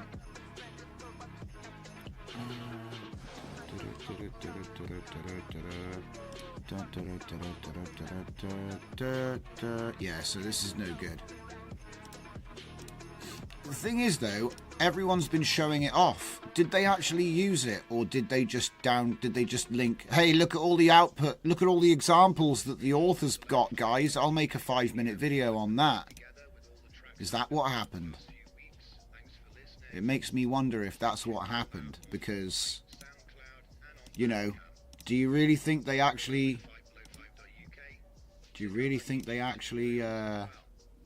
used the model? Or do you think they just reported on the model? I'm starting to wonder if maybe they just reported on it and didn't use it.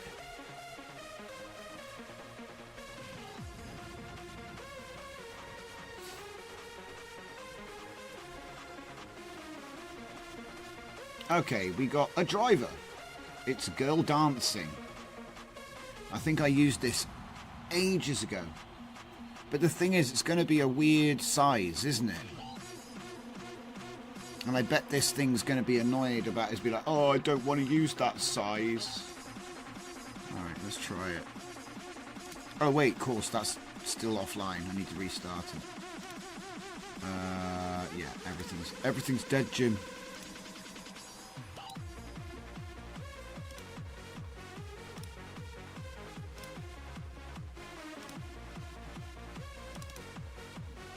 Isn't that funny? It died.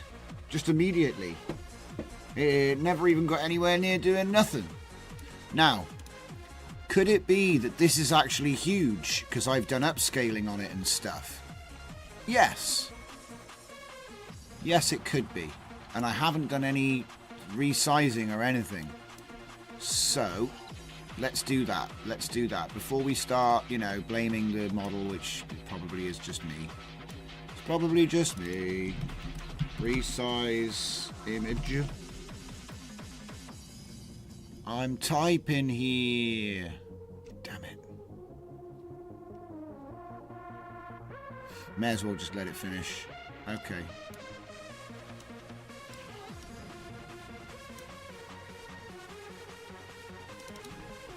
Resize image. Okay, resize image. We're going to do bilinear. Just keep proportion, 32s, and pass it on. And we want to put it to a 512 base, basically. That's what I'm thinking anyway. And to be honest, may as well do the same thing there, because yeah, it's not going to hurt.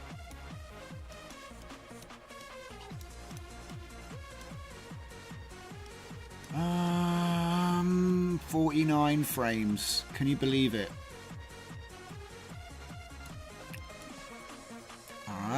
let's give it another go. See what else I forgot.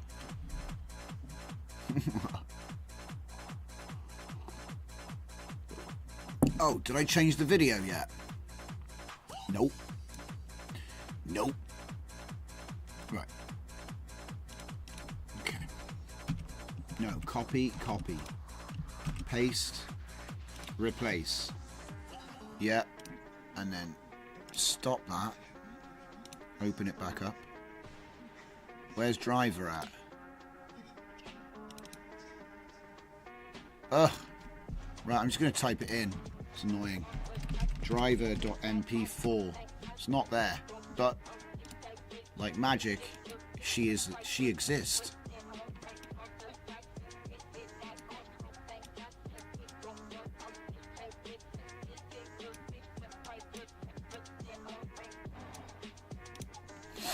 .49 frames of that. I could have sworn I said stop and it didn't stop. Or maybe it... No. Then there'd be another one. So it has stopped. Okay. Wait a minute. Crumbs. Oh no, it's there. The resize. I was like, where's the resize node I made? It's all behind this now because of the giant preview. I mean, this whole layout sucks, by the way. It's really confusing. Stuff's going backwards. It's not good. Let's just, you know what? It's time to clean this up. I don't care if it doesn't even work. It's annoying to look at. Okay. Just want to get some space. So obviously these are at the end. Obviously. So that's easy.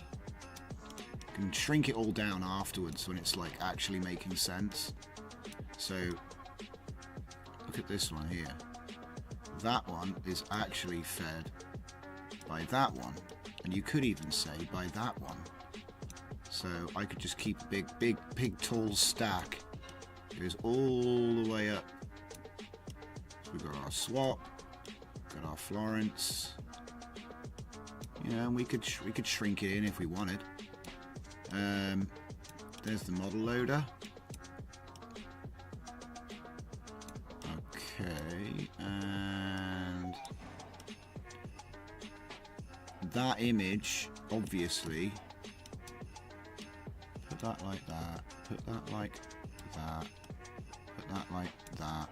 It's a little bit more width, please. That'll do. That.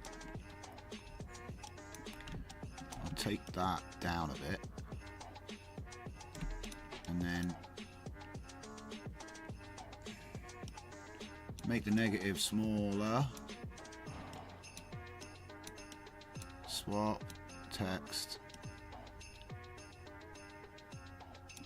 there.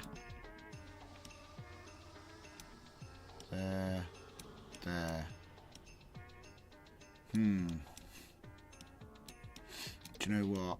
Let's put that on that side. It's because I'm not Chinese. No offense, guys. I read from left to right. No offense, you know. It's a beautiful language. I studied Chinese Kung Fu for 12 years. Don't worry about it. Old China. Okay.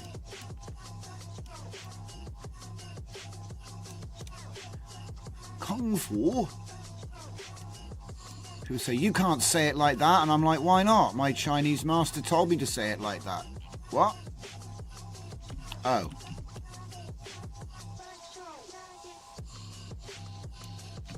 Okay.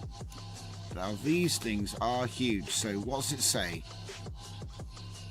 Alright, well we don't need the Chinese example. No offense, China, I love you to pieces, but, you know, we don't need that. We don't need that. It's, I want to make it smaller. I'm not going to go to the extent of getting rid of it from everywhere, which I did used to have to do, because sometimes they'd bring out nodes which had Chinese written for the variable names. You'd be like, what the hell do I plug in here? Hang on a minute. It failed again. Are you kidding me? Did it actually fail again? Scuffed. Let me just... I'm saving it as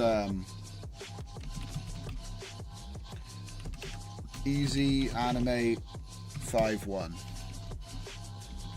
I mean, it's not really at the moment, guys. I'm just going to be real. It's not really easy at all.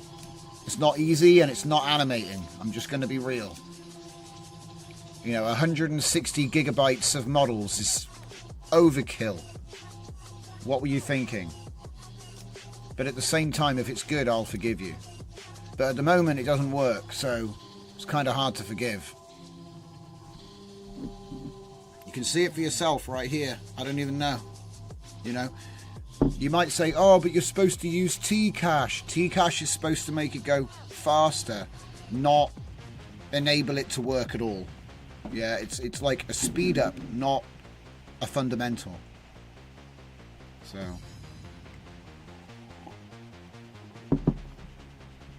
okay, so it gets to the merge LoRa part, and then it crashes.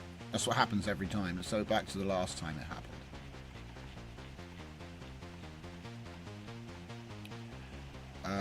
Oh, okay. The logs aren't that long. Alright, fine.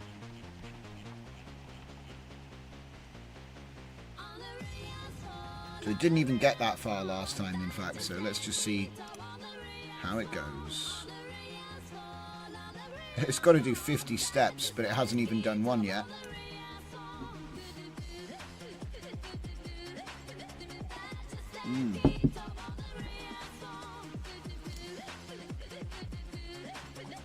My drive space is in red again? Not possible. What the hell? Where did it download it? I spent all that time cleaning out the hard drive. Hang on a minute. Let me just double check this. What the hell's going on? Yeah, you're right. I've only got 49 gigabytes free. But that won't stop it from running. 49 gigabytes on C. You may free your temp pip and temp git. Yeah, see all the side quests?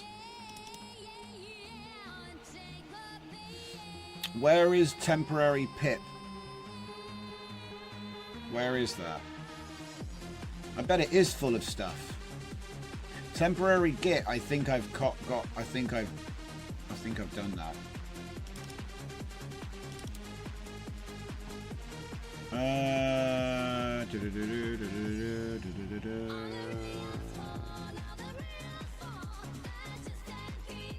Hello Llama has 30 gigabytes in it.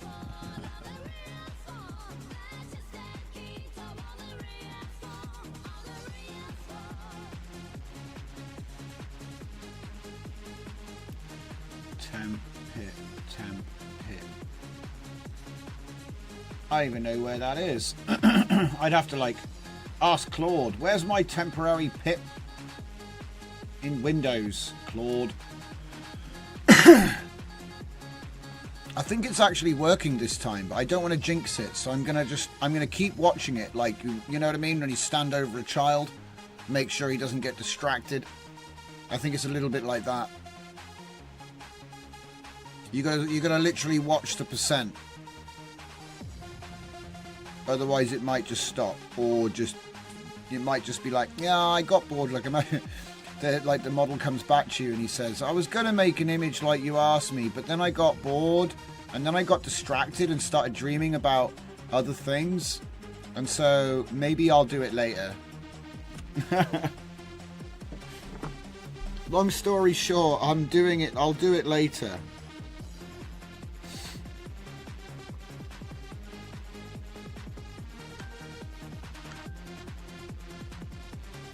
And just remember, we live in a world where William Shatner is still tweeting.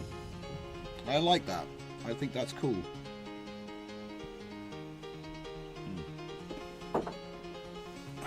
Right. Come on, man. We need to get just one video. That's all I want. Just one video.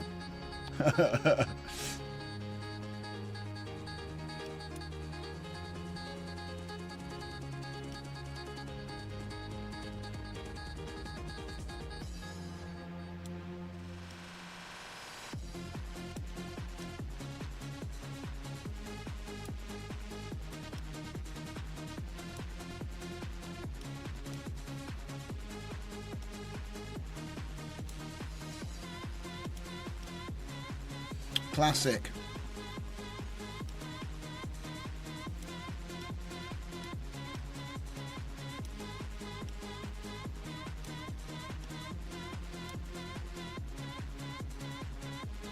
You don't need that.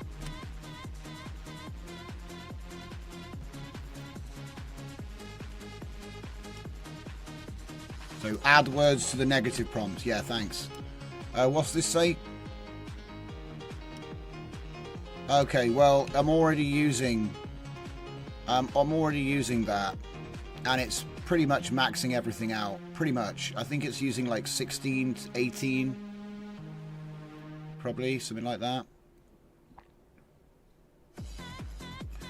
Yeah, I think it is Furnicar, but I don't really have control over it. It's using model CPU offload and QFloat 8 because the model is 40 gigabytes. Come on. See? But well, I read somewhere that what it does is it actually loads most of it into system RAM. So it doesn't, you know what I mean? It's not loading the whole thing to your GPU, but that's just what I read. I don't know. Sometimes they aren't necessarily fully honest, if that is the right way of saying it. Fully. They're not fully honest.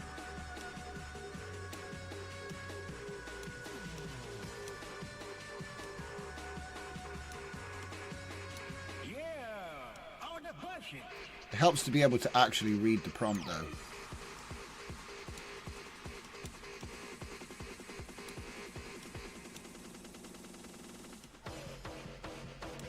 That's better. We can actually read the prompt.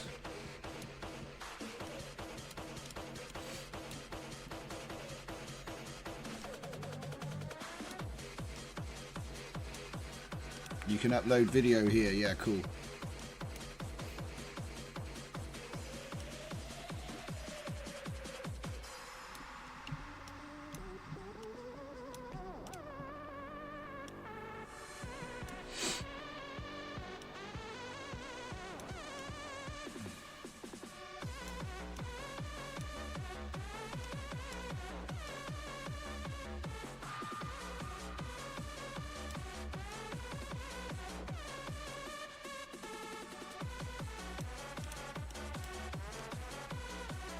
Oh, sheesh.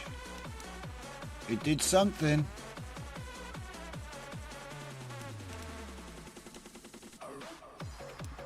Okay, so now we need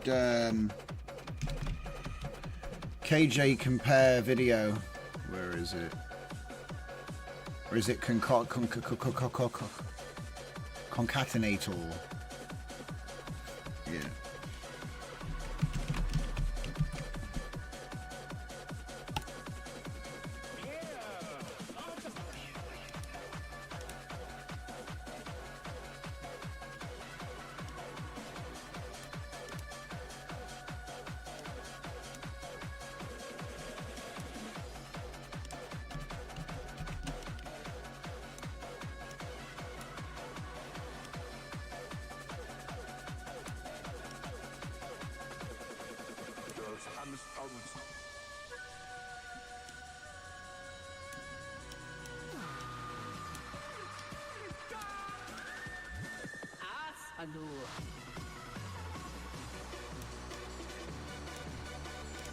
Well, it works, and it took 382 seconds, which is pretty quick, actually.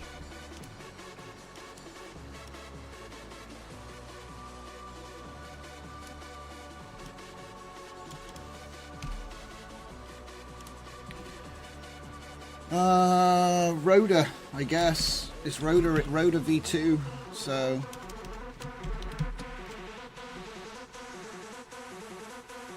Or is it not Rhoda, it's Rota? I'm gonna have to check my own names.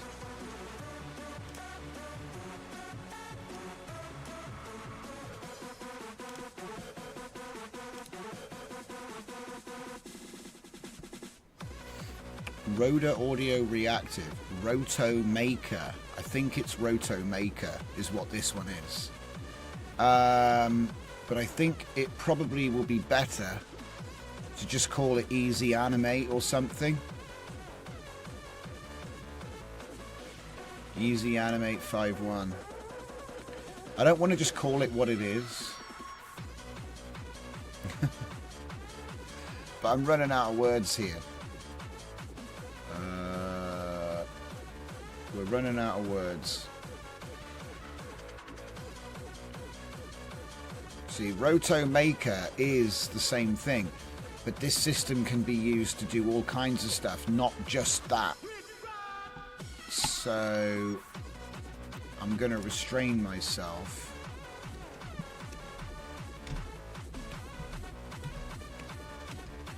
I'll just go EZA, Easy Animate.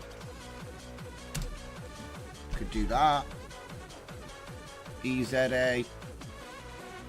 Nah. Well, it is. It's Easy Animate, but it's like no one's gonna remember that.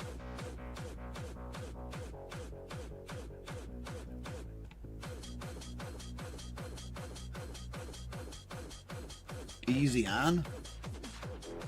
No, you can't say that.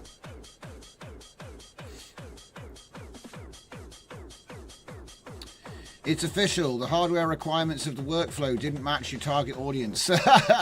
I noticed you didn't turn on auto snap to grid in the ComfyUI settings. It helps with your OCD. Yeah, but where would the fun be? I want the chaos so I can clean it up. You're not wrong though. I should probably just turn grid snap on. It didn't have grid snap when I started using it, as far as I know.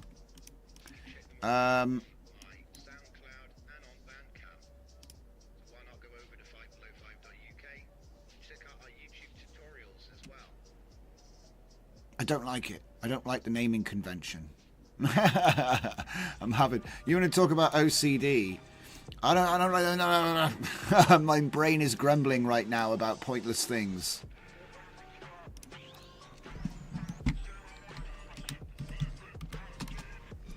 EZA, Easy Animate, video. No, that one, video, and then this one would be Easy A. So that's one way of doing it.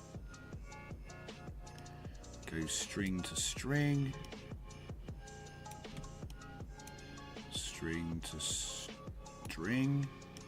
And this one would be side by side. In fact, no, it wouldn't be there. It'd be there. Side by side. And then this one would be here. Be well, yeah, video. It's fine. You could say just compare. Yeah, compare is fine as well. Oh, wrong one. I keep doing the wrong one. This project name one gets parameterized for a project name.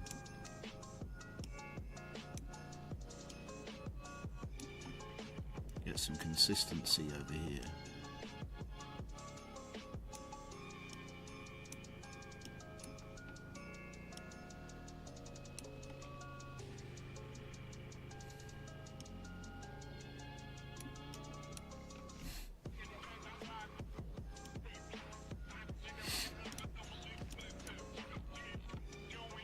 It's crap. It's not good. I mean, it's following the movement really well, but just about everything else is bad because it's so small. This is why I don't like it when people build stuff on 512 architecture, because they've got no hope in hell of ever getting anywhere near what the original video was. There's just no resolution. I mean, she's trying desperately to do the motions, and it is following really well. It is. It's very stable as well. And it's actually changed, like the background has changed, right? But look how bad it is. Jesus. Alright, I got two plans then. We'll go up to 768. So more pixels. Get a side by side. Alright, so obviously all it needs then is the trademark stuff. throw on the side.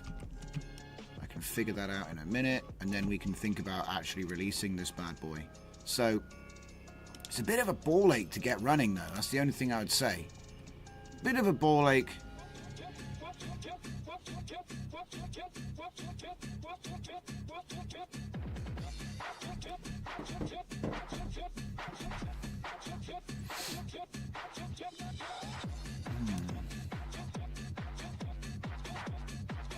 Bit of a ball ache.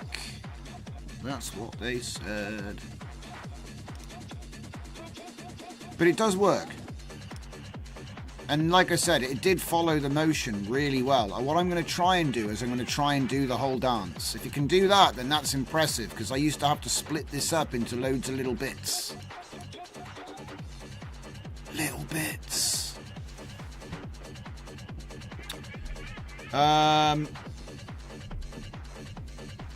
Fernicar says, you see, the problem with alternative timelines is there is one that didn't have ComfyUI.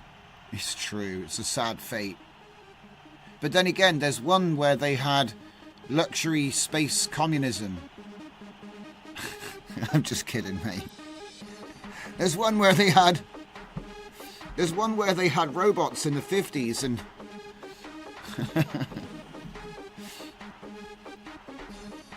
there's one where they had Star Trek. I think we're living in Star Trek already, personally. You know, we have flying cars. They're called helicopters or planes. You know, you can build one in your garage. Like that whole joke about, hey, do you like this flying car, Morty? I built it in the garage. You know, that whole joke about the flying car. It's like the joke is, you could do that. You could do that. You could do it. In the real world, they'll probably fine you. Because they'd say, oh, that was really unsafe. And you'll get a big fine for doing it. But you could do it. You could build a flying car in your garage and you could fly about. It'd be very illegal. Unless you live in Africa. I've heard they'll let you land anywhere in Africa. I don't know if it's true. I've never done it. But that's what I've heard. From pilots, obviously. But yeah. Because just, you know, obviously they're not like in the middle of a street, like not in the middle of a city. I mean, like, you know, mostly you can land anywhere you want. It's not like that in Britain. You land your plane or helicopter somewhere you shouldn't have and they'll probably try and take it off you.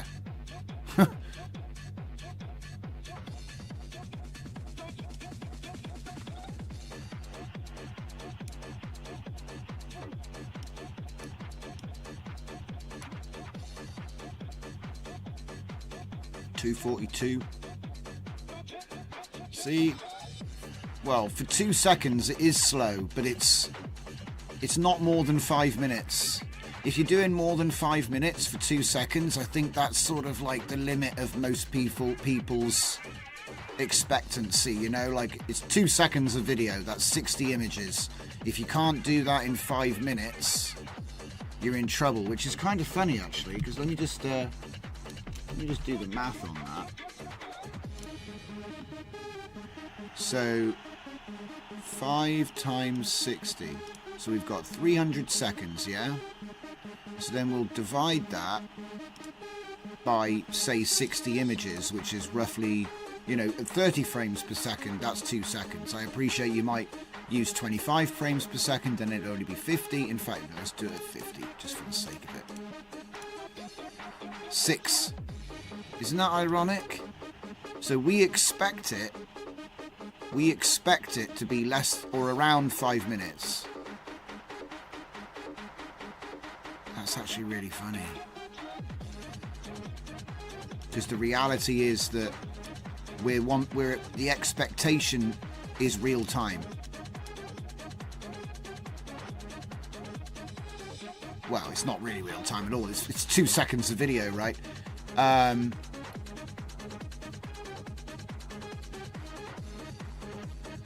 6 seconds. 6 seconds per frame. It has to be quicker than that. And to be honest, we should be able to do 1 second per frame by now. So no, actually it's not an unfair expectation. Uh-oh. Expected size 1920, but got 672. Say what? Oh, it was for this one. Match image size. Oh, I know why. I need to do a... Wait, did I change the resolution? I don't think I did. Did I change the resolution? I guess I did. Yeah, I look. See, I took it from the wrong one. So, actually, I had to take it from here. That's my bad for being a drongo. Okay.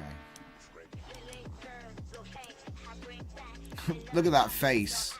That's what I'm talking about. See, this is the girl I've been waiting for all my life. Where is she? Is anybody... Who's that girl?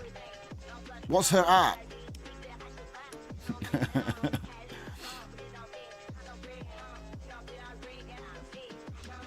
So, a woman... Yeah, it does. It looks correct. This is correct. Because it's describing what's in that video. So it did work. I just screwed up the comparison thingy.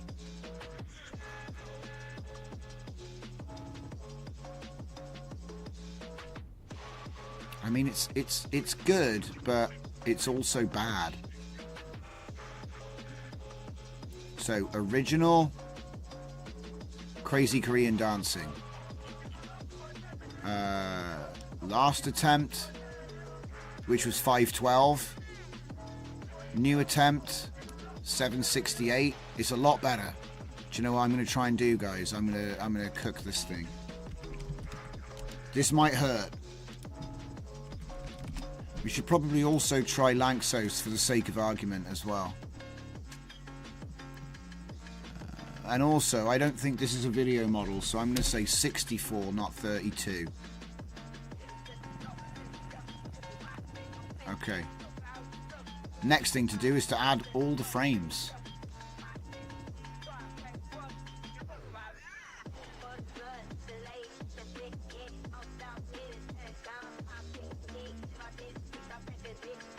Ah, this must be that Chrome bass album I made.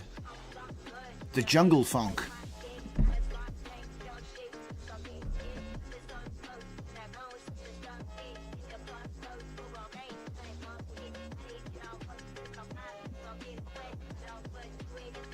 Watch out for the VRAM. True. That's why I'm trying. That's what I'm testing. I'm testing to see if it's feasible. I'll just go back down to 768 if it's not. It's fine. While it's doing that, I might just have a look through my inputs again. There's probably more inputs I could use to test this out.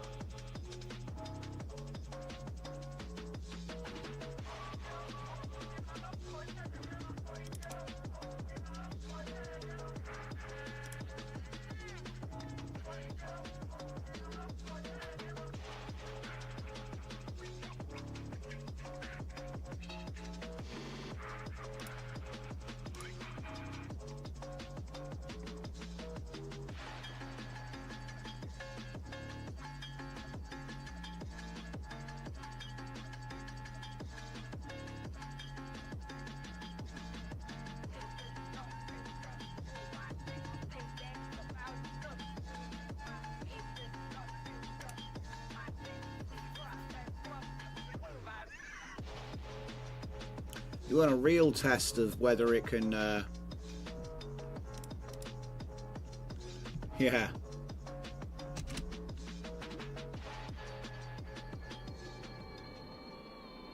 That one's going to be the best one.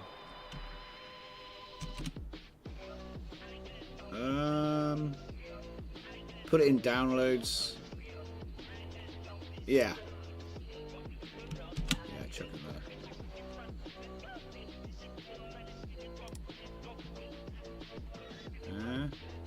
Ah, crap. Okay, you won't be able to find that very easily. It's in, like, it's gone back to November.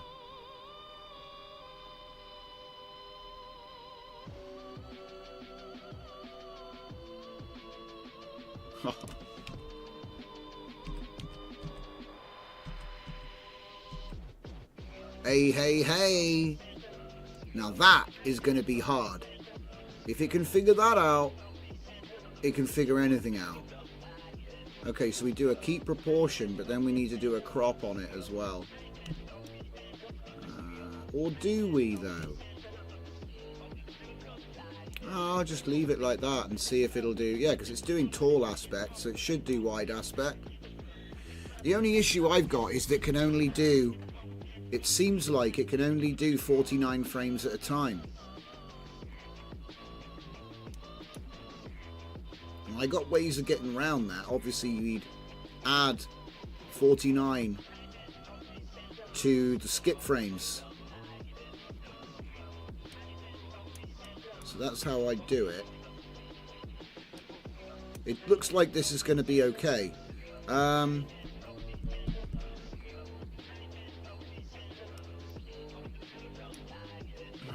I can't, do you know what? Is this something which I still need to make a custom node for and still have forgotten to make? Incrementer. Incrementer. Index increment. Increment integer. Increment float. Incrementer.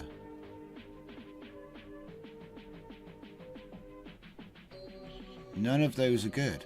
Didn't I make my own one of these? So it's like it increments by an amount. I probably just did it with math. Math expression, simple math, and it'll be A plus B. So then, oh wait, no, actually it'd be A times B. A times B. So then you have a primitive for the index. Uh-oh. Expected 1024, but got 672. For some reason, it doesn't want to let me do this. It's weird. I mean, they should be the same size now. Whatever.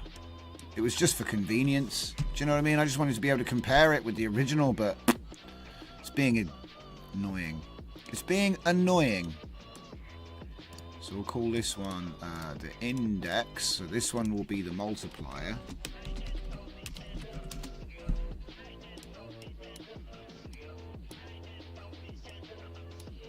Are you kidding me? Why can't you attach? Alright, fine. Math int. Hey, hang on.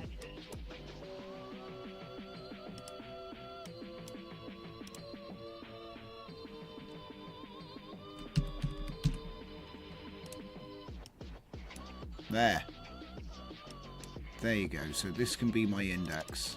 I don't know why it wouldn't let me attach that thing to it, but it's fine. And then, come on, mate. Math int essentials.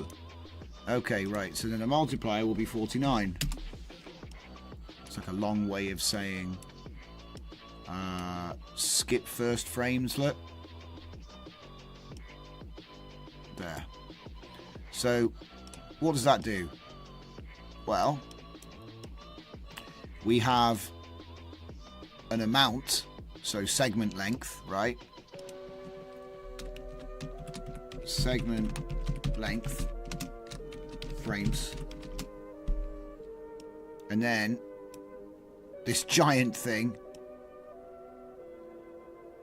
we have an index or segment index. Okay. So 0 times 49 is 0. 1 times 49 is 49. 2 times, and so on. So you put that on increment, and it will step through. It will step through the video.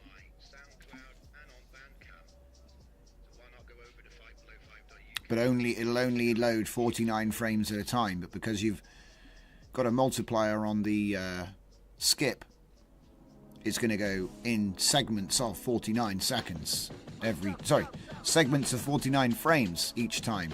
So then you can actually do a longer video. So anyway, let's show that, shall we?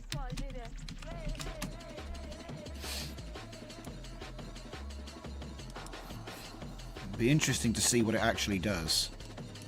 So that means that the first time we run this, I just got to make sure that seeds and things are under control. If there even are any seeds. I didn't see any. Yeah, there's one here in Florence. So we'll put that one to fixed. It's probably the best we can hope for. Because like I said, that's not bad for 1024. The face is still crap, but we've got face swapping. So I would just swap the face. And that'll fix that. Still a bit sketchy. The hands are a bit... Whoa! But it's doing its best. Damn it. Ah! Unsupported operands. Alright. How about this?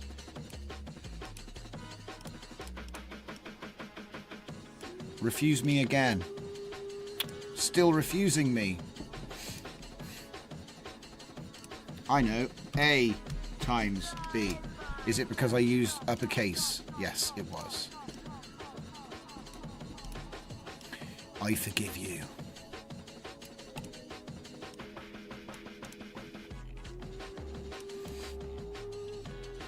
Uh-oh. It's at seed 3 already for some reason. 2 secs. Be right back.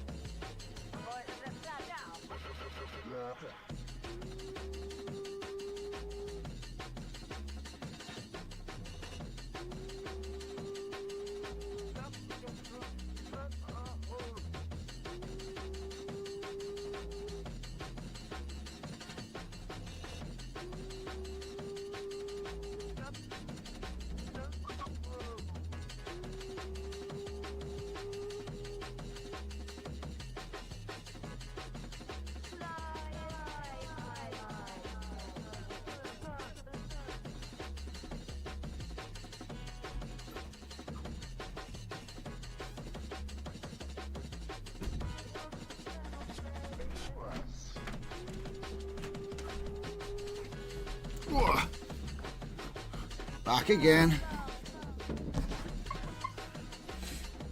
So we're fast approaching the point where I stop messing around with this. Why does that say Hoda Hunyan? Oh right, I haven't finished. Yeah, I need to update it.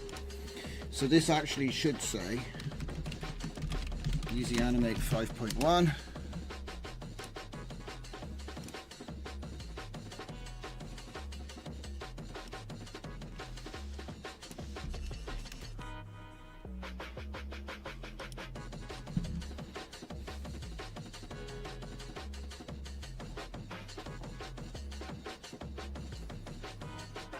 Coffee refill would be nice. Yeah, you know what? It's probably about time for a coffee refill too.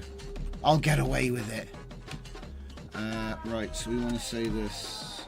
See, I haven't got a name for the workflow pack. Easy Ann. Easan. It's no good. It's no good. I think it's important to have a unique name to distinguish it from other people's packs, but at the same time, it needs to be easy to find.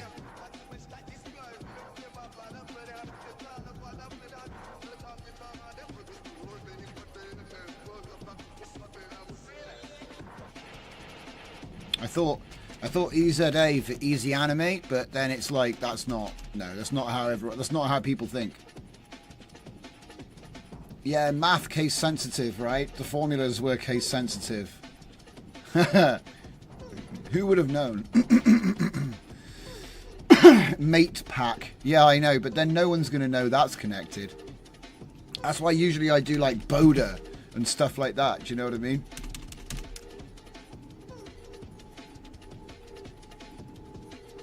But they'd be like, what? Aoda? Aoda. Or Eoda. No one's going to remember.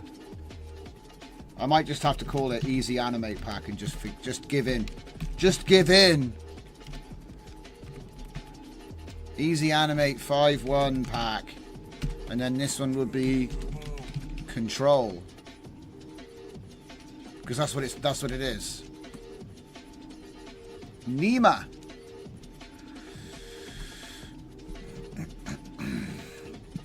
I think it's just not going to get a name, dudes.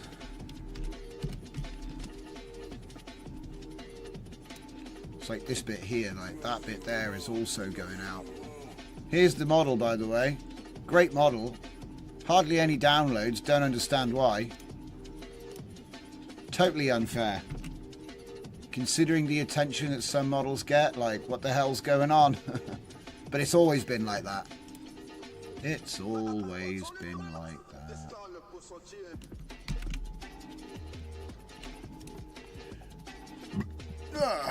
Duds. Yeah, familiar names. Exactly. I mean, Easy Animate 5.1 is going to be what I'll end up doing, but it's kind of like, it's boring when it's just what it is, you know? Like, even if I called it like Terry's Easy Animate 51, at least you know it's Terry's, right? It's not just, I don't know, and I'm not saying I'm going to use that, I'm just saying it's like, it doesn't matter what you call it, but I haven't found something that fits. So. Oh, really? He's trying. Takes far too long. 5 minutes to make, you know what I mean? 5 minutes to make that? I mean, I can make that in seconds with LTXV. Does it follow as well? No. So this does follow well. It does follow well. And I'm not worried, like I said, I don't care about the face, because I can swap the face. Well, I might be able to swap the face. There's no bloody face to swap. It's that bad. But usually it can figure that out. But I was interested to see what the control can do.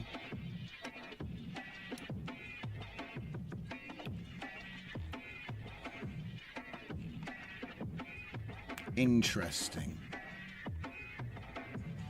Alright, so Gotnik 2. Seed 0 increment.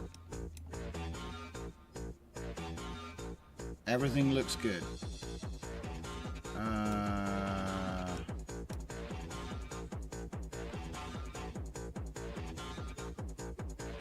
Because I know I'm just prompting it with what I want it to be, but I could have a swap rule in here and say man equals kangaroo or something, whatever you want to do. Do you know what I mean? It's like, it's possible to do stuff like that.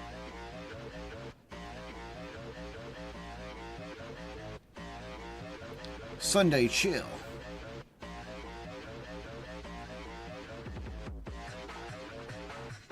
Video in, video out, and it follows movement only. Well, actually, no. Easy Animate does text to video, video to video, image to video, control net, camera controls. There's all kinds of stuff it does. It does, and there's an in-paint model too. So it's actually a complete system for making AI video, and it's tight because it has a control net, right? But it's not very good at faces because I think it is a 512 model. Let me just see, there might be some options somewhere which I can change. Yeah, so here we have base resolution, right? So what about if I put that to 1024 and really try to blow it up, right?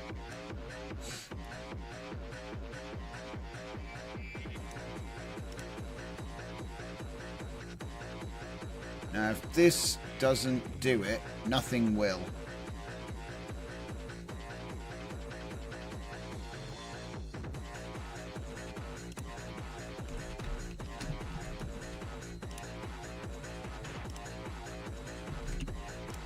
It's lagging.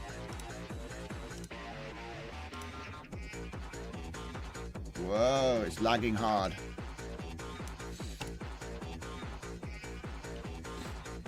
So anyway, as I was trying to sort of wind into earlier, yeah,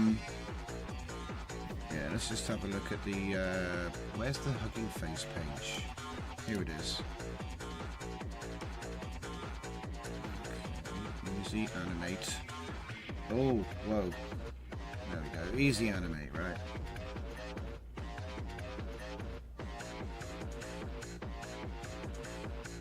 That's what it does. I'll leave that on the screen while I'm making my coffee. But basically, the last hour of the show, I wanted to do more DeepSeek stuff. Perhaps build some new LLM prompts and put them up onto the GitHub. But I'll see if we can get this video finished, you know, before we move on. Because technically I need to open Olama and it needs my VRAM back. So, ooh. We are right up to the red line, aren't we? I don't know if it's actually gonna... it might not be able to do this. It might require more VRAM than I actually have.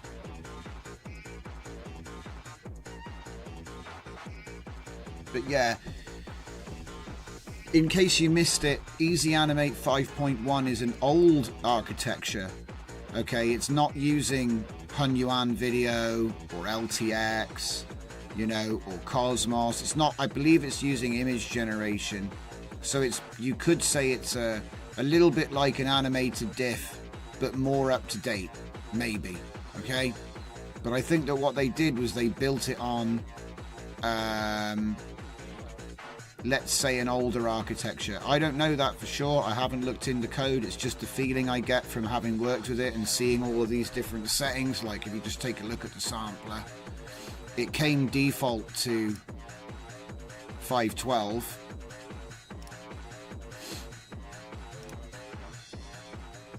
Everyone says to use the flow scheduler. I've turned Tcache off because I don't have it installed. It should only make it faster. It shouldn't stop it working. And it doesn't stop it working. It works fine. It takes about 5 minutes to make 2 seconds. And to be fair, okay, if we're being completely sort of objective here, Mochi came out a couple months ago when this whole home video generation thing kicked off. And they were the first to release a model that we could actually use at home, right? And that took 5 to 10 minutes to make a 2-second video when it came out. And it wasn't good quality either. It wasn't good quality. You had to do like 100 steps to get anywhere near decent quality. And it was very hit and miss, you know, a lot of rejections. Whereas this, even though the quality isn't what we'd expect from HunYuan, LTX, whatever, a modern video model, for animation, it's very stable. So if you look at the things like the background, aside from a little bit of warping here and there, it's actually stable, you know. The environment remains what it was from start to finish.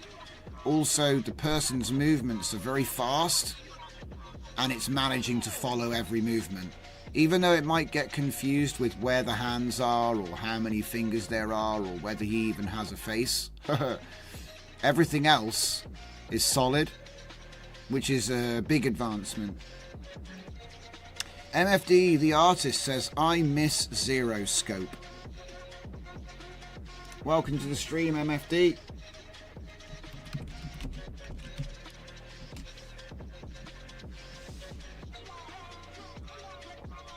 What happened to Zero Scope? I thought they have Hugging Face and a website and stuff. Aren't they on Replicate?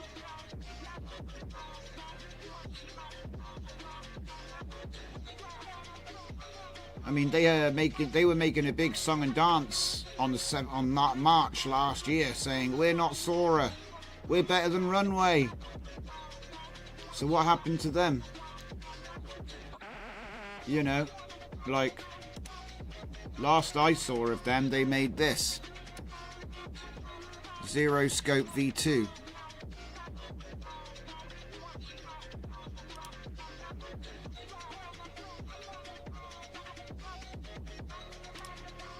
This is obviously cached. I didn't just make this. It's obviously cached from somebody else. Or it's just a, you know.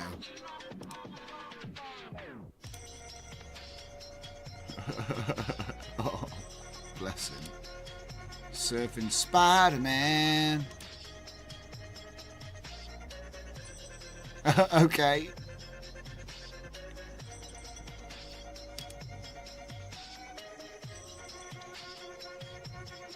The comfy node's quite working. I'll have to look back into it. Yes. I must admit, I don't use it, but I was aware of it. Do you know what I mean?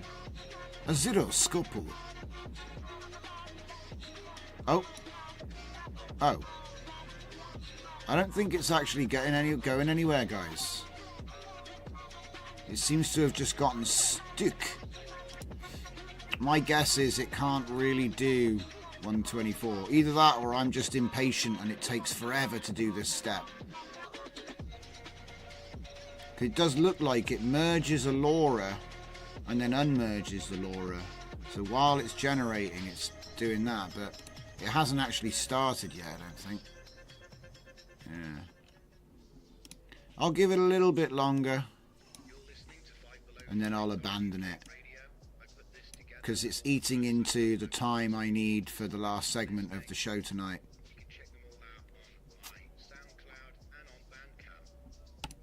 In fact, I'm going to do you guys a deal. If this hasn't moved by the time I get back from the coffee machine, it's getting binned so we can move on to the last segment. Because like I said, I hate it when we run over time and then we don't have enough time to finish. Because I do plan this stuff, you know what I mean? I got one thing left, which is thinking with DeepSeek. That's the last thing I have left on the list of things. I do want to give this a chance to complete, but at the moment I'm leaning towards that's for the cloud, and I should probably like knock my expectations back down to 768. It certainly will be faster. These are just choices you have to make depending on your hardware. So, but yeah, what I'm going to do is now I've got the stack, I'll make a whole bunch of Easy Animate 5.1 workflows and I'll cover, because the thing is, I've got it, it's weird, it's such a weird system. You have to have a 40 gigabyte stack. Because when I say a 40 gigabyte stack, I want to clarify what I mean by that. So, here. So if we take a look inside the ComfyUI and we go, see, this is the Easy Animate custom node, okay? So that's one thing you have to have. But then you also have to go into models, Easy Animate, and then you have to have that. And that's just for the control net video, which is what I'm doing right now, control net video, right? But the thing is, that's just one of them. And that's 40 gigabytes. Now you run it in FP8, so it's actually going to be like, what, 18 or 19? Yeah, it's going to be like 18.5 gigabytes, okay? So it'll fit on a 4090, no problem. But if you want to do in-painting, you can't do it with this one. And if you want to do in-painting, you can't do that one at the same time.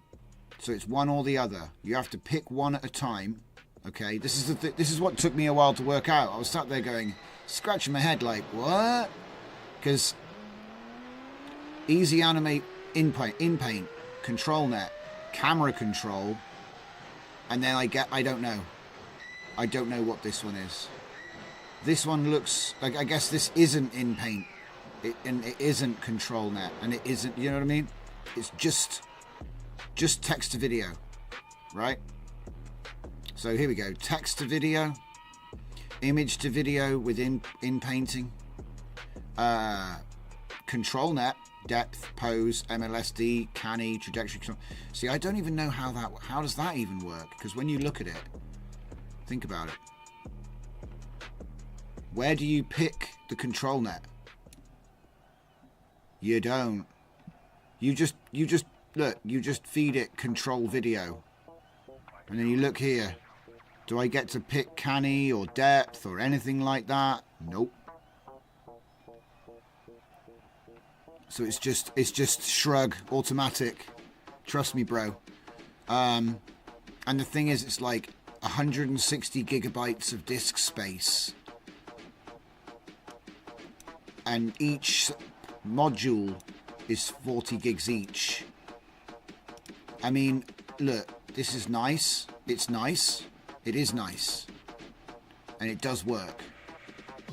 But, oh my god, it's not working. This is completely scuffed, look. But yeah, like I said, I'm impressed with it. But yeah, that's the idea, Furnicar. He just said, if you didn't test it, someone of us will have to. Thank you. Thanks to your effort, it's documented. Yeah.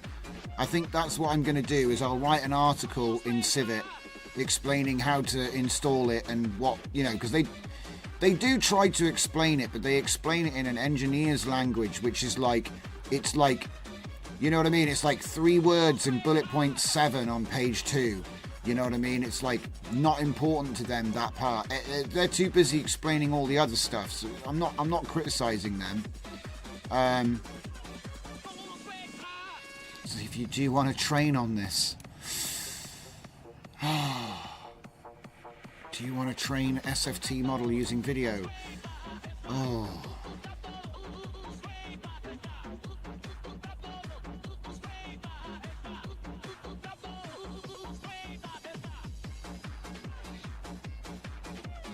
See, trained with 49 frames, 8 frames per second. Isn't that weird? Trained with 49 frames at 8 frames per second. Really gets the noggin jogging when you say stuff like that. See, what would be the purpose of doing that? So you got 3 seconds for every second? In like slow motion, like 3 seconds for every second. I mean, are they generating 3 keyframes per second and then interpolating the video maybe? I mean, it's a thing you could do. And then you'd get 3 seconds out of 24 frames. So you'd get 6 seconds out of 48 frames, 49 frames. You get 6 seconds, but you'd have to do times 8. You'd have to get times 8 keyframe. Makes me want to experiment. It makes me wonder, you know, like if you interpret a video, say I loaded a video, say I loaded this video, but I did select every nth 8, and then I did force frame rate to be 8 frames per second, select every 8 frames, no, because that would be 3 frames per second. Hang on a minute, does 25 divide by 8? I don't think it does. Hold up, where's that calculator? So like, so say 4 times 6 is 24.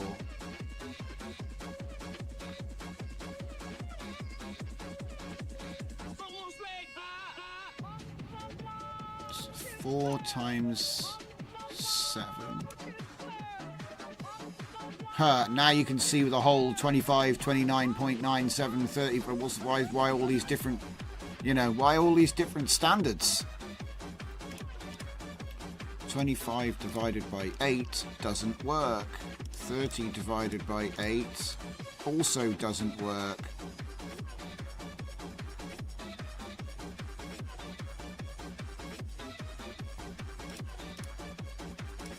Could divide by 4.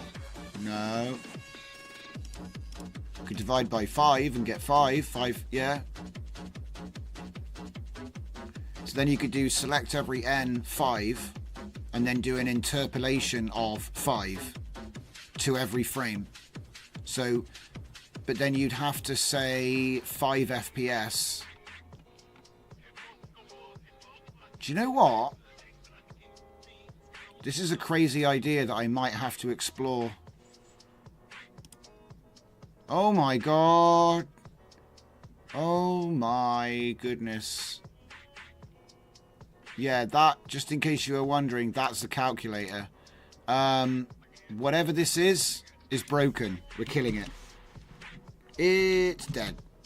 She's a dead one. She's a dead one, Jim. It's a dead one.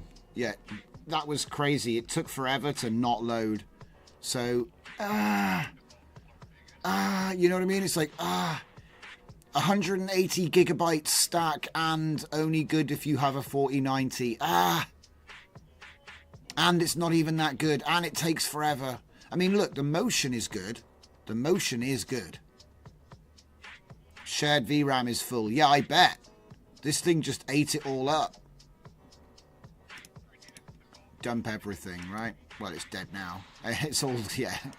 It's dead now, Jim. Okay. So what I need to do is load him back up again. Why are you in that folder? That's dangerous. Don't be in that folder. It's like I might delete something or move something accidentally.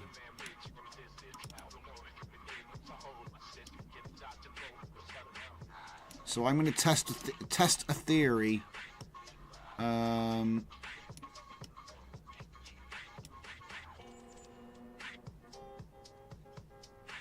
Because this is a non-starter, mate. Non-starter. It's not going anywhere.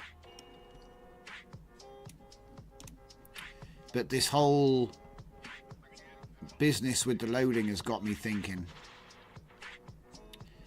So while I'm thinking about it, hello, I'm clicking on folders. Nothing's happening. There we go. So if I go, I think, into modules. No, not modules. Framer interpolation. No. Toda tools. Interpolation. There we go. And we go with GIM. GIM. That'll be the one to do what we were just talking about, you see.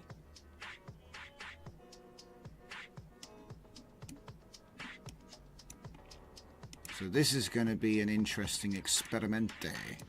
So the idea is you have the interpolation factor at 8, which this already has, luckily for us. Okay, let's just put that there. Alright. So this is just literally coming down to the numbers.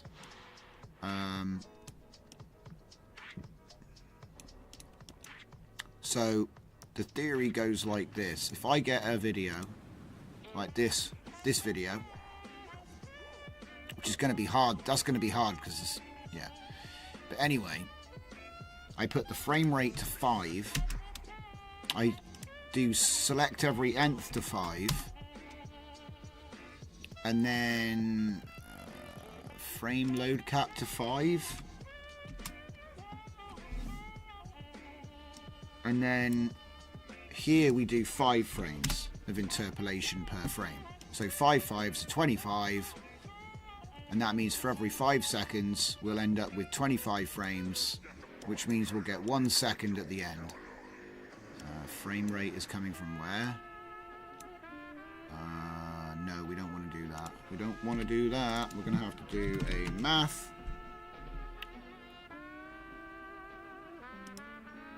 Wrong one.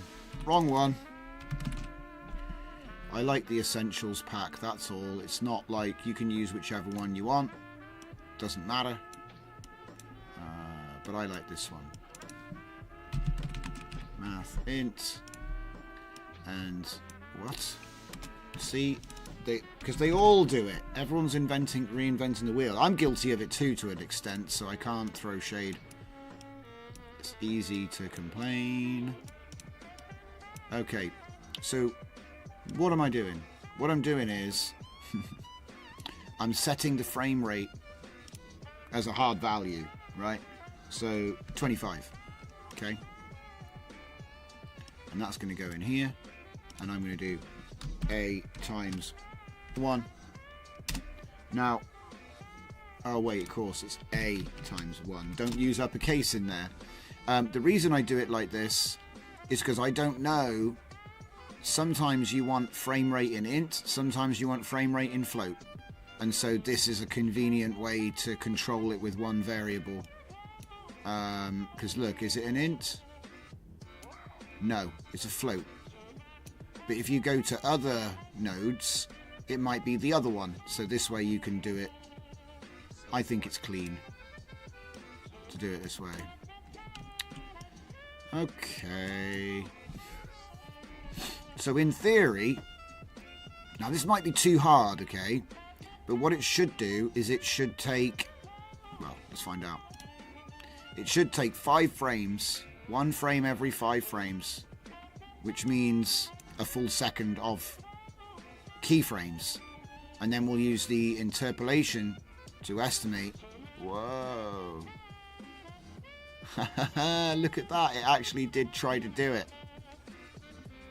Alright, so then what happens if I go for 10 seconds or even 15? Because, of course, it is a 3-second clip. Wait a minute.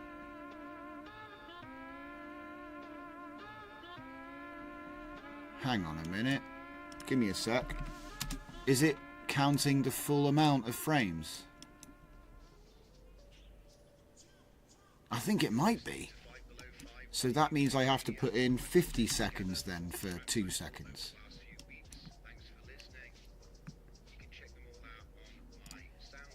Save preview. So what's the length on it? It's 0. It's not even 1 second long. Huh. This is interesting. Hang on. So, because 25 will divide by 5, I think it will divide by 3 as well. Hang on. I think it goes into 3s. It might even go into... No, don't... No, I don't think it goes into 4s, does it? No. Oh, it doesn't go into 3s either. Son of a... It obviously won't go into 2s because it's uneven. So then the only thing left is 1. That's no fun. If I say 72, which is the full video. It's weird, that is. Is there a cap somewhere else? Frame load cap 72. Select every nth 5. Force rate 5. Oh wait, I know what it is, because I did force rate 5. I can select. Stop dividing by 0. Okay. But I think because I forced the rate to 5 frames per second, I can just have all 5 frames. Now we're getting close to what I was trying to do. Ooh. Ooh. That's actually scary. It looks a bit... It's like a new type of glitch effect. What happened to his face? Even the car. What? That's crazy. Do you know how... Do you know, it's really impressive how close that is to the original.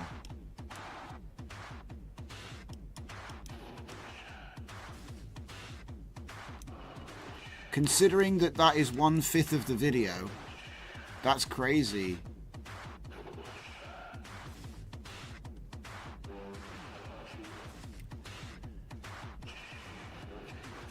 Yeah, the comfy settings names my VRAM normal, says Furnicar. Yeah, the reason for that, mate, is because obviously everybody uses ComfyUI in the cloud with huge GPUs. So the ironic thing about having a big 4090 is it's actually small. Because you can get 40, 80 or more. Yeah, you know.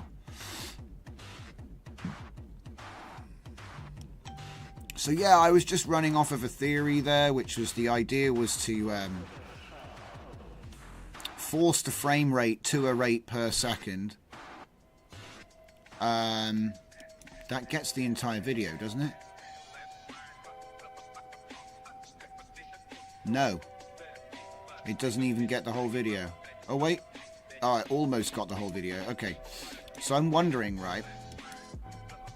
What if I increase the frame rate and decrease the interpolation? We already know what's going to happen. Force rate 5. Because we're basically dividing. Yeah, so we're saying this is how many frames we're going to sample. I think, do you know what? If I had done this and then done 5 here, I think it probably would have ended up with the same thing. Let's find out.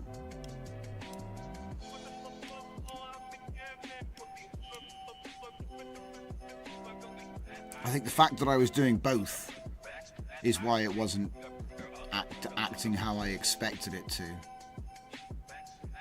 Yeah. See? Oh, wow. It's another different effect. Interpolating keyframes. So obviously there's 2 ways you can do it. You can go more keyframes, right? Which will make it trippier. So if we go for like 8, but you can't really divide it by 8. So the question is, how do we get back to 25 frames per second with the number 8 in the mix? So if I divide it by 8, it's 3. At 3 and change. But you can't have change. So for example, if I have that as 8 there, put this back to 1, I could have this as 3, and it won't be the same length, but it'll probably be similar. It might be like 1 or 2 frames shorter than it should be, or whatever. So we got much more interpolation, far fewer keyframes. Oh, it's a whole new effect.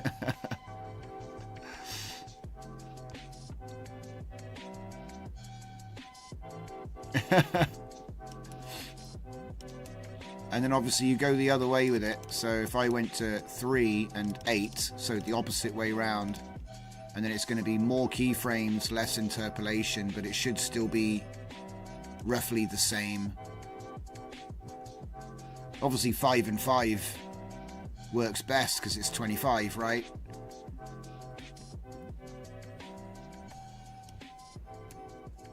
Five and 5 or 3 and 8.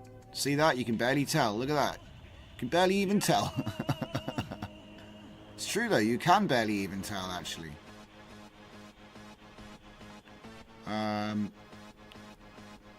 And so we're actually only interpreting 8 of the 25 frames and then interpolating them 3 to make it up to the same frame rate. Quite simply. And then obviously if I wanted to do like that, so 8 and 6, and then do, we can't, yeah, we can change it here. Say we do 50 frames per second, right? This should be interesting.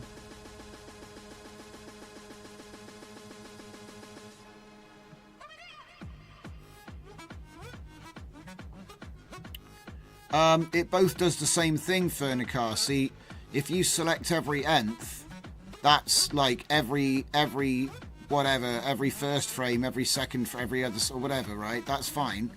But if you force the frame rate to be 8 frames per second, that means you're going to get 8 frames spread evenly across 1 second. Because obviously I'm going to do 8 times 6 with the interpolation. And then I'm going to get the frame rate back up to, what even is that? 8 times 6, should be close to 50. 8 times 6, 48. So there we go, look. So this is high frame rate now. Even though it's glitchy, it's high frame rate. You see how it's smoother? Even though it's glitchy, it's smoother. So we could do, let's see, what else could we do? We could do 8, 10, 10 and 5. That would also get us to 50 FPS. That would also get us to 50 FPS.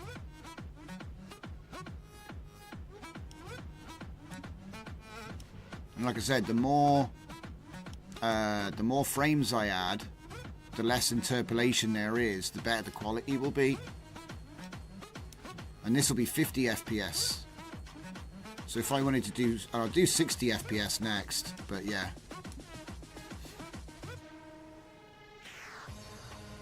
There. Now look, the glitch is where that's the interpolation artifact. But the irony is, this is actually starting to look pretty good.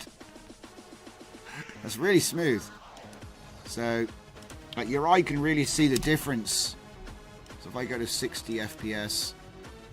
Okay, and let's do 15 and then the interpolation of 4. So that means 60 FPS, right? 15 times 4. So we're not changing the, you know, we're not doing heavy interpolation to do less keyframes. Now we're going up to 60 FPS.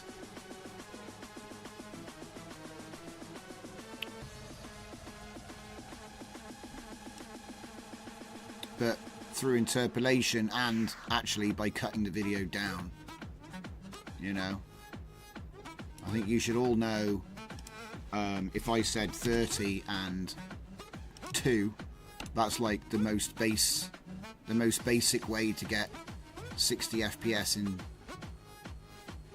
Look at that. Still got a bit of glitching. This is why I keep reducing the interpolation each time. So yeah, the idea is solid. It's fine. It's just a function we can use in these. It's fine. I would use GIMS because it's a recent VFI. Really what I'd like to do is use the new Framer interpolation, but it doesn't have a node at the moment to run sequentially like this. It only has a start and end, and I'm not putting every single... I'm not doing that.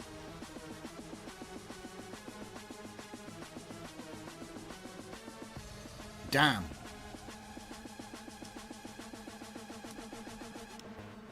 Right, so let me just make this big so you can see it.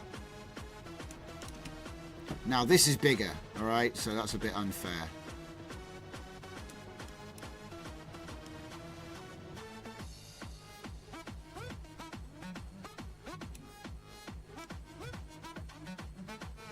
And it's white, which is kind of like an optical illusion.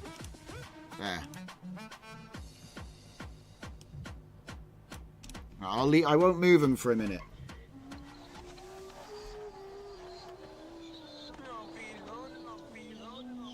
One of them is obviously smoother. The right one. The one on the right is obviously smoother.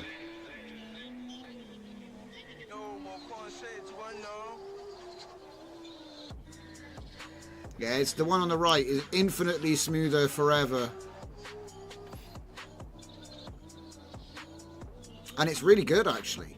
I want to put a different video through that to see if I can test it in a different way. So, no. That's a good one. That's a good one, because there's a lot of blending, a lot of smoothing, and a lot of detail that's changing throughout this one. So let's do that.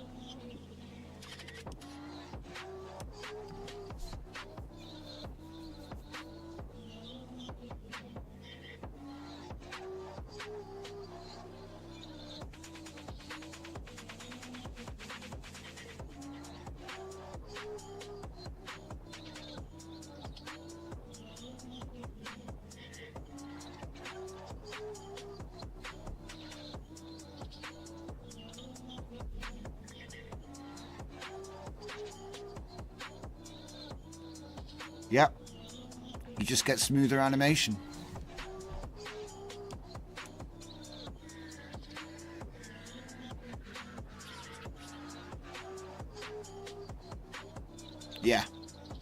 Way smoother. I mean, it's double the frames at the end of the day. It makes you wonder how far can we push it.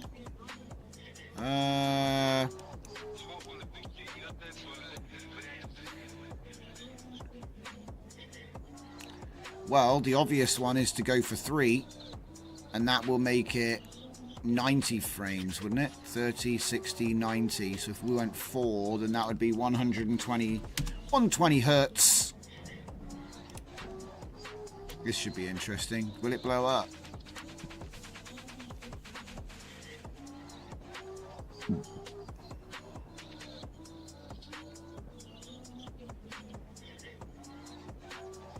Yeah, Framer's awesome. I really like Framer. The only thing is it's not quite... I think it needs some custom nodes so that it can do all of its features. Because it has loads of features which I couldn't find custom nodes for.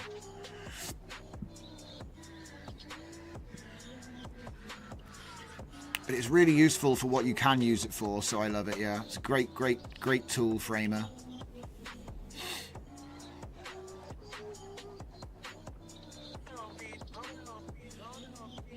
But for an operation like this, where I literally just want to interpolate the entire batch of images, didn't seem to have a node for that. Didn't seem to have a node for that. Look at that. Inglorious 120 frames per second. Can you tell?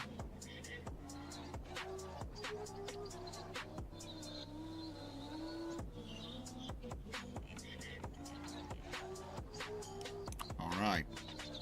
So, that's enough fun with that. Do I need to save this? No, this is already a template. But I suppose I could save it as 60 FPS demo, couldn't I?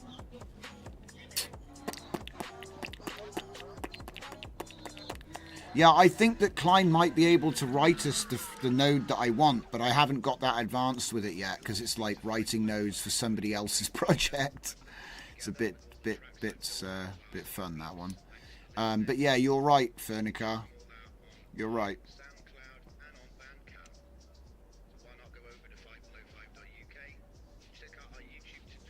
Nah, it's fine. It's just basic use of the... It's just basic use of the nodes, understanding what this means, which means you can do what I just showed. And yeah, we started off with heavy interpolation and low frame rate, and then we increased the frame rate and decreased the interpolation. So hopefully that was useful for anybody. I mean, look, you probably all knew this already, but I know there's a lot of people that watch that don't, so I've got to cover these things. Okay. We are out of there, so I think there's one more thing I need to do, which is the PowerShell situation. PowerShell. And now somebody told me that I didn't need to do what I was doing. I think I just need to run Olama, and I think it'll do everything for me. Let's find out. Okay, so Olama is open. I'm in Kodi. I'm going to change it. Oh. You know, I don't see it there.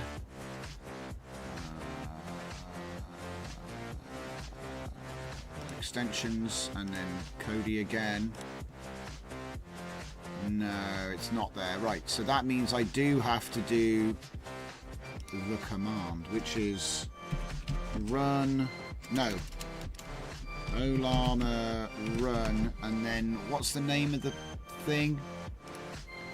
I had it written here, not CodeQuen. Not CodeQuen. This is going to be CodeQuen again, isn't it? Not CodeQuen. Come on. It's DeepSeek. That's the correct answer. So we'll copy that.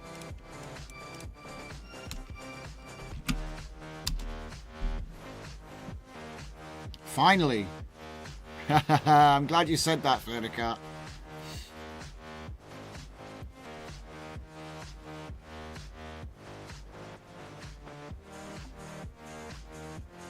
He's thinking about it. Still thinking about it.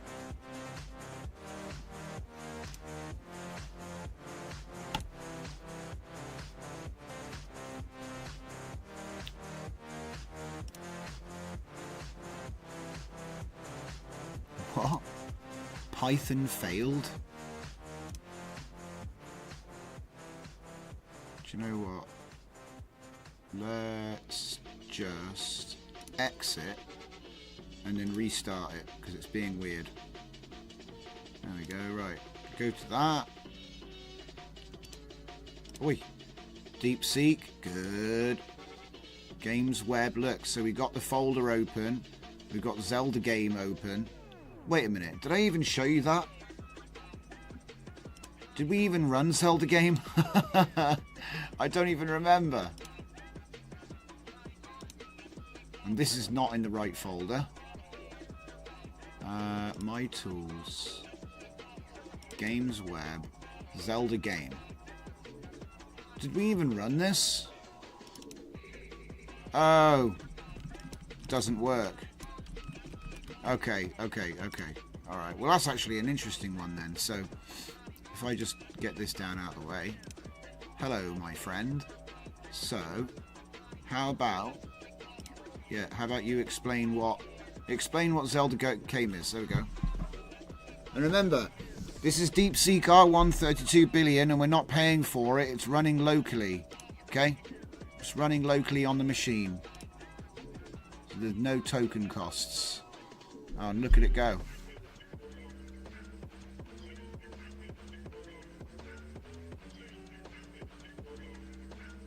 It's crazy. It's just explaining my my game.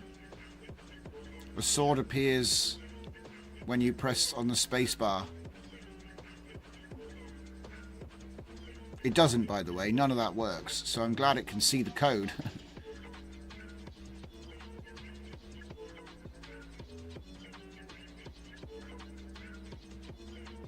Damn. So it had movement logic, attack logic, and collision detection somehow. Huh. Alright, document it. So how did he write that? Write brief documentation comment for Zelda game. If documentation comments exist, use them as examples. Pay attention to the scope of the selected code. And use idiomatic style for that type of code scope. Only generate the documentation for the selected code. Do not generate the code. Do not enclose any other code or comments besides documentation. Enclose the documentation for Zelda game and nothing else. Interesting. I like how it's showing you, because that's like a short form, you know, like it was like a shortcut prompt. I talk pretty much like this when I write my here's the response for the doc instruction. Okay. Apply. It added accept. So it added a doc type to the what the hell? Okay, first of all, that's not good. That's not good. You don't want the declaration. You don't want somebody to write that at the top of the page. And not close the tag either. Because we've already got a doc type here. So, okay. That's funny. He's trying to break my web page. Oh my god. Hang on a minute. Hang on a minute. Doc type.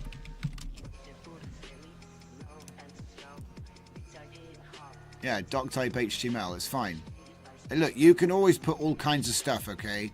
So, like, we could have put all of that there, right? So,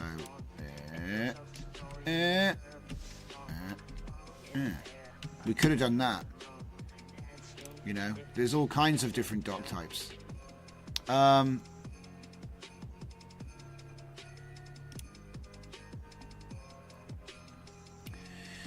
So it says, do not enclose any other code or comments. close only documentation for this, and then context, 3 new items. Here's the response. Try again with different context. Okay. Please use the 5 whys. I don't know if this will work. 5 whys approach to when thinking about how to improve this HTML project. Probably not enough. So why? Yeah. Every answer. Oh no! It's doing the same thing as yesterday. Hang on. A simple Zelda game. Potential issues. One thing that comes to mind is a lack of documentation. Seems like there's no detailed documentation. I guess not, but we just wrote it. Another issue might be user interface. Link enemy scores. UI is not polished. There's no pause button. That's a good point. Game mechanics themselves could use some improvement. Right now it seems like pressing spacebar swings the sword in all directions. Nice. Adding different attack types or improving movement could enhance the player experience. Let's pick one of these issues and apply the 5 whys to it. Oh, not the that's a crappy question for this. I didn't ask you about that. What did I ask you? How to improve it. And the first thing he went to was lack of documentation. And now he's going to go off on one about that. See, but anyway, it's still useful to be able to see. So why is there a lack of documentation? Because the developer didn't prioritize it. Why didn't he prioritize it? Because he was focused on getting core features working. Why was documentation not added later? Because project got too time consuming or developer lost interest. Why didn't developer realize the importance of documentation? Maybe they weren't aware of how crucial it is. And then why isn't there a system in place to ensure... Mate, it's getting really funny about documentation right now. Let's consider another issue. The absence of a pause button. Because it wasn't included. But why? Because developers focus on core issues, yeah. Why weren't these UI enhancements prioritized? Due to time constraints. Why didn't they anticipate? Yeah, because they underestimated the importance of a polish. It's the same. That's weak. That's weak. Basically it's the same answer as it was here. It's basically the same. Why isn't there a process to identify and implement necessary UI improvements systematically? Because I prompted it in one prompt. That's why. Why does the sword attack feel unresponsive? It doesn't. The game doesn't even work. Okay.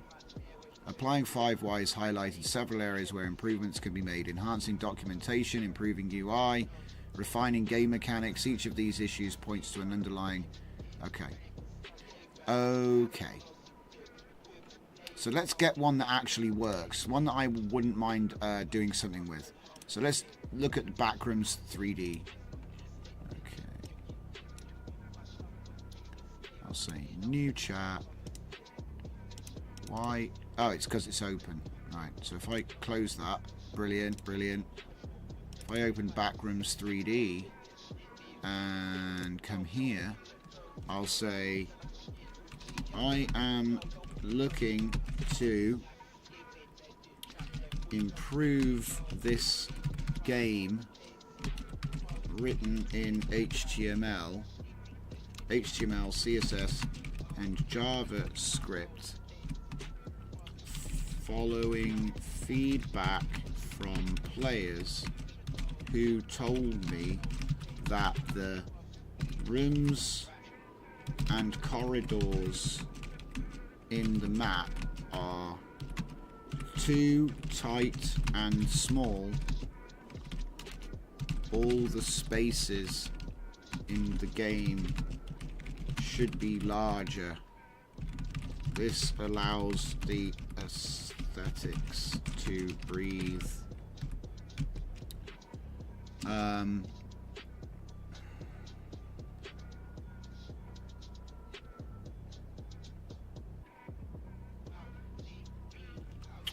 also the existence of anomalies.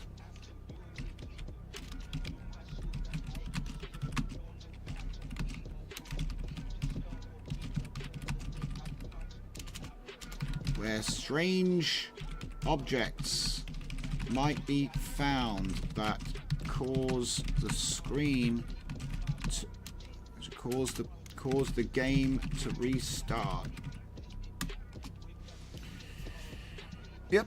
But forth. I said put forth. Uh-oh. One item were retrieved but not used because they exceeded the token limit. Learn about token limits here. Cody and token limits. It allows up to 4,000 tokens.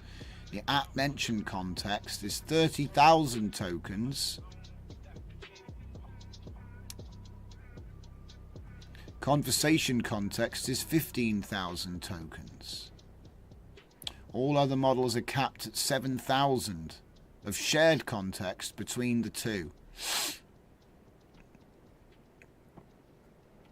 I can't believe that Claude is still rolling everyone on token limits. I still can't believe that. It's been years. Why has nobody else stepped up? You know, like, you've only got 7,000 to do everything in. But Claude gives you 45,000 total.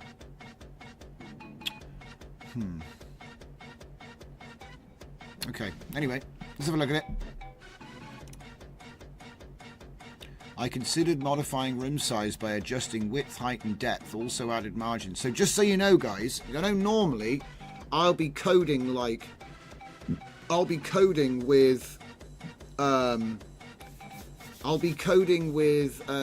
Claude,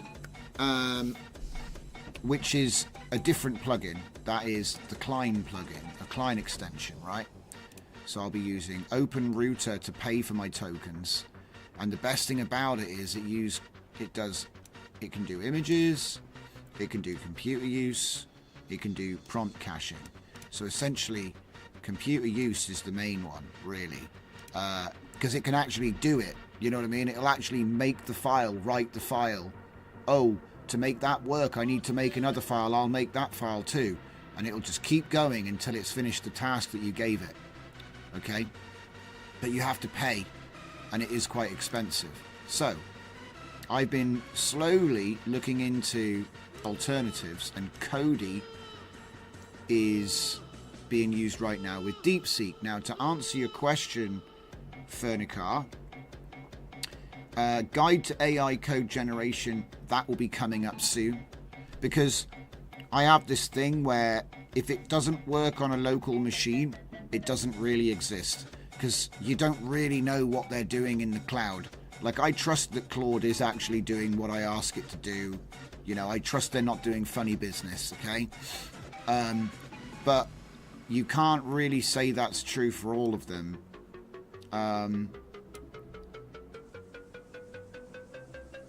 Do you know why Kodi let you do that? It might be that you're actually able to use Claude for free for a limited amount of time, because there is a daily limit.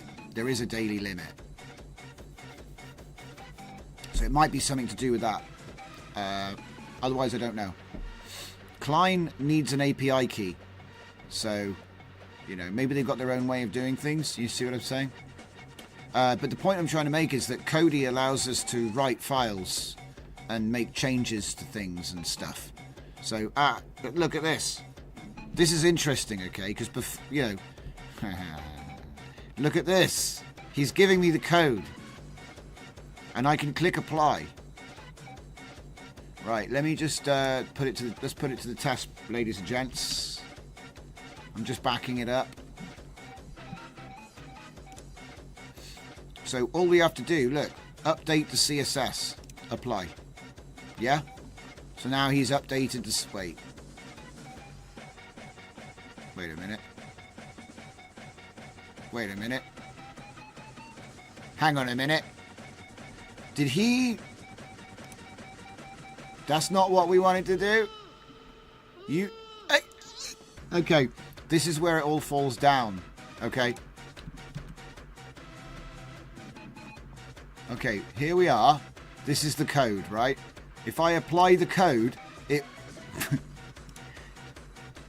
What? That's the code. Right, where's the CSS at? This is the CSS. So, it doesn't know where to put it. It just overwrote the code. If you use the 14 billion, is it different? I don't think... Wait, less parameters means less knowledge. Yes. But it's the same performance because it's the same quantization. Do I have it up on the screen right now? No, I don't. I'll look it up. So if I go to Olama, and go to DeepSeek, as you can see, its quantization is Q4KM. Okay, even for the 1.5 billion version, it's Q4KM. 8 billion, Q4. 14 billion, Q4. 32 billion, Q4. Right. So, you know, to fit it onto your machine, just pick the one that you can fit on your machine. Whether it's 14 or 8 billion doesn't matter. Like, if I'm being completely honest, look, if we go to, like, Llama 3.3... No, that's too new. I'm talking about Llama 3.2. Right. Okay. That only comes with 1 and 3 billion. You see what I mean? Well, there's more of them. But what I'm trying to say is, like, you know, the size is kind of irrelevant. You've just got to try them out and see which one does the job. In my experience, that's how it's been. But I've been using 7 billion, 8 billion. They're useful. They're good for what you want to do with them. Essentially, you install Olama, and then from the command line, you do Olama run and the name of the model. You get the model from here. Literally, you just copy this command and run it. That's all I'm doing. It'll download it the first time, you know, and then after that, it'll just be there cached, and you can just run it. And then obviously, you already know about Klein and how these guys work. So let's just copy that. So this is a CSS thing.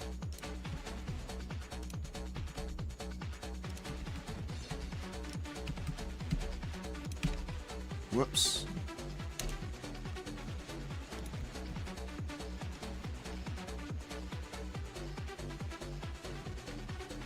I mean, that should work.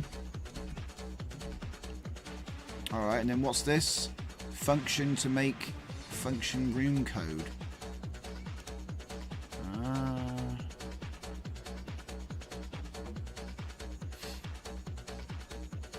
Create new room.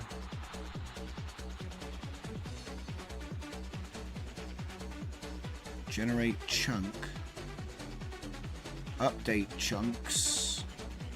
Key up, key down, animate.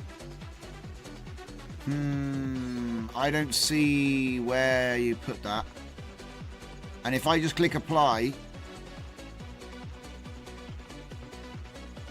Update. Oh my god, there's so much more. Okay, I'm gonna just stop doing what I was doing now, because I think it's ill-informed. I think more needs to be done. So when I asked him, man, he did a good job. First, I thought about expanding the spaces. To make the rooms larger, increasing dimensions and CSS seemed logical, but now I need to adjust how new rooms are generated. So he looked through everything. This is really good. Like, because I'm trying to test this for planning, right? So, like, say you want to do project planning, or you want to do design or research. This is going to be really good for free. You know what I mean? Like, free LLM, okay? So everybody knows that the latest GPT or Claude is the best, but do you want to pay for every single thing you do? It might be that there are simpler tasks that don't need to be cloud GPU, they can be done locally. And so this is the thing I'm starting to focus on. But I've realized that every single LLM has its own language, as in the way that you talk to it and ask it to do things is different. So I can't just give one file out which is going to work with all of them like I used to with GPT and Claude, because they're that clever. It kind of makes up for the fact that you didn't say it specifically how he likes to be told. And so I'm slowly rebuilding everything to run on Llama, or as we see here, DeepSeek R1.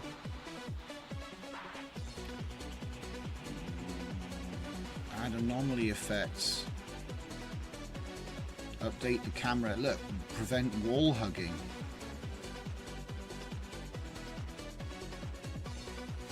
So wait, what?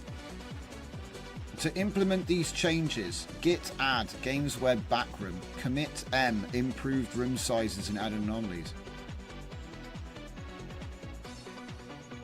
Hang on a sec. I'm going to say, are you able to write these changes to the file? Because it seems like when I ask him to write the file changes at the moment, he replaces the entire document with, you know, he replaces the entire document with just that. And like I said, I'm still trying to get you, because this is a chain of thought model. Best web UI for LLM is Open Web UI, but you've got to run it in a Docker, which isn't a bad thing, but if your computer can't run Docker, then you're stuffed. Personally, I think that Open Web UI is really good. And we've showed it off in the past. It's got a Claude-like interface where you can have artifacts, you can have a system prompt, you can have it aware of many files, and you can have a conversation with him like that. Yeah, you want Open Web UI. Let me just show you it on screen quick. Aha! No, not auth, just Open Web UI, please. Oh no, what's happened now? There we go, Open Web UI. There's the beast right here. Look at this. Open Web UI Think Formatter. What's that? DeepSeek R1 Think Formatter. Note that it formats after the full response is written. There's no way to format responses during completion in Open Web UI. So I guess this is one of their little tools you can have, and you can install that to Open Web UI with the Get button, I believe. But it looks like you can write code to make a plugin. Oh man, this is a rabbit hole if ever I saw one. This is going to be great, because the thing is, I could probably write these. I could probably use this. Right. I just need to do something real quick. Oh, dude.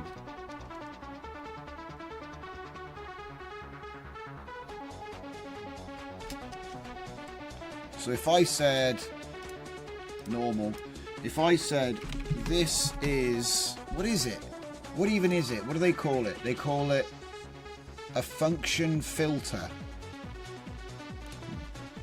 A function filter for DeepSeek R1 and LLM. Wait. A chain of thought LLM.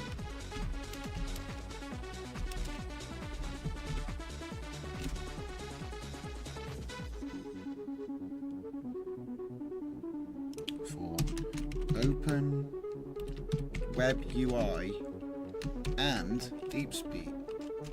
Okay, go like that. Post it. I want to see what Claude's got to say about it.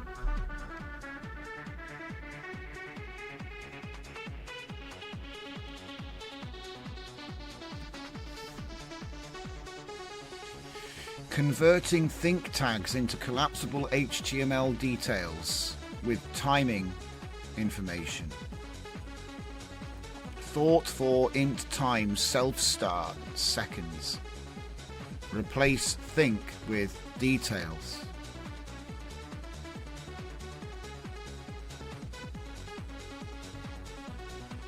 Yeah, anything LLM, and LM Studio. Yeah, I've heard of those, but OpenWebUI was the first one that I really liked. Yeah, the first one I really liked using was OpenWebUI, and it has all the features. I've showed it on here before, so you can actually set up a lot of the stuff that I've made and have it talk to Claude, and it'll work exactly the same. The difference is I'm trying to now because we've got to start from scratch, because as you can see here, the way that DeepSeek is talking to us is totally different from how we talk to Claude.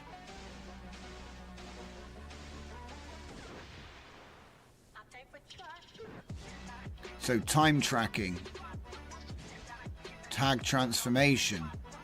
Think tag is converted into a details element, which includes a summary element with an emoji and a duration of thought in seconds. So here's my analysis. Think, let me consider this. Output format, details, summary, details.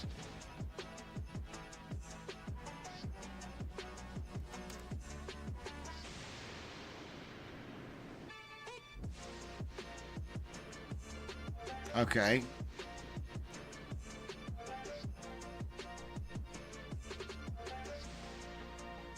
Okay.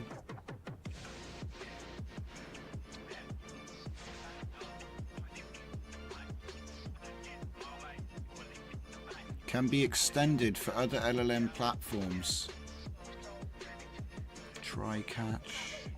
Man, these responses are really rich. In a way, I prefer these responses to Claude a lot of the time, because it's giving me so much information. When I come to actually use this for something useful, I know that this is going to be a really rich presentation of output. Whereas before it was like very well written, but it wasn't. You can tell this is really thinking about the task. Probably a bit too much, actually. I'm not going to ask him to write one because I don't have enough examples of this, okay? But that's the thing. I'm not using it because I'm not even using it. I'm not even using I'm not even using it. But that, see, new functions. You see what I'm saying? New functions. Transcript editor. Prompts. AI prompt template generator. Mega system prompt.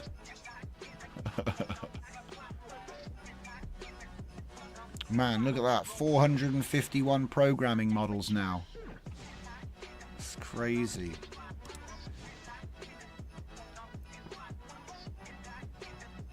Wow.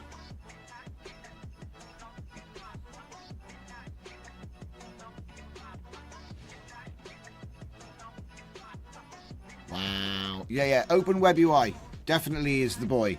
The only thing that you might get stuck on is it uses Docker to install.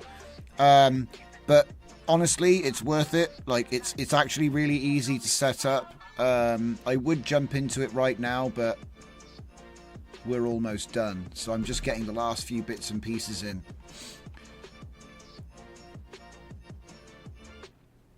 Electrolab says, Claude is so nice. Help me make dynamic spectrogram node. Yeah, I love that node, by the way. I want to take a closer look at that one tomorrow. GPT for all lets you test it without too much problem. Requires AVX CPU. And Full Dive Media says, thank you. I really appreciate the guidance. I like to put some time on something that's as complete as possible. I really like the showing of the thinking process. Yeah, it's really good. It's really good. Like here, let me switch it up here, right? So let's just, well, literally from the top, right? Close the folder.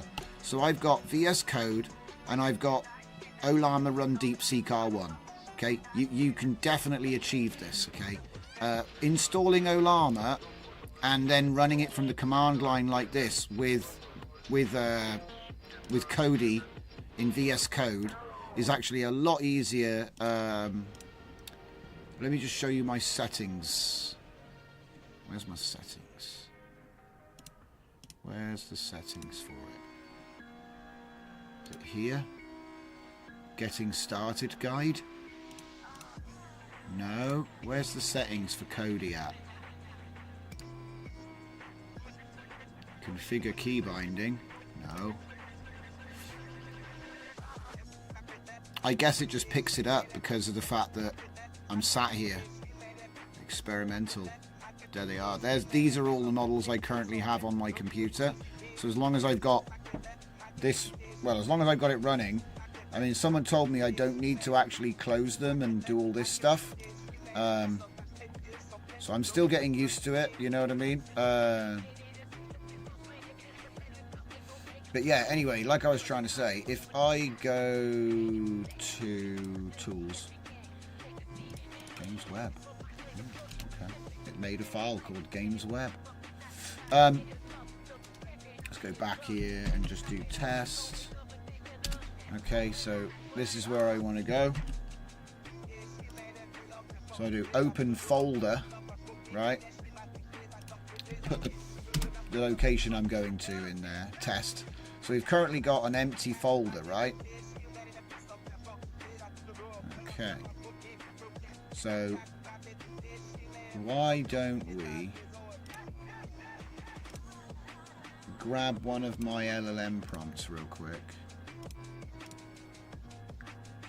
Man, every time. Here we go. So let's get something interesting. Let's get GPT-4 agents. Let's get Pirate Adventure.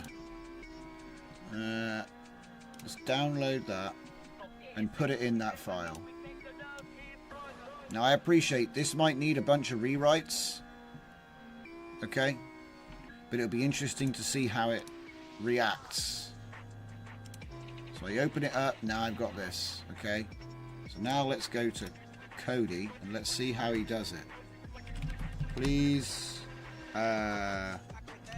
simulate the game based on the directions. I don't know if he'll let me do this based on the directions in the Pirate Adventure V 0.8.text. Please simulate the game based on the directions. I don't know if it'll do it. Let's see if it'll do it.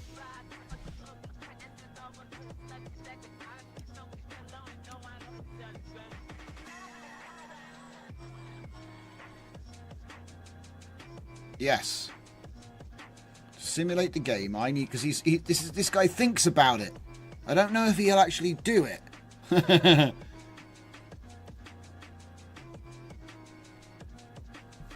Oh, he's doing it. He's doing it.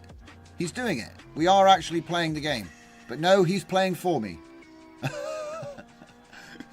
So he knows there's a game. He understands how the game needs to be played. So introduction, you stand outside the Jolly Dodger, the largest pirate tavern in all of West Stockstown. Your opponent stands before you, engaging you in a duel of words. Pirate's insult. Ahoy there, landlubber. You look as scrawny as a rat on a sinking ship. And then you have to respond. 1. At least I'm not walking the plank with my pride. 2. But I got more wit than you'll ever have, matey.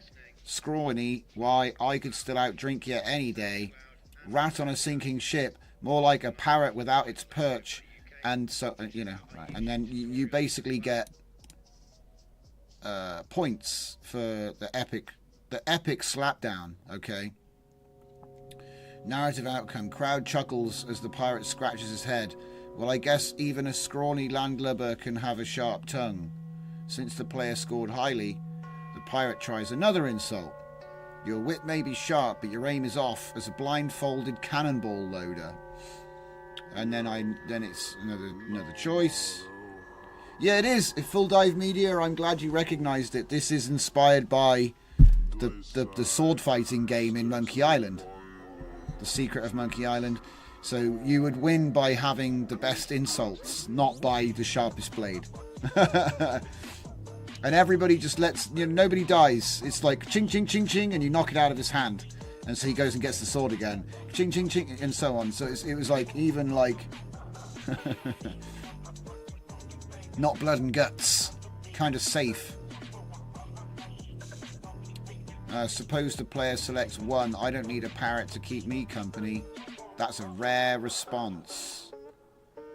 So, pirate looks around, embarrassed. The crowd murmurs in agreement as the pirate mutters under his breath. And so it goes on until eventually the pirate loses his bottle.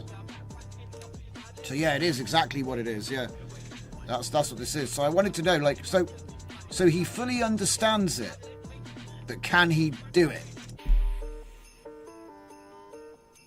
Try again with different context. Okay, so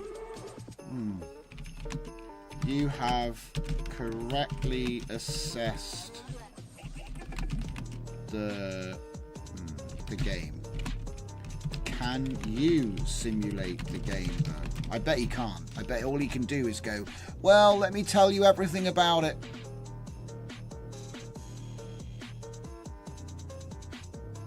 Okay. He says, I need to do this, I need to do that. But then when he does that, he then simulates what happened next. And he simulates the whole game in one response and then goes, and then the game ends.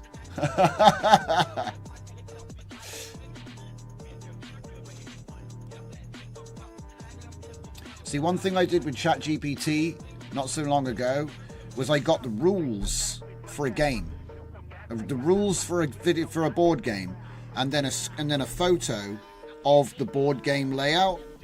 I put those 2 things into the chat and just prompted simulate the game. And guess what? It did. And it was like a Monopoly style game, so it was really complicated with like cards and stuff that you would draw. But because it had the information, it was like, yeah, okay. And it just simulated the whole thing. It's crazy. So it looks like he can't actually do it. And if he can do it, I don't know how to make him do it. But it looks like he's really good at analysing stuff. So, alright. Let's do test number 2. So, obviously this test folder just has test stuff. Okay. So what I'm thinking is, why don't we copy one of my custom nodes in there and have him review it.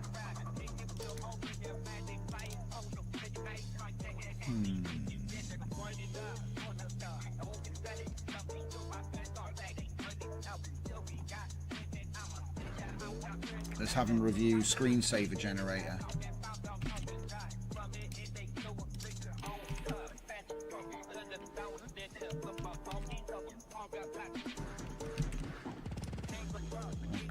New chat. Alright. And then wait a minute. Gotta finesse it. So you gotta open the screensaver. Wait a minute.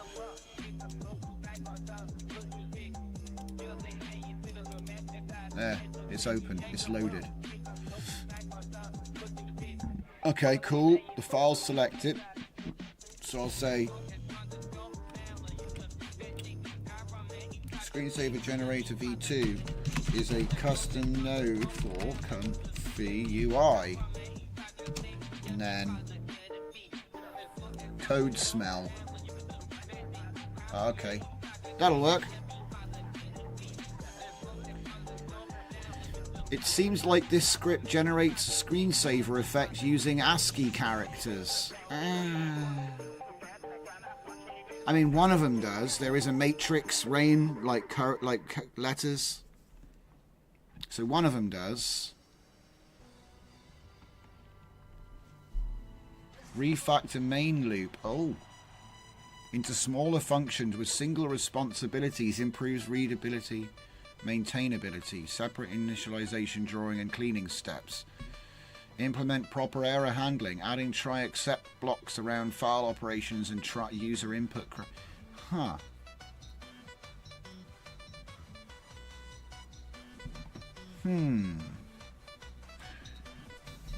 Give me a sec, I'll be right back. This thing's giving me crazy ideas.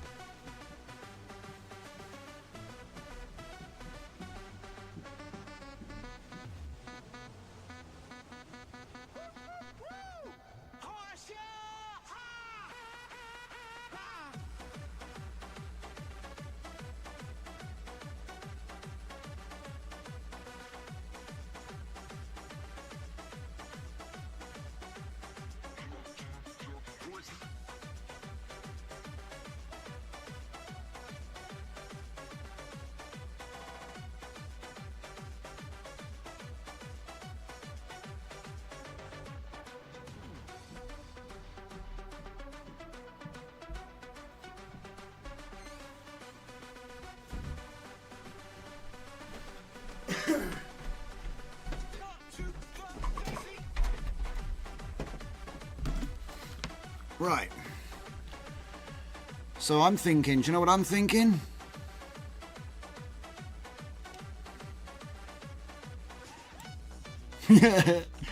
Copy that, yeah.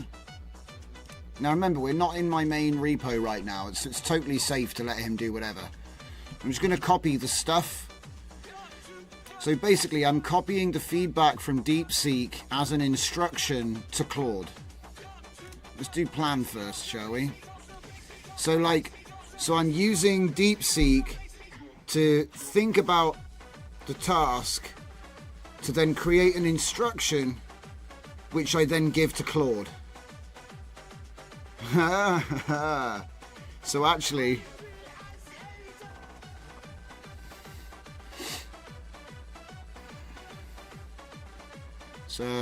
wait, are you actually still thinking about this? Ah, yeah, we've got to go to act. Okay, you go for it. So let's just read what he actually did there. So yeah, so we'll get DeepSeek to tell Claude what to do, and then Claude will do it right, but DeepSeek will have good ideas. How about that? Oh dear. So you split the generate method, initialize generation, create frame, process frame, move color palette to separate. See, this is going to make it better. This is actually, because you look, if I read this, what it was talking about, this is a good idea. Yeah, it sounds like a plan. Yeah, exactly. Add type hints to all methods. Add return type to annotations. I don't know if that's actually a good idea, but maybe it will know. Maybe Claude will know. Oh my god, what's it doing? I should turn this into V3 or something. I really should turn this into V3. Oh my goodness, look at it go. Oh, so it's still busy doing all the steps. Or is it finished now? I think it's finished. Nope, still working. Add comprehensive class to and methods doc strings. Document preset system architecture. Add inline comments. What? Refactoring the main loop. Error handling.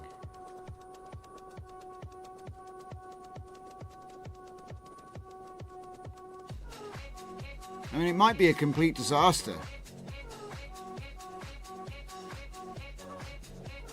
Subversions. Oh. Yeah, to be honest, I should have... Looking back, it would have been better if I told you, oh yeah, this prompt was written for this LLM on this date and stuff like that. But I tried to make everything really universal and open. I did a lot of effort on trying to make it open and universal, so it's sort of like... Wait a minute. Is it still... It's still going. Oh my god.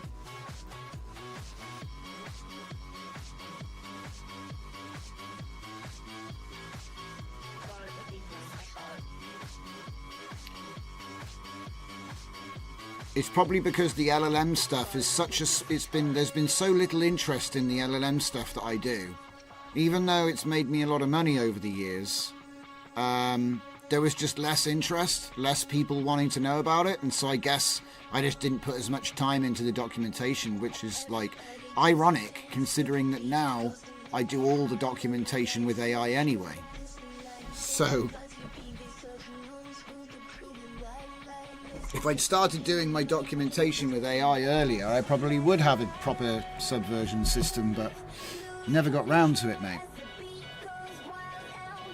So now I'll enhance load presets. Let's continue with color palette manager. Now I'll update the class to properly use the manager, color palette manager. Let's continue by updating generate method. Also helper for parameter extraction. I noticed that extract preset and generate frame are incorrectly placed. Let's move them. There's some issues. Let me add to the generate method. Place them before that. The code has been updated. Okay, and all of this for 7 cents. That's really efficient. Like, if I was doing this with the chat, I probably would have had the entire script back several times by now. So let's have a look at what it actually did. Wow, it's got errors now.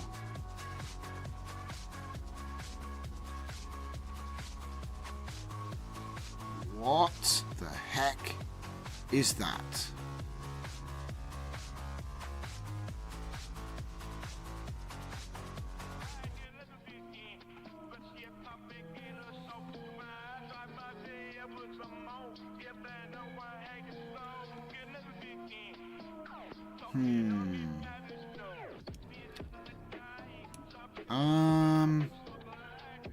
Create another channel for LLM so it won't alienate the current audience.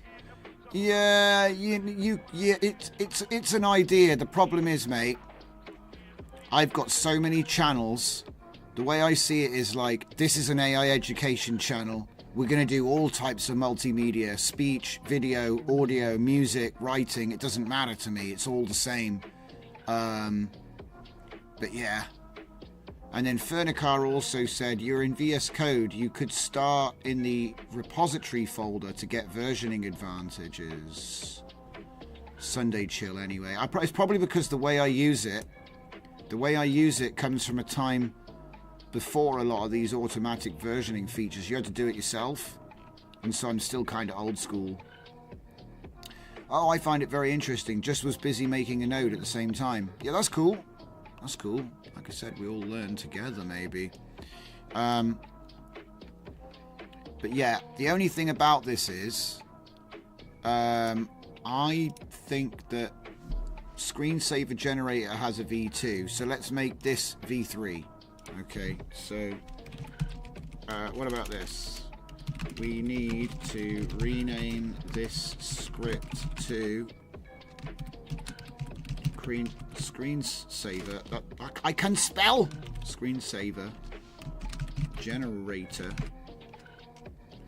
v3.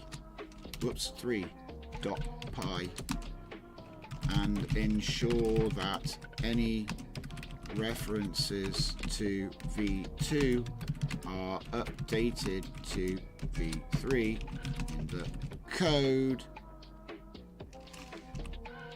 I probably should have done that off the bat, but whatever. It's fine. It should be a simple thing. Because then what I can do is I can load this into Comfy and actually test it and see if all this stuff was real. Oh, look at that. Yep, we'll run it. And now edit the file to get rid of all the v2 references. Class name, type attribute, node class mappings, display name. Just in case you're wondering, this is the minimum you need to hack fraud, create your own nodes from other people's. Just in case you're wondering. This is the modders approach. This is Walmart's best video game modding approach to making custom nodes. Get the one that is like what you need, and then change the class name, the type, the node class mappings, and the display name. Now it's your node. Congratulations, you're a developer now.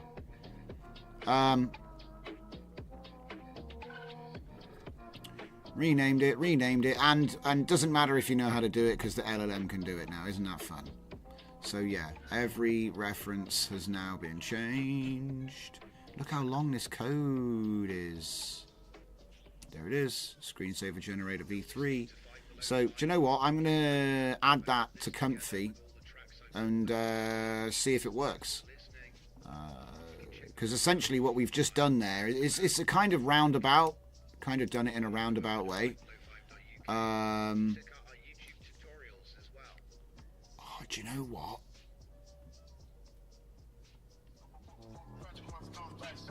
Oh, do you know what? It's given me another idea, right? Close that. Huh? Huh? Hang on. Right, let's just close that and then open it again. Go back to the thing. Why has it got a line through it? Anybody know? File is too large. Select a smaller range of lines from the file.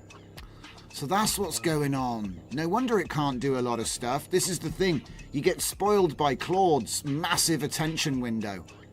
And then when you come to use something like DeepSeek, the script is bigger than the attention window. So you can't... Sorry, bud. Do you know what I mean? That's what's going on here. It's too big. Yeah, the context window's too... this file, with its 470 lines of attractive Python, is just too big. Yeah, script too large. It's because, you know, look how big it is. It's ridiculous. It's fucking huge. So I think it's because we've added loads of, you know what I mean? We just added loads of comments and stuff. But here's the fun part. I don't want to do... Oh, I know how I got a way around it. Okay, so V2 interfaces in the same exact way as V3. So if I put a V2 back in here, close the V2, because I don't even want to look at that one anymore. What I want to look at, let's see. I need. Do you know what I need next? I need the Viz folder. I want it to make a visualization, see? That's what I really want. What I really, really want. So let's copy that there. Paste that there. Now it has them in the folder space, you know what I mean? So in my workspace, I can now open that up. And I could go with RGB Spheres 2, for example, right? Okay, now we're getting somewhere. So we go back to the chat. And we got RGB spheres of VO2. Okay. The .viz files are used with the screensaver generator v2.py. Okay.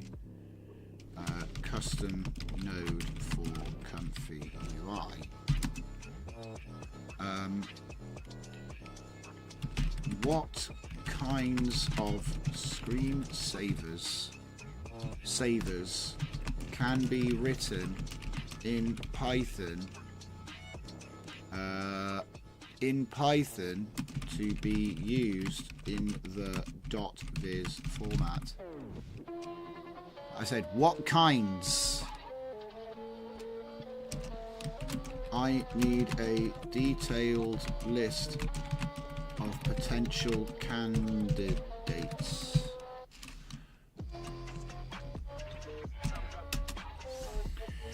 I don't know what the attention limit is, but as far as I know, it's 7,000 characters.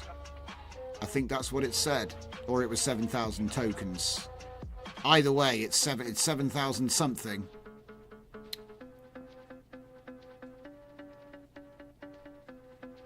Yeah, I had a look. I looked it up. Mr. Super Fake Name. It was written on not programming models. It was written here on Kodi. Look, there it is. There's your token limits. Yeah. Now I appreciate that the other ones aren't there. Yeah. So like, the models that we're looking for aren't on the list, but if you'll notice something, everything except for Claude is 7,000. Yeah? With a shared mention context. Those are token limits, not context length. Okay.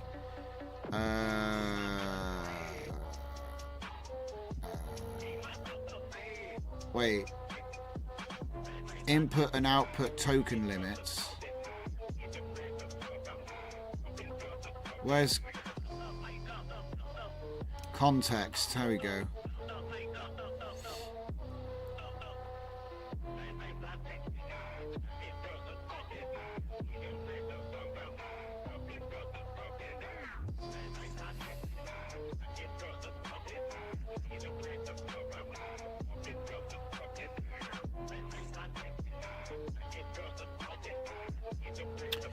Context window limit size. CR docs on token limits. Site administrators can update the maximum context window to meet their requirements. For example, using an edit or describe prompt with too small will give you errors, like you selected too much code. What?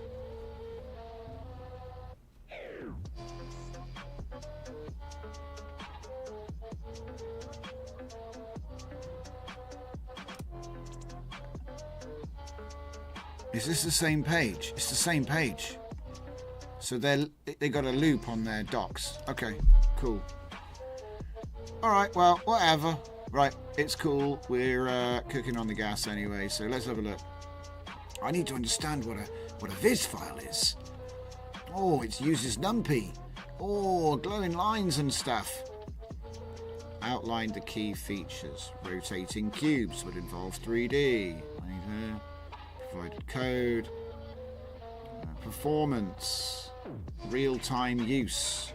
Shouldn't be too computationally heavy. Exactly. Okay, so geometric shapes with audio reactivity. I didn't ask for audio reactivity, buddy. Particle systems, abstract glowing lines, plasma effects. We've already got one of them. Fireflies. Simulate fireflies moving in a field. Rotating cubes or polyhedrons that respond to audio. The guy's a bit mental. Liquid drops. Flaming particles. Abstract circles with trails. Some of these ideas are pretty good. I'm not going to lie. Some of these ideas are pretty good. Abstract waveforms. There's a lot of audio reactive stuff here though, and that's a different project. Oh, I know why. It's because inside RGB spheres it says audio features.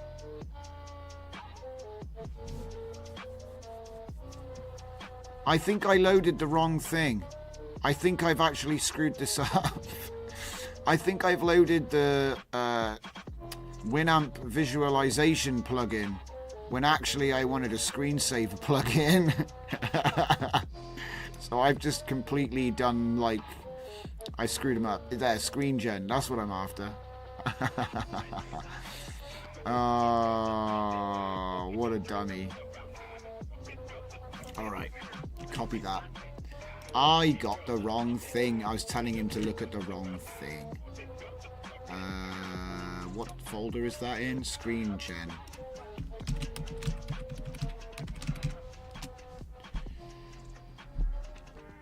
Scroll down to the context window section. It's 4 to 5 sections down.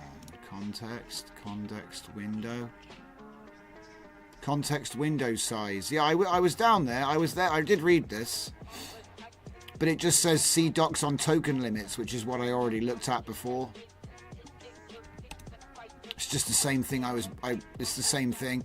See, Kodi allows up to 4,000 tokens of output, right?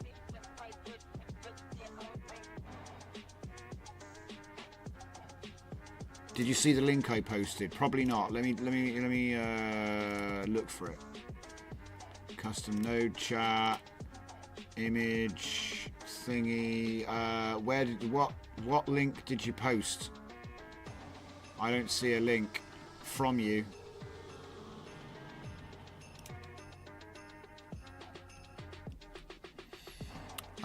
But yeah, it looks like it's 7,000 for everyone. Unless you are Claude, and then you get 15. Plus 30,000 for the mention, not sharing it with the 7. So...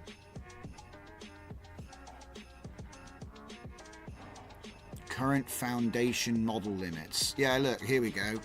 This is even better, look. 32,000 for Mixtral. 128,000 for GPT-4 Turbo. 200,000 for all the Claude stuff since 2.1 on. Put it in general Discord. Let's have a look. Comparison of all models across quality, performance. Oh yeah, it looks like my screensaver.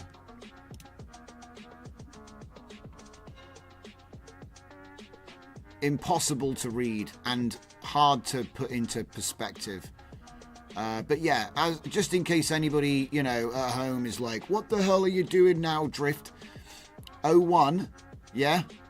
DeepSeek, O1 Mini.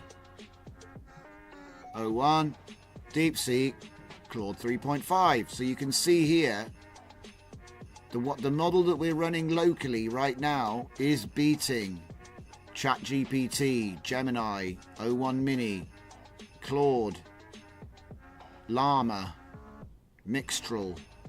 Look, 4.0 Mini is way down. Oh, I appreciate that's what you wanted to show me, the context window, but this is actually really good for the stream because it shows like what we're actually doing. Yeah, thanks for that link. This link is actually really good because, like I said, it's hard to put things into perspective, but if you can see blue line, DeepSeek, yeah? Look at it. It's chomping at the heels of OpenAI, mate. Chomping at the heels. In fact, look, coding, 98%. So the way it looks to me is that we just have to figure out how to make him work. Because at the moment he doesn't want to work. He just wants to explain how to do everything. Context window. Damn, Gemini 1.5 Pro has 2 million tokens? What? That's insane. O1, 200k. Right, so that was their big thing. The big thing with O1 was, we'll do the 200k window like Claude does. And then we'll charge absolute crazy prices for it. Yeah. Oh, God. Input price, output price. Yeah, the most expensive AI by far, ChatGPT.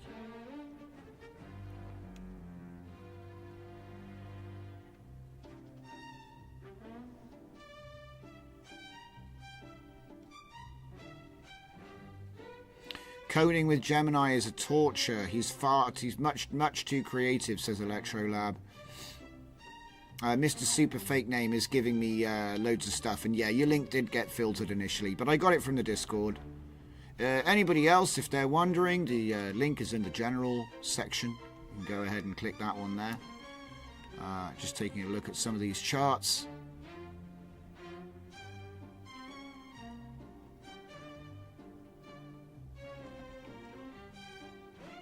Image input pricing. Wow, I didn't realize Claude was expensive for imaging. I didn't know that. 4.0. Output speed, latency, output speed, output speed. Nope, don't care about speed, mate. It's quicker than I can write. DeepSeek.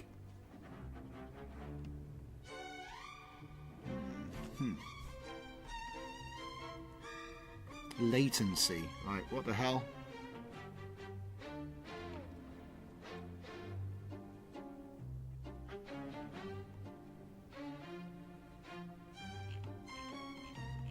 Damn, there's a lot of models.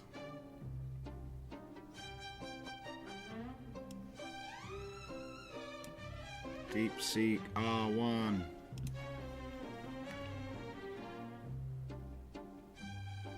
It's not... Yeah. So it's not fast. It's not fast. It's got medium pricing, but the quality's really good. Yep.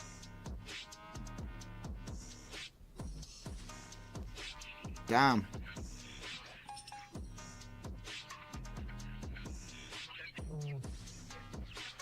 I've never heard of hyperbolic. What's that?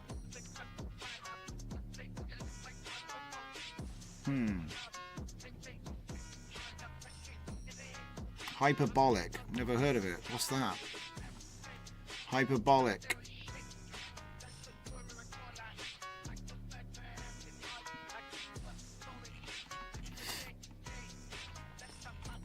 Yeah, a lot of this is just like, oh, I used it and it gave me number, and chart, look good, website, template, go.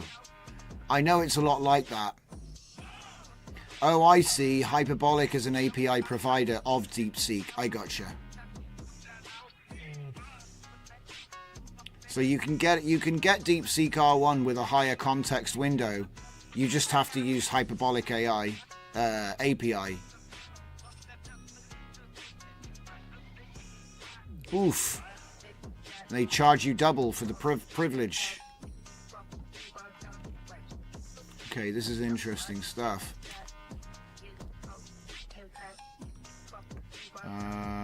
We already did that.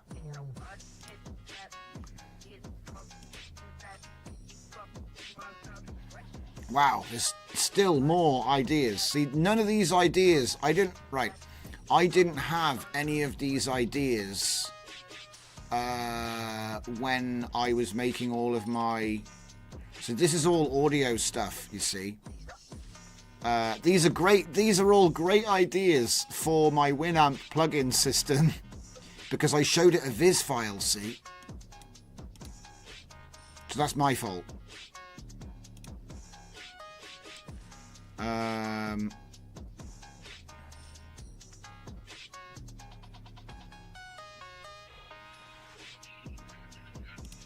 Close that. Screensaver generator. Let's see if we can actually get it done because I screwed that up. Need to put the SCG in there. Open the SCG. Now, if I go to history, because it was the prompt was correct, I just referred to the wrong file. So it was completely wrong, like I was telling him that they're screensavers when I was talking about an audio visualizer.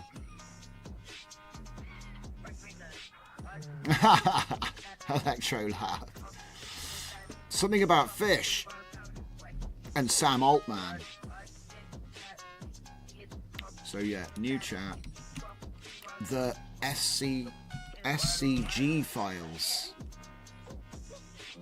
used in the SCG format. So now I'm going to get... See, he gave the best answers, even though I asked him the wrong question and gave him the wrong example. But now this should work.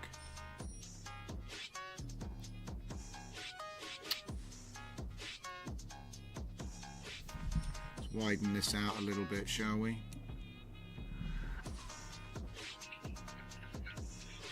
Abstract art. This could involve dynamic color changes, ripple effect, matrix rain, network flow. What? Visualizing data flow with nodes and connections that change. What? Excuse me?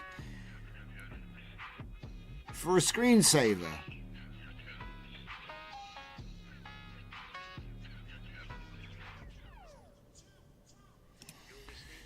Plasma effect, generating psychedelic patterns with color gradients and transformations. Solar system simulation, creating planets orbiting a sun, possibly with gravitational. Calm down, mate. What's that bit for? Typewriter, simulated text being typed out, perhaps with random characters. Each of these would require defining specific parameters in SCG. Each character out, updating the fall speed and resetting them when they go off screen. Also consider this.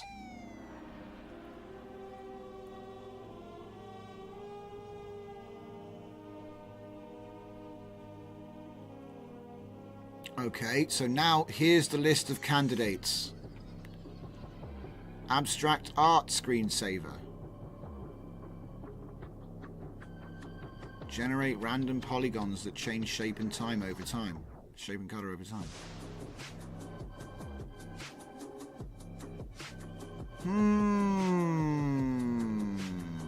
Flocking behavior. Simulate the movement of particles. Okay.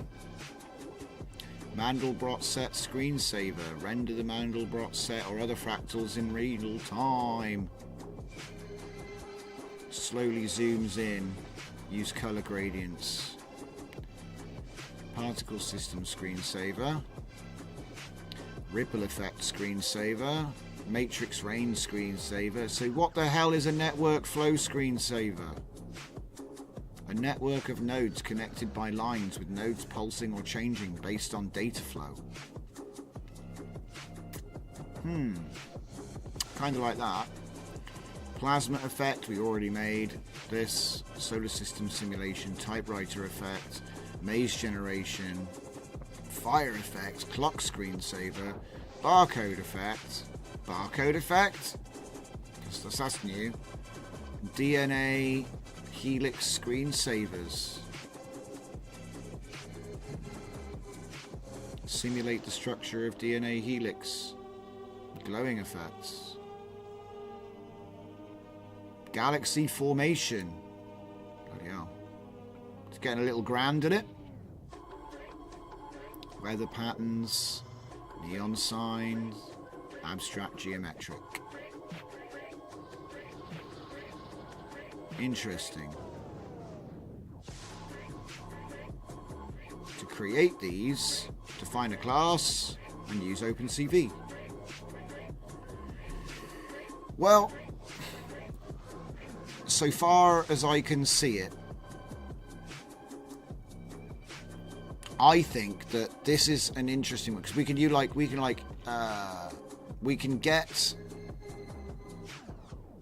this model, DeepSeek, to do planning for Claude. So how about I say, let's pick one. Let's pick the solar system simulation. Solar system.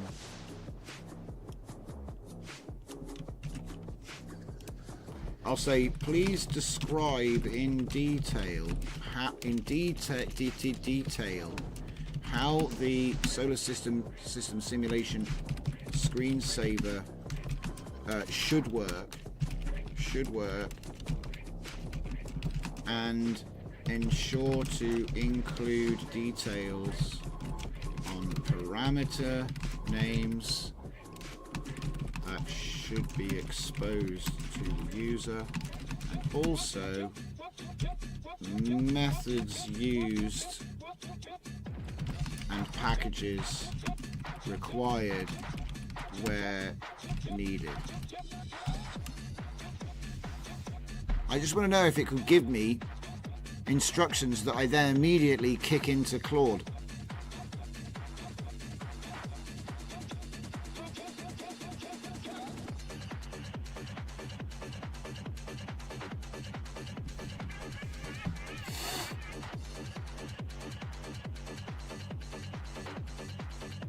Bounce ESCG.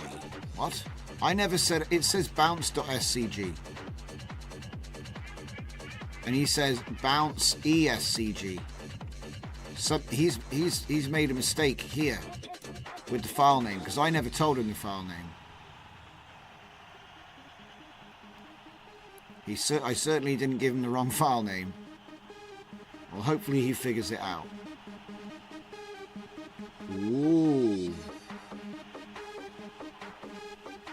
So yeah, he's looking at bounce.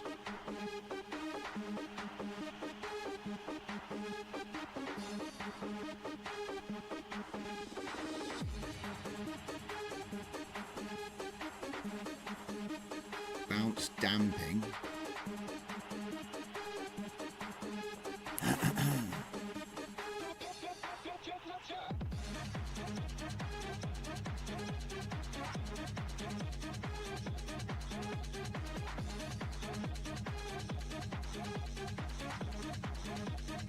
This doesn't make sense. Is this really a galaxy? No, solar system simulation.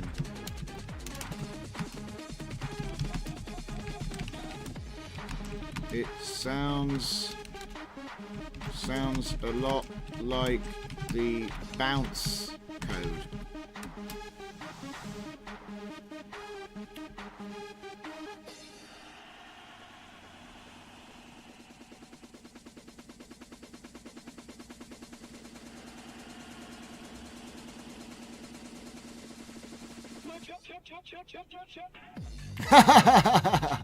He's explaining what the bounce is. He's explaining what the example is. He's not actually creating instructions for a solar system.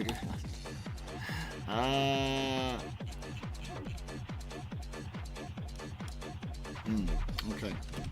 The bounce.scg is only for reference.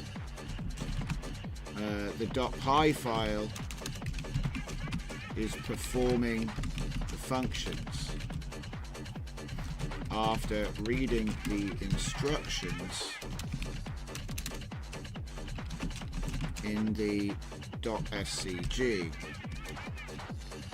how would you describe a new .scg file that was designed to be a screensaver that simulated the solar system?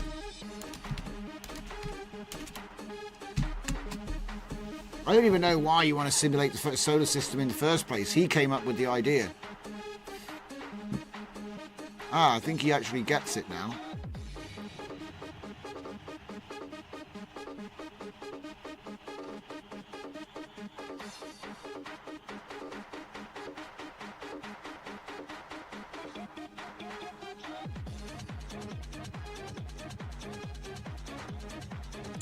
Oh man, I'm so glad we got past that roadblock. Now we can finish. Big finish, everyone.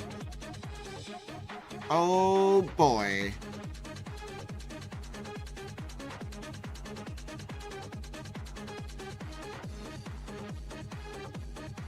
Oh my goodness. It's going to do the whole solar system, isn't it? Gravity, star. Alright, let's just copy that. Is that all it is? That's the example SCG file. Wait, whoa. He did it. Whoa. He did it. Whoa. Slow down a minute. He did it. Let's have a look at bounce. I don't know, mate. It looks a lot like Python to me. Right, okay. So the next thing, of course, is stick to the plan. No, not Docker, actually. Or him. I want Klein. Oh, wait. Enhance the quality of that. Okay, so now what we're going to do is we're going to say screensaver generator v2.py is used to load .scg files, screen gen,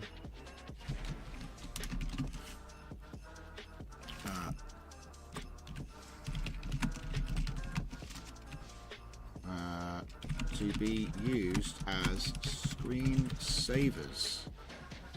Okay. I want to create a new screensaver in .scg format that will simulate the solar system. Now, I probably don't need to put all this stuff in, but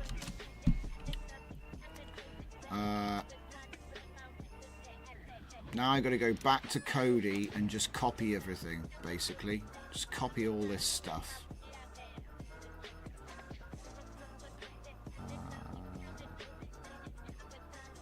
Lastly, I should design a new thing. Since it's a screen, so I should also, additionally, visual aspects, I should think about how to represent orbits.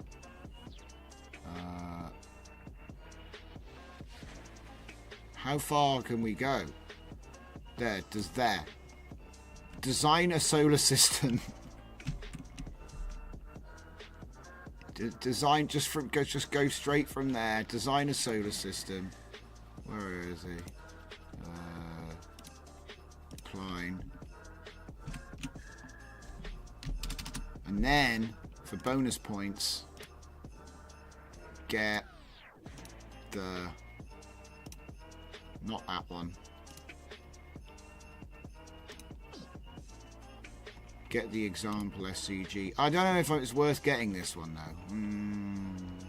I'll take it anyway, but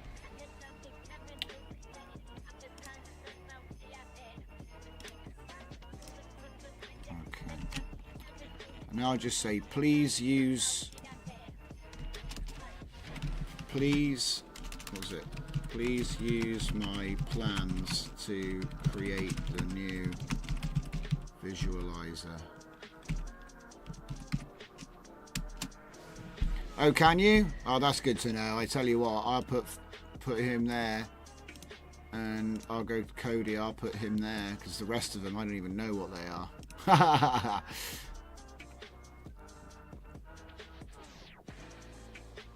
Oh.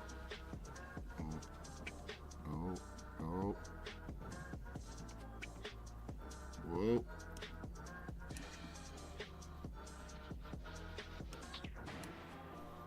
It's doing it. Whether it works or not, we'll find out tomorrow because it's like midnight now. But I'm glad we got there.